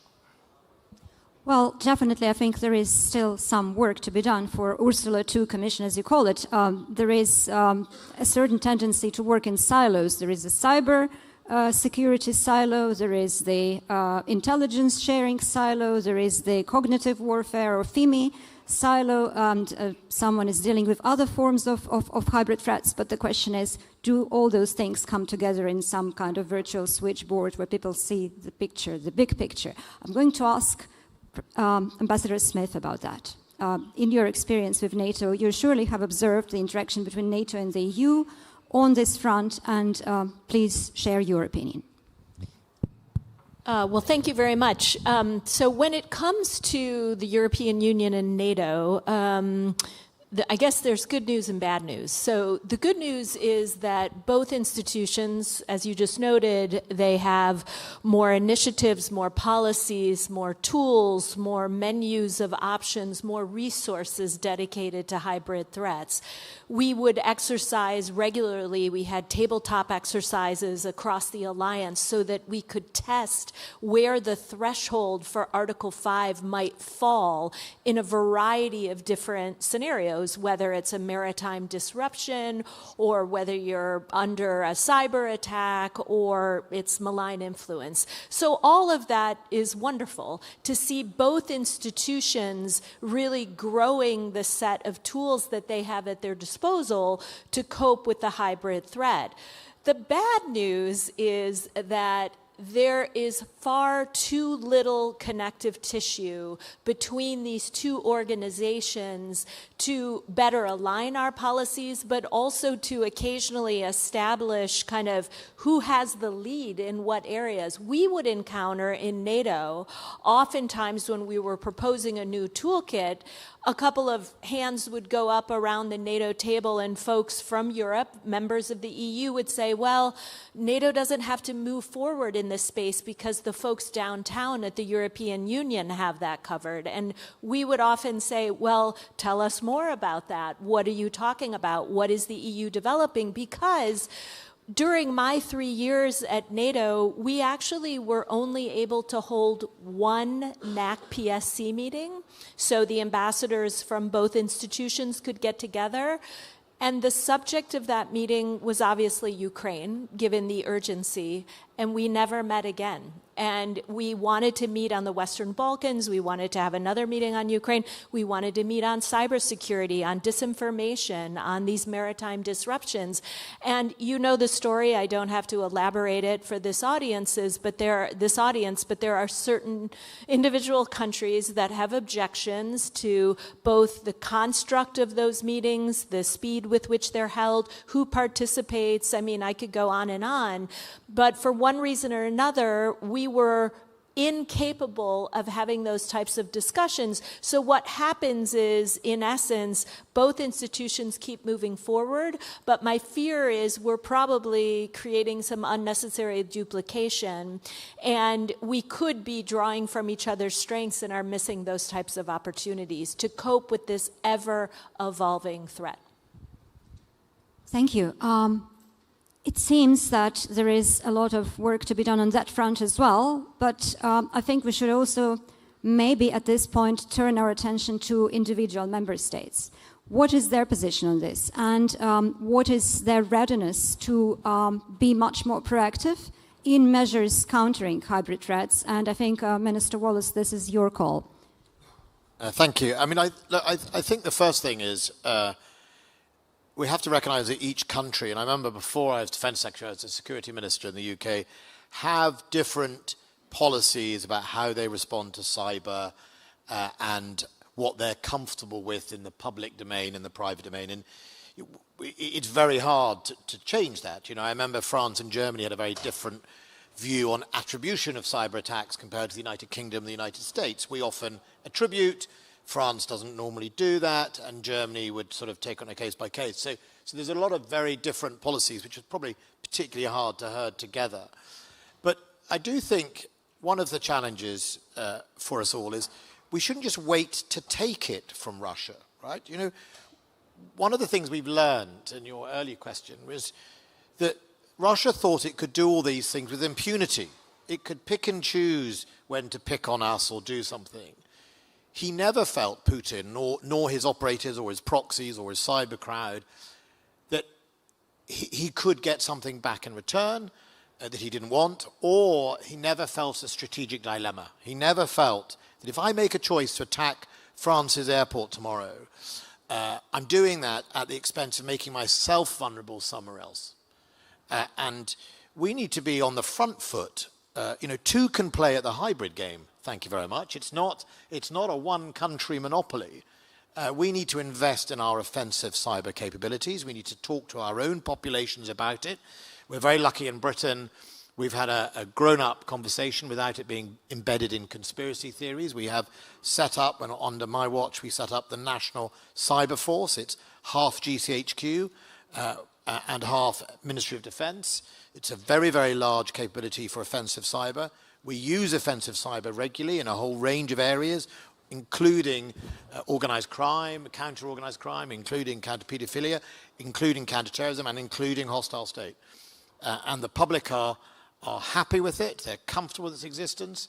And I think that's the main thing, is to say to people like Russia, there will be and can be a response that will hurt you, maybe in a different way, but it will hurt you if you want to hurt us. And I think we need to be a little more on the front foot instead of constantly reactionary to it, and make our adversaries realize there is a cost to them. Who knows who is hacking a Jaguar Land Rover at the moment and causing untold millions? Who knows who's helping to sort of put on edge the airports in Denmark and Oslo in Norway? But if we know who it is, we should cost them something. Indeed, and as you've spoken about Russia's point of view on this, I will use this as a half-a-minute advertising post to say that Center for European Policy Analysis is now preparing a study on Russia's shadow warfare. We do have a few chapters in the beginning, which are going to be published very soon, which specifically address Russia's approach to hybrid warfare, which indeed is quite peculiar in the sense that they are not afraid, for example, of exposure exposure to them is projecting strength, so making our societies potentially afraid of what Russia can do. If they are exposed, then this projects strength. If they are not exposed and they manage to conduct an operation, this also projects strength. At least that's what the internal understanding of the Russian apparatus is. And of course, they use proxies, many of whom are disposable and can be only used once, which is not something that our countries would do, I think, for ethical reasons. So the question is, this approach is quite forward-looking in a sense that, yes, offensive cyber is perhaps one of the most effective ways to respond to Russia's hybrid attacks. But would European societies, big countries like Germany or France, prepared for that? I would probably want to ask Commissioner Schinas about that. Yes, let's be honest. There is a problem that in certain capitals for member states, there is still a certain mentality that goes, I'm now simplifying, that goes something like this, that, okay, if Brussels is attacked, we are not attacked. It's Brussels. They will sort it out. When you say Brussels is attacked, you mean the EU is attacked? The institutions, yes. I mean, these capitals, at least in the past, there was this feeling that they did not have the sense of being the common shareholders of a company called the European Union of Cybersecurity. As the minister said, they prefer to do it their way, in their own turf, with their own people, with their own resources, and let Brussels work it out. This has been changing. I still remember, I was the Commission chief spokesman at the time, the first time that the then Ukrainian President Poroshenko visited the European Commission headquarters to visit Juncker. The meeting was scheduled at 3 in the afternoon. The moment that Poroshenko stepped into the Berlaymont, the whole IT system of the Commission collapsed at 3 o'clock sharp. And it was re-established at 4:30 when he stepped out. So this was the message, we're after you. This is why are you seeing the Ukrainian president in the Berlaymont? There is a price to pay.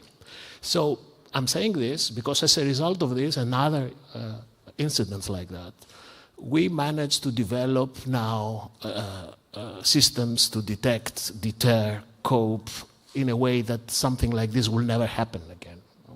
But this has not yet translated into an ecosystem of cybersecurity which is finely tuned in all capitals with synergies, real-time resource. We are working on that. We have a dedicated agency, which is, by the way, based in Athens, ENISA. We're doing lots of good work. We're dedicating lots of resources. We have dedicated teams, but we're getting there. We're not yet there. I saw General Levine wishing to add something on this question. Yeah, it's just about the French perspective and this offensive or proactive defense. I think that it was in 2017 where we put on the table with the Minister Florence Parly this offensive cyber strategy and vision and of course to implement it. And of course before it was a lot of preparation of our population in order to speak about that, because it's about education of the people in order to be sure that they understand what are the stakes. I think that there is another, we are talking a lot about cyber. I think space is another space domain. It's another domain where we need to step up. I think it's not only to be defensive, it's much more to be proactive defense, and even more. I was in the last Colorado Springs Space Symposium and with the Space Commander, and we are talking about defense counter space and an offensive counter space today. And it's not only in space only to observe, because it's not only about connectivity, it's about keeping our freedom of action in space. because there it's first of all it's much more than a competition. It's about high maneuvers of satellites coming very close to the others, and of course, and when they are close, they can jam. They can destroy the optic system. So, and we are not ready yet. US is ready, is working a lot, and we are talking. And my second point is we are talking a lot about Russia. I think we need also to talk about China. China is ready in space and is, of course, working a lot on the connective dimension. Well, since you mentioned China, perhaps I'd like to ask Ambassador Smith about the interaction between Russia and China's role in this whole theater of Russian shadow warfare. Yeah, it's something we should probably spend even more time talking about than we do. I mean, I felt during my tenure at NATO that we were talking increasingly about how China and Russia are learning from one another in terms of their hybrid playbooks. We're seeing them not only kind of draw lessons from one another's tactics, but increasingly we see either mirroring of those tactics or occasionally even operating together. So we've seen, for example, the undersea cable attacks in the Baltic Sea, but also around Taiwan. On disinformation, we see Russian state media and Chinese outlets both promoting the fictitious narrative that NATO started the war in Ukraine, or both of them have mirrored each other on a variety of COVID-19 conspiracies. We also saw in the Philippines last year, I think it was in November, simultaneously coping with a Russian sub in their territorial waters while Chinese air assets were harassing their fishermen. So classic acts of intimidation.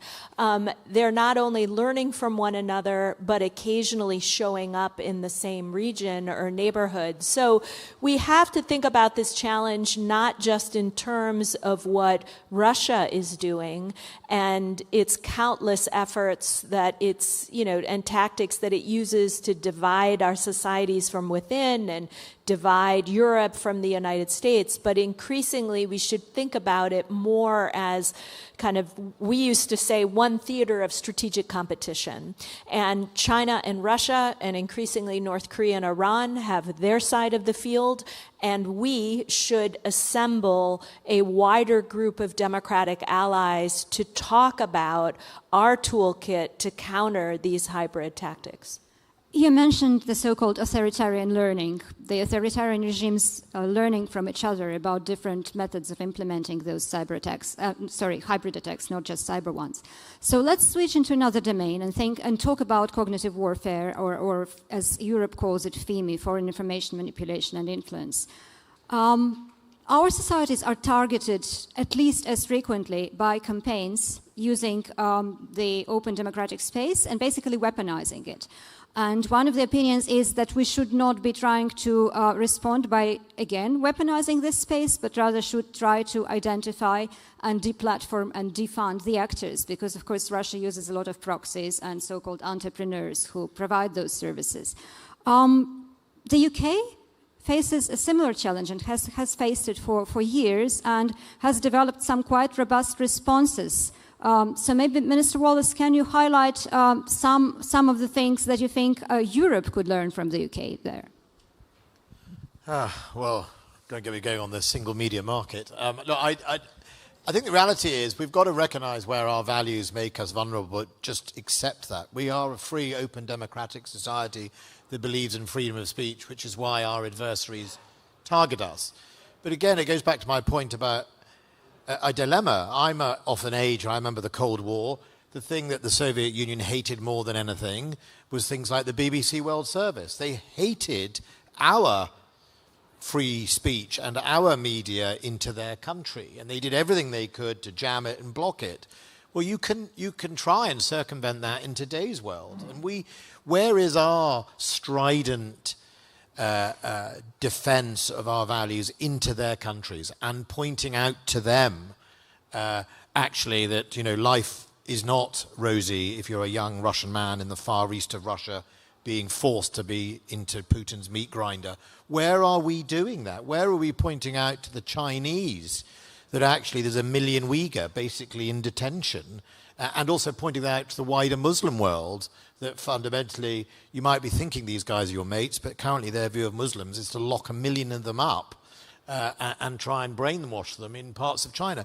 We've just got to start being a little more on the front foot, more confident in our values in order to stand up for them, rather than letting Putin play the chess with us, and we're sort of in a two-dimensional race, and he's in a long-term race. And China is very long-term, and we have to start thinking about how we are going to challenge them, because they're only going to get stronger, not weaker.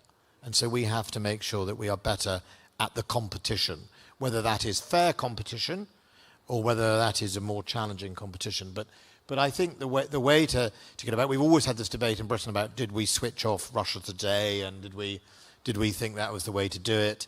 But actually, the reality is they would get rid of the BBC in Moscow, and I think fundamentally we had confidence in ourselves that we had a plurality of our media outlets, and even we have the debate about who owns media outlets, and we've passed another law recently to stop foreign media ownership, which is important. But I think that's the best way to challenge them is, best way of defense is offense. Let's get our voice out there. And yes, work together, right? Let's be better at competing, and let's work together. Let's plant that information, not in a negative or a made-up way. The difference between them and us is we don't make it up.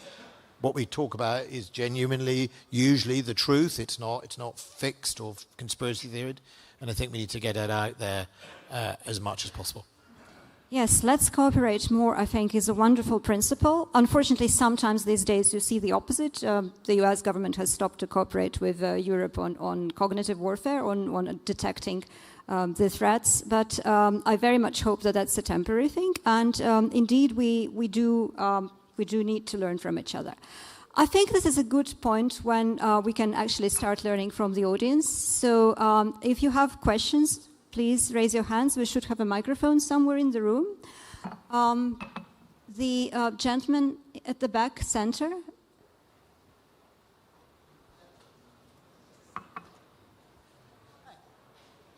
Sorry. Not a gentleman, but I'll ask a question. I wonder if I could press a little bit to sharpen this notion of going on offense, because obviously our values do come into play, and recreating the BBC World Service, or I dare say Radio Free Liberty, or what have you, seems totally acceptable and within what our values can sanction.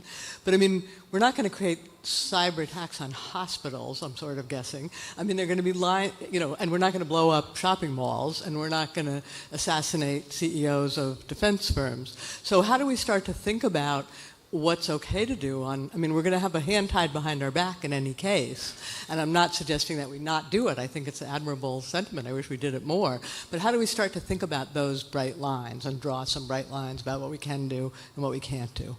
Thank you. I'll take two more questions. Natalia Gavrilita in the front row, on the left. Yes, in the front row. Natalia Gavrilita, Partnerships for New Economy, and former Prime Minister of Moldova, and inspired by my people's vote, a very strong pro-European vote. Thank you. I want to bring a little bit more pressure on, what are we doing to create a positive image and positive symbolism for the EU, which has been lost, I feel, in Western Europe. I see a lot of pessimism of those who adhere to liberal democratic principles. I see complacency in the young generations in Western Europe. And just to make the comment that I currently live in Berlin and I'm engaging with people on these topics. And there seems to be very little thinking about, what are those what is this alternative content that we need to create to win the hearts and minds of our people using the advances of behavioral science, using social programming methods, not to manipulate people, but to reach people with information. We know that we need to work 10 times harder with positive information than with negative information, because that's how the brain works. So why are we not investing in it? Because if we don't, then we're leaving our people vulnerable to the barrage of negative information, of lies that is coming in a, in a very targeted manner to fit this nationalistic Eurosceptic frame. And, we are happy to sort of blame Europe associated with bureaucracy. And, I've been in a meeting recently where people told me, why are you so passionate about Europe? What if grass is not greener on the other side? And I said, it is greener. I've been on both sides. Maybe you should come to our side and see and remember, because this has been a little bit lost, like what the values are. We can deal with bureaucracy, we can reform bureaucracy, but there are certain values that are extremely valuable and we shouldn't lose them. So what are we doing? And maybe Commissioner Shinas can say, like the European way of life.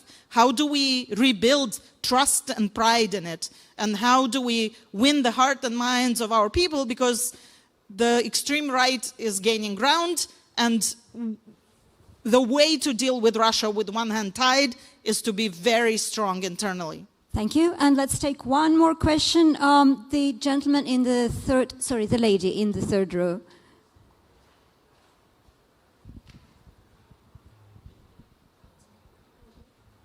Thank you so much. I wanted to know, in terms of values, how do we share the European image values with cultures that are more like China and Russia, that are more hive-minded, and when we come from a European individualistic culture? How do we share the idea of European society with people who are more individually minded, when we want to share them with the idea of Russia and China to them, that this is a European society and we're united people? How do we show that from our individualistic mindset that we're actually united and we are European people? Thank you. Thank you. All three questions are about values. So how can we make counter offensives in cyber and other domains compatible with our values? Then how can we resell our European way of life and our values to the population so that they support investment in, for example, countering hybrid warfare and protect European and national institutions as something valuable? And finally, how do we communicate to countries where cultural values are different in order to get our narrative across? Whoever feels like taking it. I think, actually, Commissioner, you were individually addressed. Okay, I'll have a go on the two aspects. First, playing offense. For decades, Europe has been obsessed with rules. We were the world champions of rules. Our dogma, our doctrine was a rules-based Europe in a multilateral, rules-based world. What we missed with our obsession with rules is that our competitors, at the same time, they were being increasingly obsessed with power. So we were playing rules, they were playing power. And since 2-3 years, we came to the understanding that it's now high time for Europe also to start playing hardball, to get used to levers of power, to exert power play. How do we do that? Being democracies, we cannot do things that are incompatible with our way of life and our system. I think we can do it by optimizing some of the assets that we have in our hands and have been completely underused. We have the biggest and better regulated single market in the world. Everybody wants to trade with us. We can use it as an instrument of power. We have a regulatory might that can allow us to inflict fines, sanctions, even phytosanitary restrictions. We never use that intelligently. We have the euro, which is the second world currency of reference. The Chinese are now using it increasingly as a reserve currency. We have our development budget. We are the biggest donor of development aid in the world. And most of the people we help in Africa and elsewhere vote against us in the United Nations. We have to find a way to use all these levers to play offense, and the time is now. So how do we persuade? Well, I think the reality around us, the world around us, is compelling us to do these things. And in a way, we're doing it. Take migration, for example. There will be no development aid to third countries that do not cooperate with the European Union on migration. That's offense. Now, on the other issue of the brand and how do we sell Europe, this singer Bono of U2 has said a sentence that I would have liked to say have said myself, but he said it first. He said, "Europe is a thought that needs to become a feeling." I think that's what we lack. We speak too much about Europe. We think Europe, we analyze Europe, but we do not feel it. Not all, I do, but not many. We do not feel it deep at our heart as an identity. It's something that is subsidiary, it's additional. How do we do that? First, by stop bad-mouthing Europe. Even pro-EU governments systematically Europeanize failure and nationalize success. This is killing us. This is what cost us Brexit, by the way, amongst other things. So we need to put forward positive narratives, but not only from Brussels. We also need to de-Brusselize Europe. We need more discussion on Europe in city halls, in student campuses, in social partners, farmers, Erasmus scholars. We need this positive dynamic, which is not there. And some people claim that we also need enemies. The more we feel that there is an enemy going after us, the more we look, speak, react, think, and feel European. Yes, Minister Wallace, and then General Levine. Well, I think on the question about one hand behind your back, we're lucky that everything that Putin cares about is different from what we care about.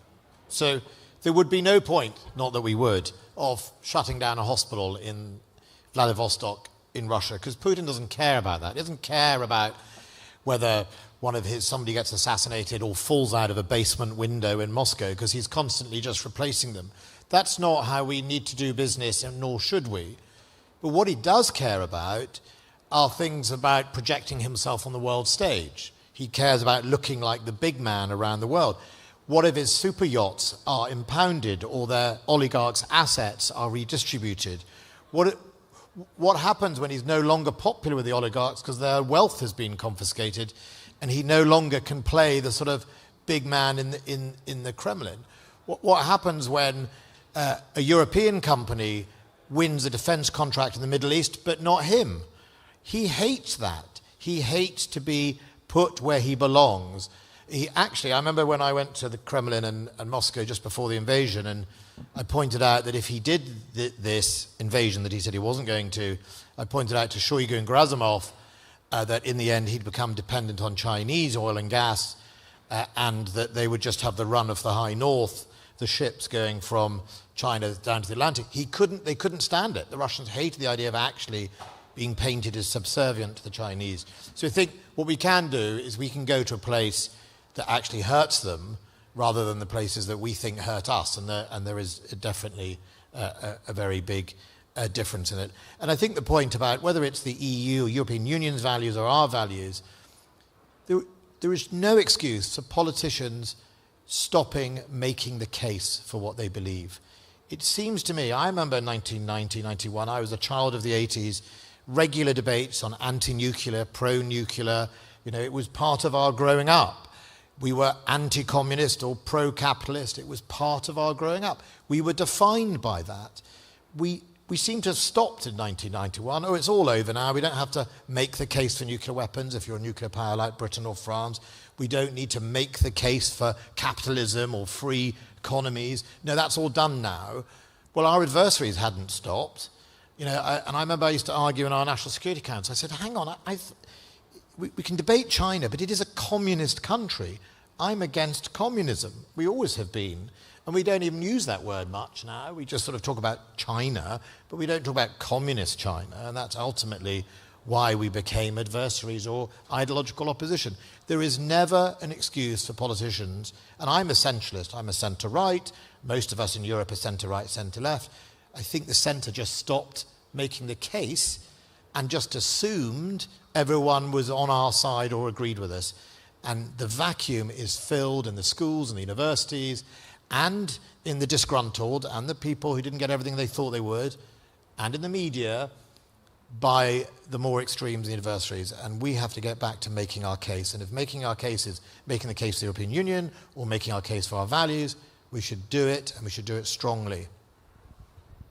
General Levin, you want to add something? Yes, just maybe at the military level or at the defense level. It's to answer the first question is when we are talking about that in NATO, for example, in our nations, and I want to take the example of artificial intelligence.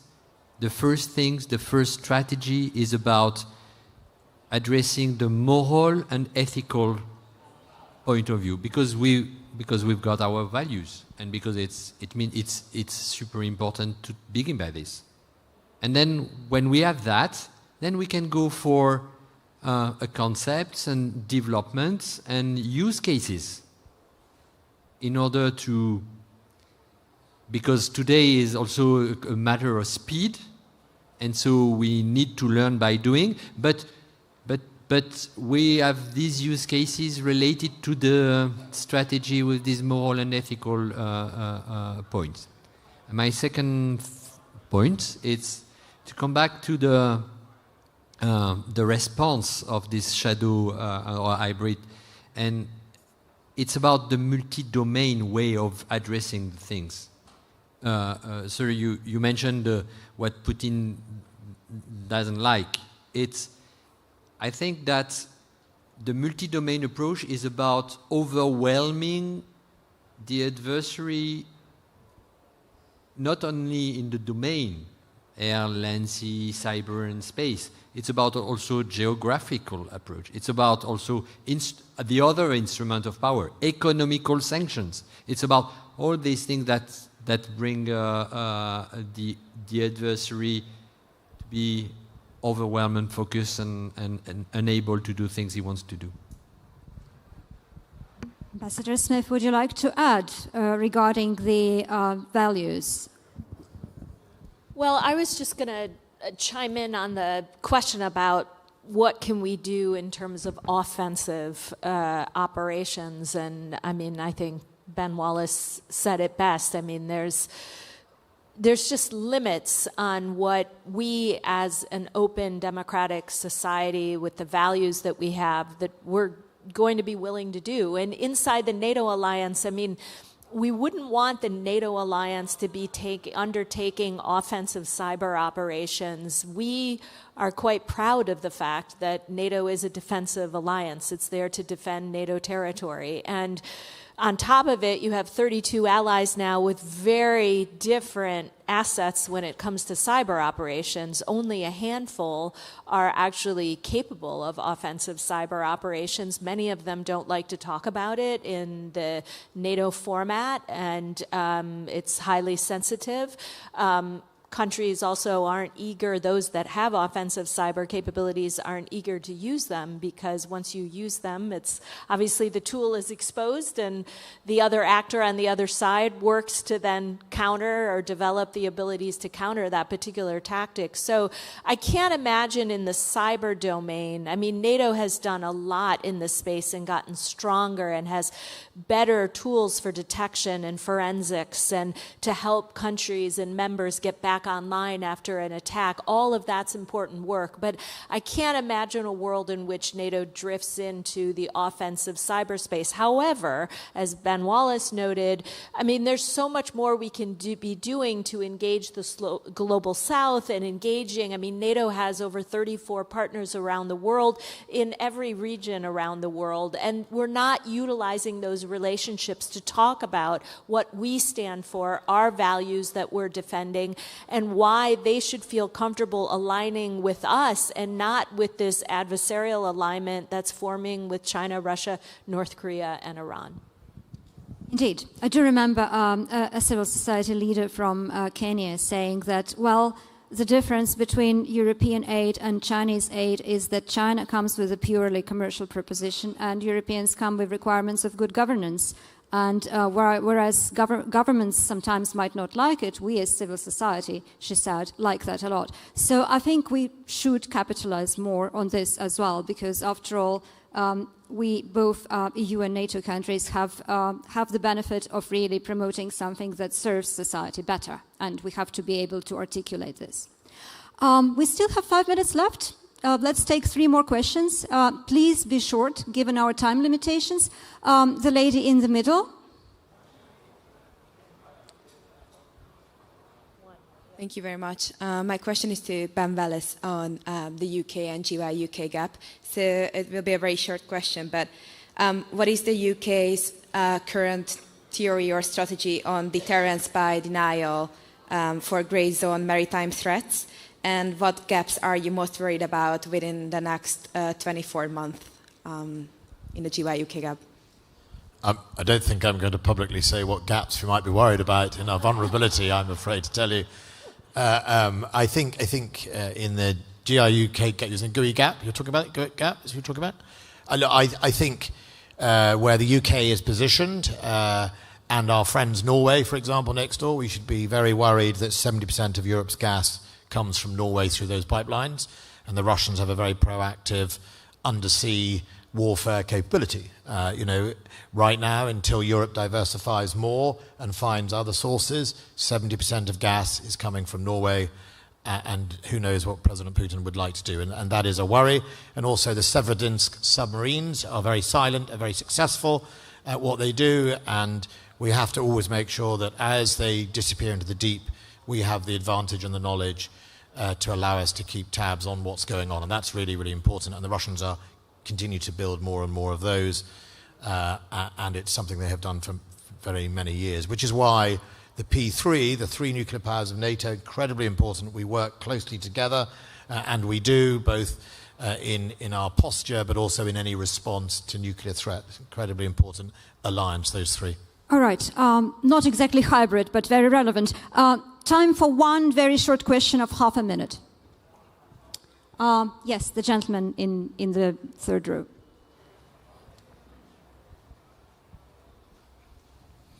Dmitry Mickiewicz, journalist of Balsa TV. A very short question to Mr. Ben Wallace. You spoke about the cost that, for example, Russia could pay for conducting operations against NATO. For example, we already know that Russia already does information operations inside the European Union, in the UK. So what should be the cost for doing this? Because we all know that this is Russia. I think it's a clear question. Do you feel like taking... Let's give a good example of being on the offensive. Moldova. Europe was not prepared to sit back and let Putin steamroll that election, and they went on the front foot. Not only did governments come along and support, but actually journalists exposed, without being told what to do. I saw a BBC investigation exposing bought-for votes and bought-for social media. There's an example of how we can respond on a front foot and say we're not going to take things lying down, and it made a difference, I hope. It made a difference, but it was the freedom of the Moldovan people that made the difference. They got freedom to vote their way, and the result was clear. That's a good example of not sitting back and waiting to react going forward. Thank you. So to end with that, let's give each speaker 20 seconds to say one sentence. What is the next biggest task for NATO or the EU to deal with in order to counter hybrid threats coming from Russia or other actors this year? Let's start with you, General Levine. 2 words, be ready. I think that we are not yet ready to counter all these hybrid threats. We know what we have to do, and we have to deliver it. Thank you. Ambassador Smith. I'd like to see NATO develop a trans-regional counter-drone center with its IP4 partners in the Indo-Pacific. Very specific. Thank you. Commissioner Sinas. Yeah, I would say the era of Europe's innocence is over.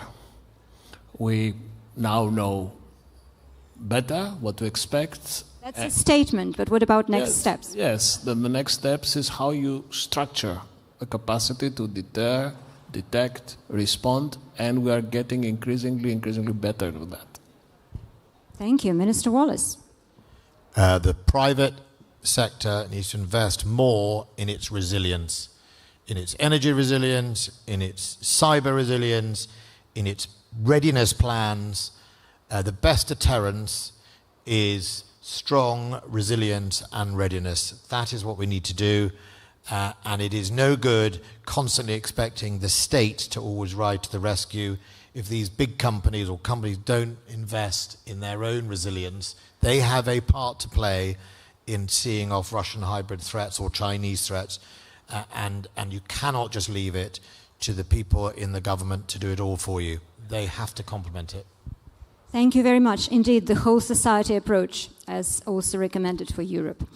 Thank you. So this was General Philip Levine, Ambassador Julian Smith, Commissioner and former Vice President of the Commission, Margarita Schinas, and Sir Robert Wallace.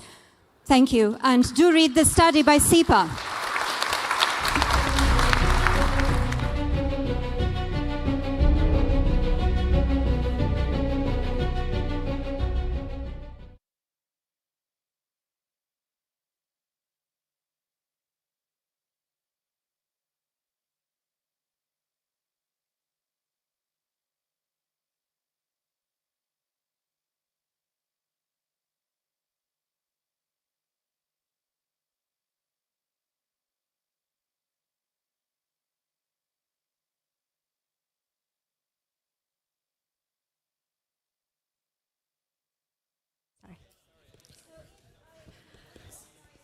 Great. Thank you once again, Maria, the Center for European Policy Analysis, and our distinguished panelists for another sobering and powerful discussion on what can and should be done to counter Russia's shadow campaign and the hybrid threats that emanate from them and other authoritarian actors.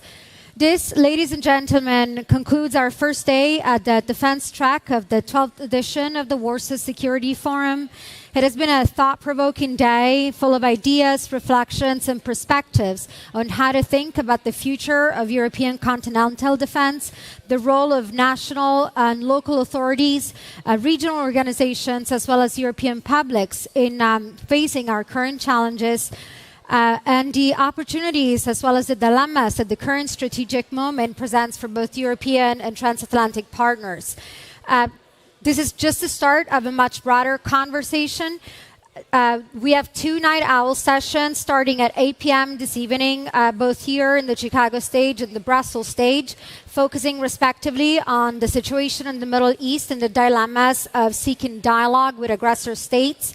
We will also cover a lot more ground tomorrow, including the U.S. perspective on the transatlantic alliance and how the Americans' approach to European security might evolve in the future, additional lessons learned from the front lines of Ukraine, and how to navigate Europe's nuclear dilemma between autonomy, alliance, and deterrence in the current strategic landscape.